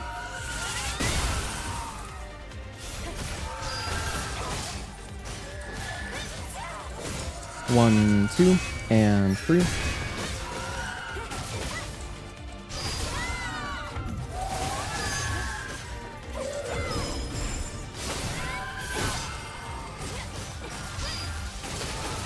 There's phase 1 done. Oh, another 3 string. 1, 2, and 3. Very nice. So we're going to have the retribution very early.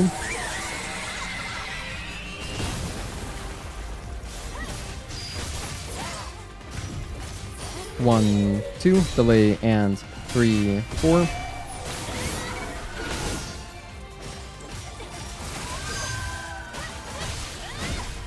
One.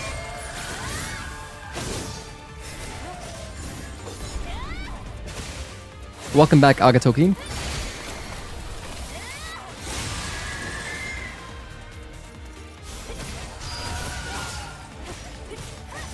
One, 2, and 3.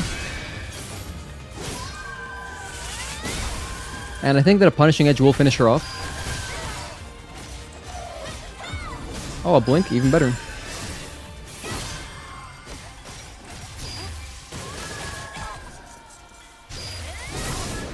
Haha, you see, she started to birth the spawns, and I was like, nope.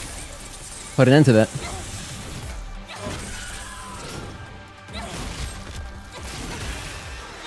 Because I specifically love punishing edge just for this fight, just because that second hit. Because in case I make a mistake, if I make a timing issue or a mistake where I accidentally do punishing edge a little bit too early before the spawns have gained their hitboxes and you can actually hurt them, I like upgrading punishing edge because one of the upgrades is it does a second hit. So then at least you've got those like 2 waves of damage. But yeah, that's it. That's the end of the playthrough, I guess, up until here. I think I'm gonna do the rest in boss challenge. Or you know what? No, I'll do Democrawler so we can listen to Everglow. I'll just do Democrawler just for that. But then I'll jump into boss challenge for the last 3 bosses. And you might say, why don't I just finish the run? Well, I mean, I could, but in a way, I've kind of given up on it in a way. Because, like, I wanted a sub 10. I wanted a sub 10, and I'm still getting the practice, right? If I do it in boss challenge, I'm still getting the practice, so... But we'll do this last one here. 창밖을 좀 보세요. 지구예요. 와, 우주에서 보는 지구는 푸른색이네요. 지상은 회색 아니면 황무지뿐인데. 그래. 하지만 지구에서 보는 우주도 푸른색이지. You just saw that Stellar Blade 2 might even come out in 2026? 끝없는 어둠뿐인데도 말이야. That doesn't sound believable. I mean, because from their financial reports, wasn't it 27 to 28? Agatoki, you probably know offhand. 2026. That sounds really fast. That sounds like too fast.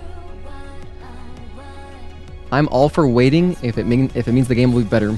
I don't want an underbaked game. That's for sure. The only thing that I like half baked is my Ben and Jerry's. That's it. Google gave you that answer? Oh, like one of the AI? Don't worry about that. Google AI, don't listen to that. It's often wrong. You want to at least try to find the source where it's coming from to see, like, is this a real source? I've seen way too much misinformation through the AI results 또 멈췄네요. on, like, basic stuff. 올라가면 센트럴 코어인데. 걱정 마. 위로 올라갈 방법이 있을 거야. Like, just Googling, like, questions about technology, like, product specs that I know about, it's just false information. And I know it's not, like, on purpose, it's just the AI is not sophisticated enough that Google uses, I guess. And probably it also pulls from, like, Reddit threads of just, like, more misinformed opinions. Or not just misinformed information. Or opinionated responses, which it'll then just throw into the AI results as, like, oh, here's the answer. You think we'll get promotional material in 2026, but released in 27 to 28. I forget what... If you go to ShiftUp's website, you can look at their project... what's the word? Schedule. Because, you know, it's all on there. It's free for anyone to see because it's a publicly traded company now. So yeah, you can see the financial reports and they talk about their future projects.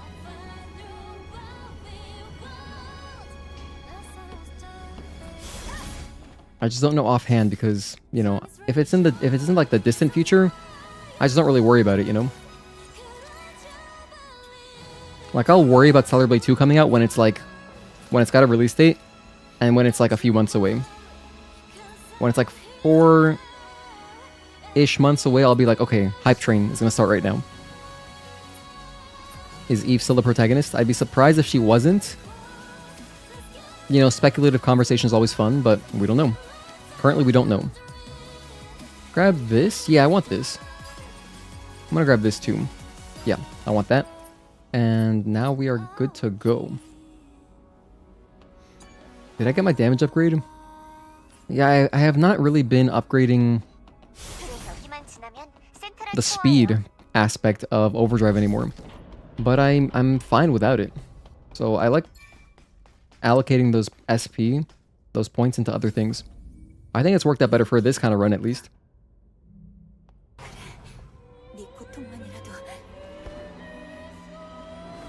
But yeah, personally, I think they would try to build on Eve as the mascot of the game, right? And just continue making her the protagonist. 1 and 2, 3.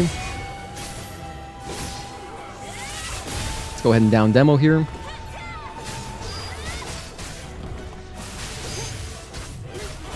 One and 2, 3. Delay and blink.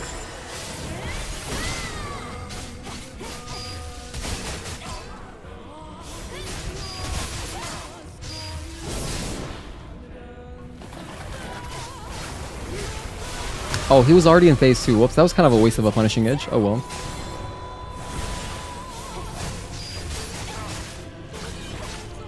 One, 2, and 3.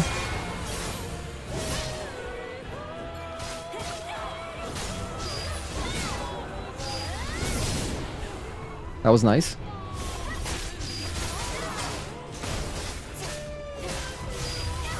Good chase. That was a really good chase. I like that.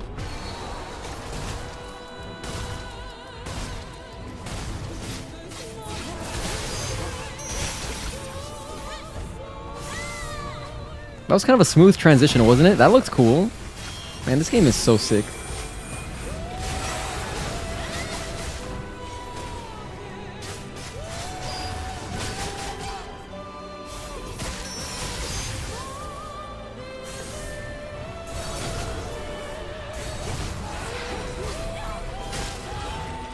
One, two, and three.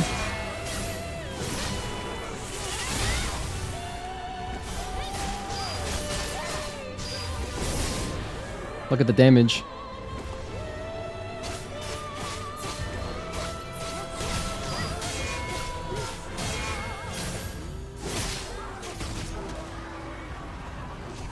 Wish you luck fighting the bosses. Oh, in Night Rain? By yourself? Wait, what?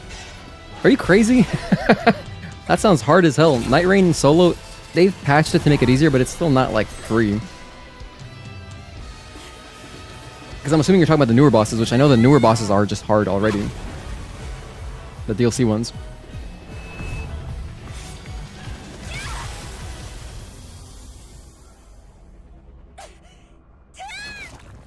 Democrawler got demolished Sephiroth style. We styled on him. We had to style on him.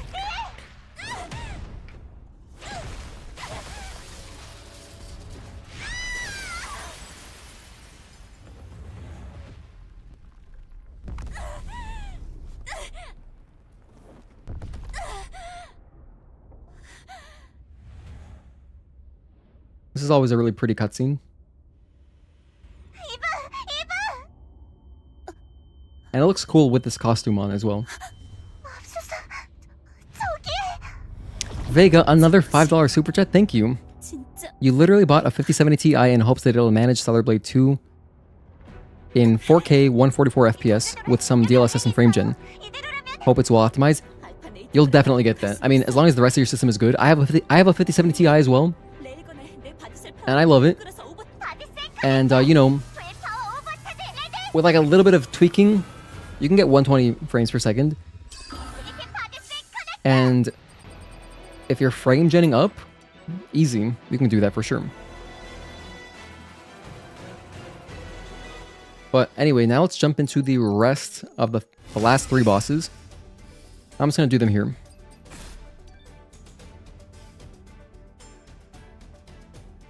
Because the run's over. But I'll still keep track of the hits here, and I'll keep track of them anyway. Because if I do get them here, I would count that as a run. Like, I'm not gonna... It's a little bit harder here in minimum anyway. 1, 2, and 3, 4.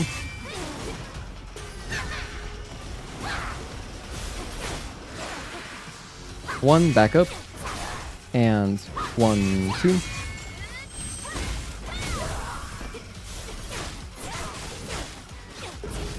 Three string. 1, 2, 3.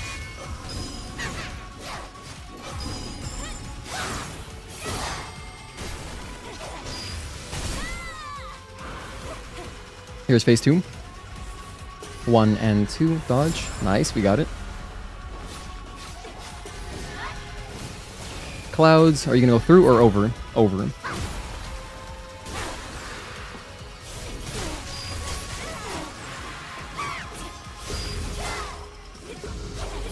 Five string is so slow, don't do that. 1, 2, 3, delay, and 4, and overhead.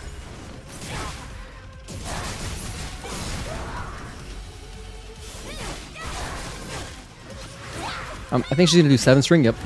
There's the 7 string. Run away a little bit, not too much, like medium distance, right around here. 1, 2, 3, 4, 5, 6, 7. Oh, I didn't even say it. I didn't say the whole land and dodge. Count that as a hit.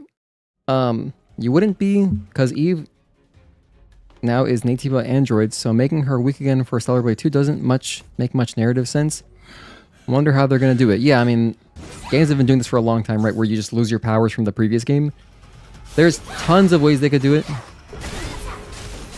Whether it's a you know, unfuse, or find a way to like, maybe there's like something wrong with her where she can't tap into that power anymore. And she kind of just reverts. And there's a lot of things they could do, right? In creative ways, I think that would still make sense. Because, yeah, obviously they gotta have some way to give you the player a feeling of progression.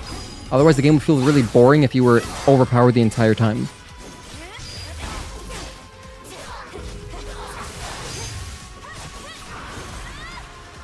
So they'll figure it out. I think it'll be awesome. 1 and 2. Dodge. Nice. Oh, Blink is great. Pernell and some other YouTuber vocalists just released an a cappella version of the Pain Trees theme from Clair Obscur. Ooh. That's cool. 1, 2. That's cool, Agatoki. Anyway, let's take 2. Shouldn't be getting hit by this. So the trick is just delay your dodge. 1, 2, 3, 4, 5, 6, 7. And then dodge. There we go.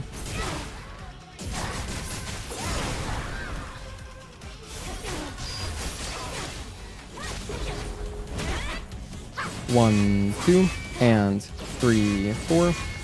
Back up. 1, 2, and back up. Okay, nice. 1, 2.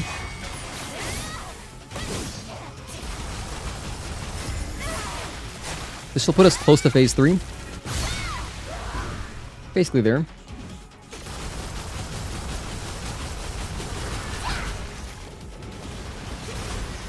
There's phase 3.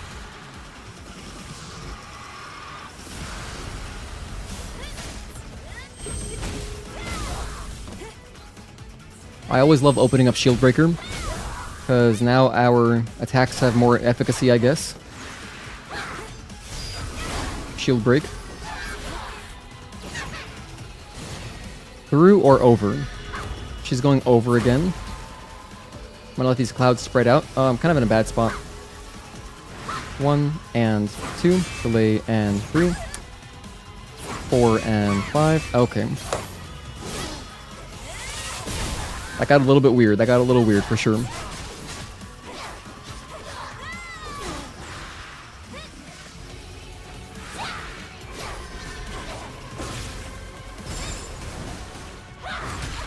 There's an insta-kill.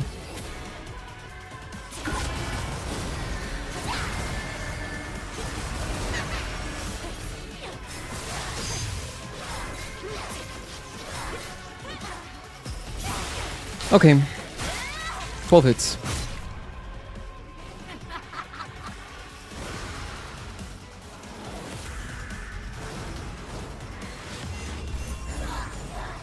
But yeah, today was productive. Last night was productive too. Seriously, if you haven't seen it, because I might not stream tomorrow, check out the video I uploaded this morning. Some weird, crazy stuff happened. Oh, by the way, Agatoki, I don't know if you noticed, but when you left earlier, I told everybody that it was your birthday tomorrow, and then some people said happy birthday, so you got some birthday wishes. Hopefully they made it to you. Hopefully they reached you.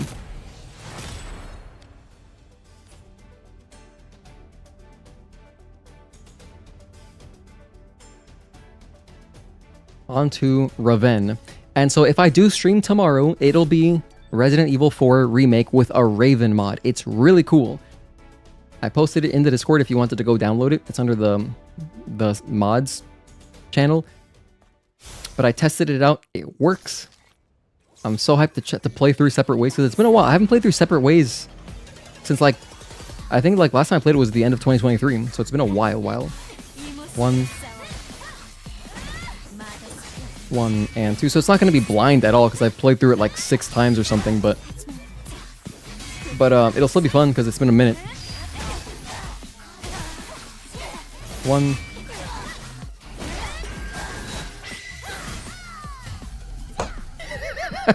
I don't know why I don't just jump those. If you want the 100% safe response, just jump over that. But I don't like doing that because I like dodging them. It looks way cooler. And it feels cooler too. And you get energy. You haven't received any yet, but thank you for the mention. Sure you'll get a bunch tomorrow.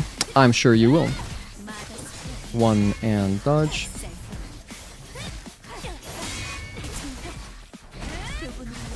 1 and 2. 5 string. 1, 2, 3, and 4, 5. I should have just let that rock. Why did I do that? 1, 2, and 3.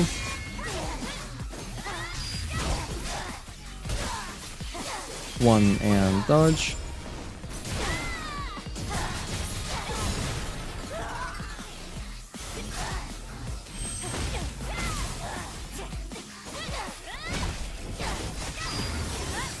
One, 2. Clash is perfect. That's what I wanted. Send me to phase 2. Send me to phase 2. Nice. Overhead. Yep. Most of the time she does start with an overhead. 1, 2, 3, 4. Delay end. Dodge. Okay. 1.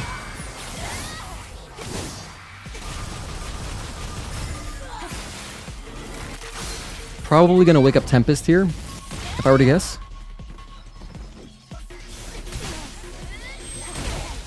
But I broke her shield in time, that's good. Tempest here. 1 and 2. No Tempest yet. Okay, still no Tempest. 1, 2, back up. 1 and dodge. 1, 2.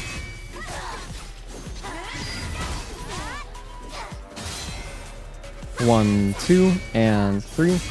Still no Tempest? Where is it? What are you doing, woman?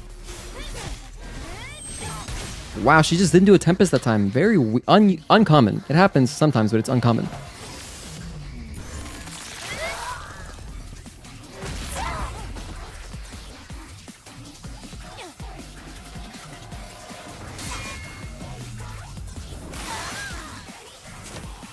Okay, so just one quick little last fight with Providence. And that'll be the stream. Good practice today. I'm really happy with how much we've been playing Stellar Blade the past couple months. It's quite awesome, especially after, like, you know, we kept taking like 2-week breaks or like month-long breaks between playing Stellar Blade. But playing it often feels great again. Okay, our boy Providence. 1. 1, 2.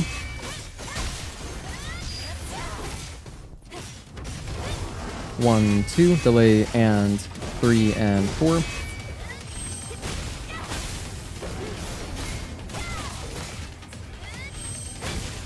Nice, they connected, hell yeah. Repulse.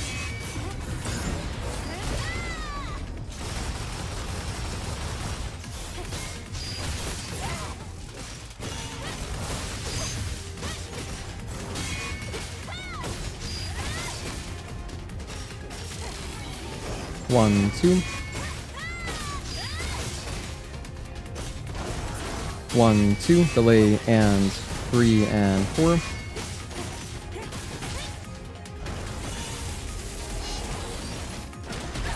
Oh, whoops. That doesn't deal damage, luckily, but yeah.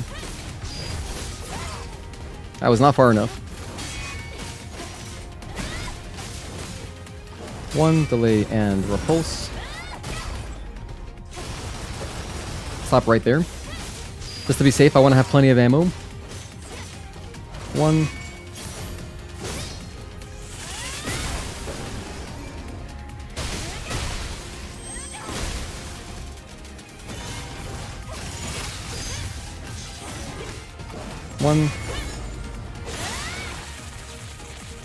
Didn't have to do the retribution instantly. It's okay, he's gonna wake up and the fight's pretty much over. That's Providence. Alright. Oh wait, I did the wrong thing. I didn't mean to add a hit. That means we got 13 hits. Okay. Not bad, I'm happy with that.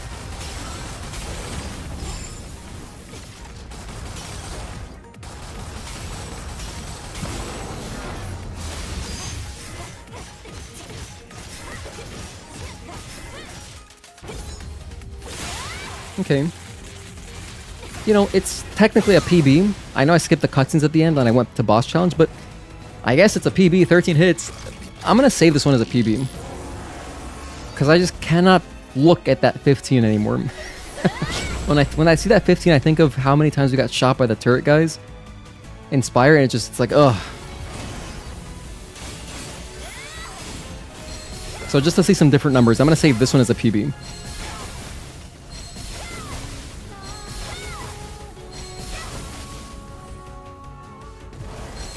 Don't do all that. Do a melee attack. There we go. Nice.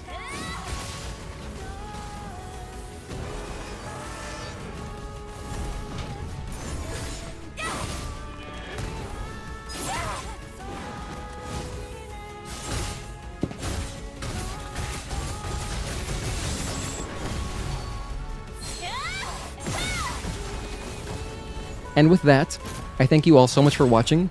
As per usual, everybody lurking as well, everyone who's in chat, thank you guys, I appreciate all of you. Again, happy birthday to Agatoki tomorrow, in case I don't stream tomorrow, but I'm going to try to. I want to play some Resident Evil 4, and hopefully some of you might tune in. And everybody else as well. Vega, thank you so much for the two $5 super chats, for the $10 overall. I appreciate it. Thank you to Juan earlier for the gifted membership. Thank you so much. And just everybody who was here, Agatoki, Embra, SCP, Anata, Tazel, Juan, Leo Jackson, Ambra, congrats on getting the membership. That's so cool. Frizen, and everyone who was here earlier. Wow, chat isn't scrolling up that far today, but I know we had a lot of people. I mean, hang on, let me see. If I go to top fans, it'll see more names.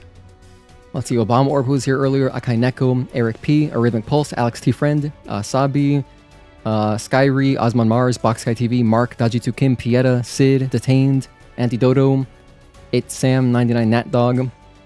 I said Sassy P. And yeah, thank you guys. I'll see you next time. Have a good rest of your weekend if I'm not here tomorrow, but we'll try to stream some RE4. And Groundhog Plays, thank you as well for tuning in. I appreciate the lurk. So yeah, see you guys next time. Have a good one. GG's, thank you, it's Sam. Oh, hang on. I can do my outro. I forgot, we haven't done this in a while. Let's do the outro. Let's run the outro.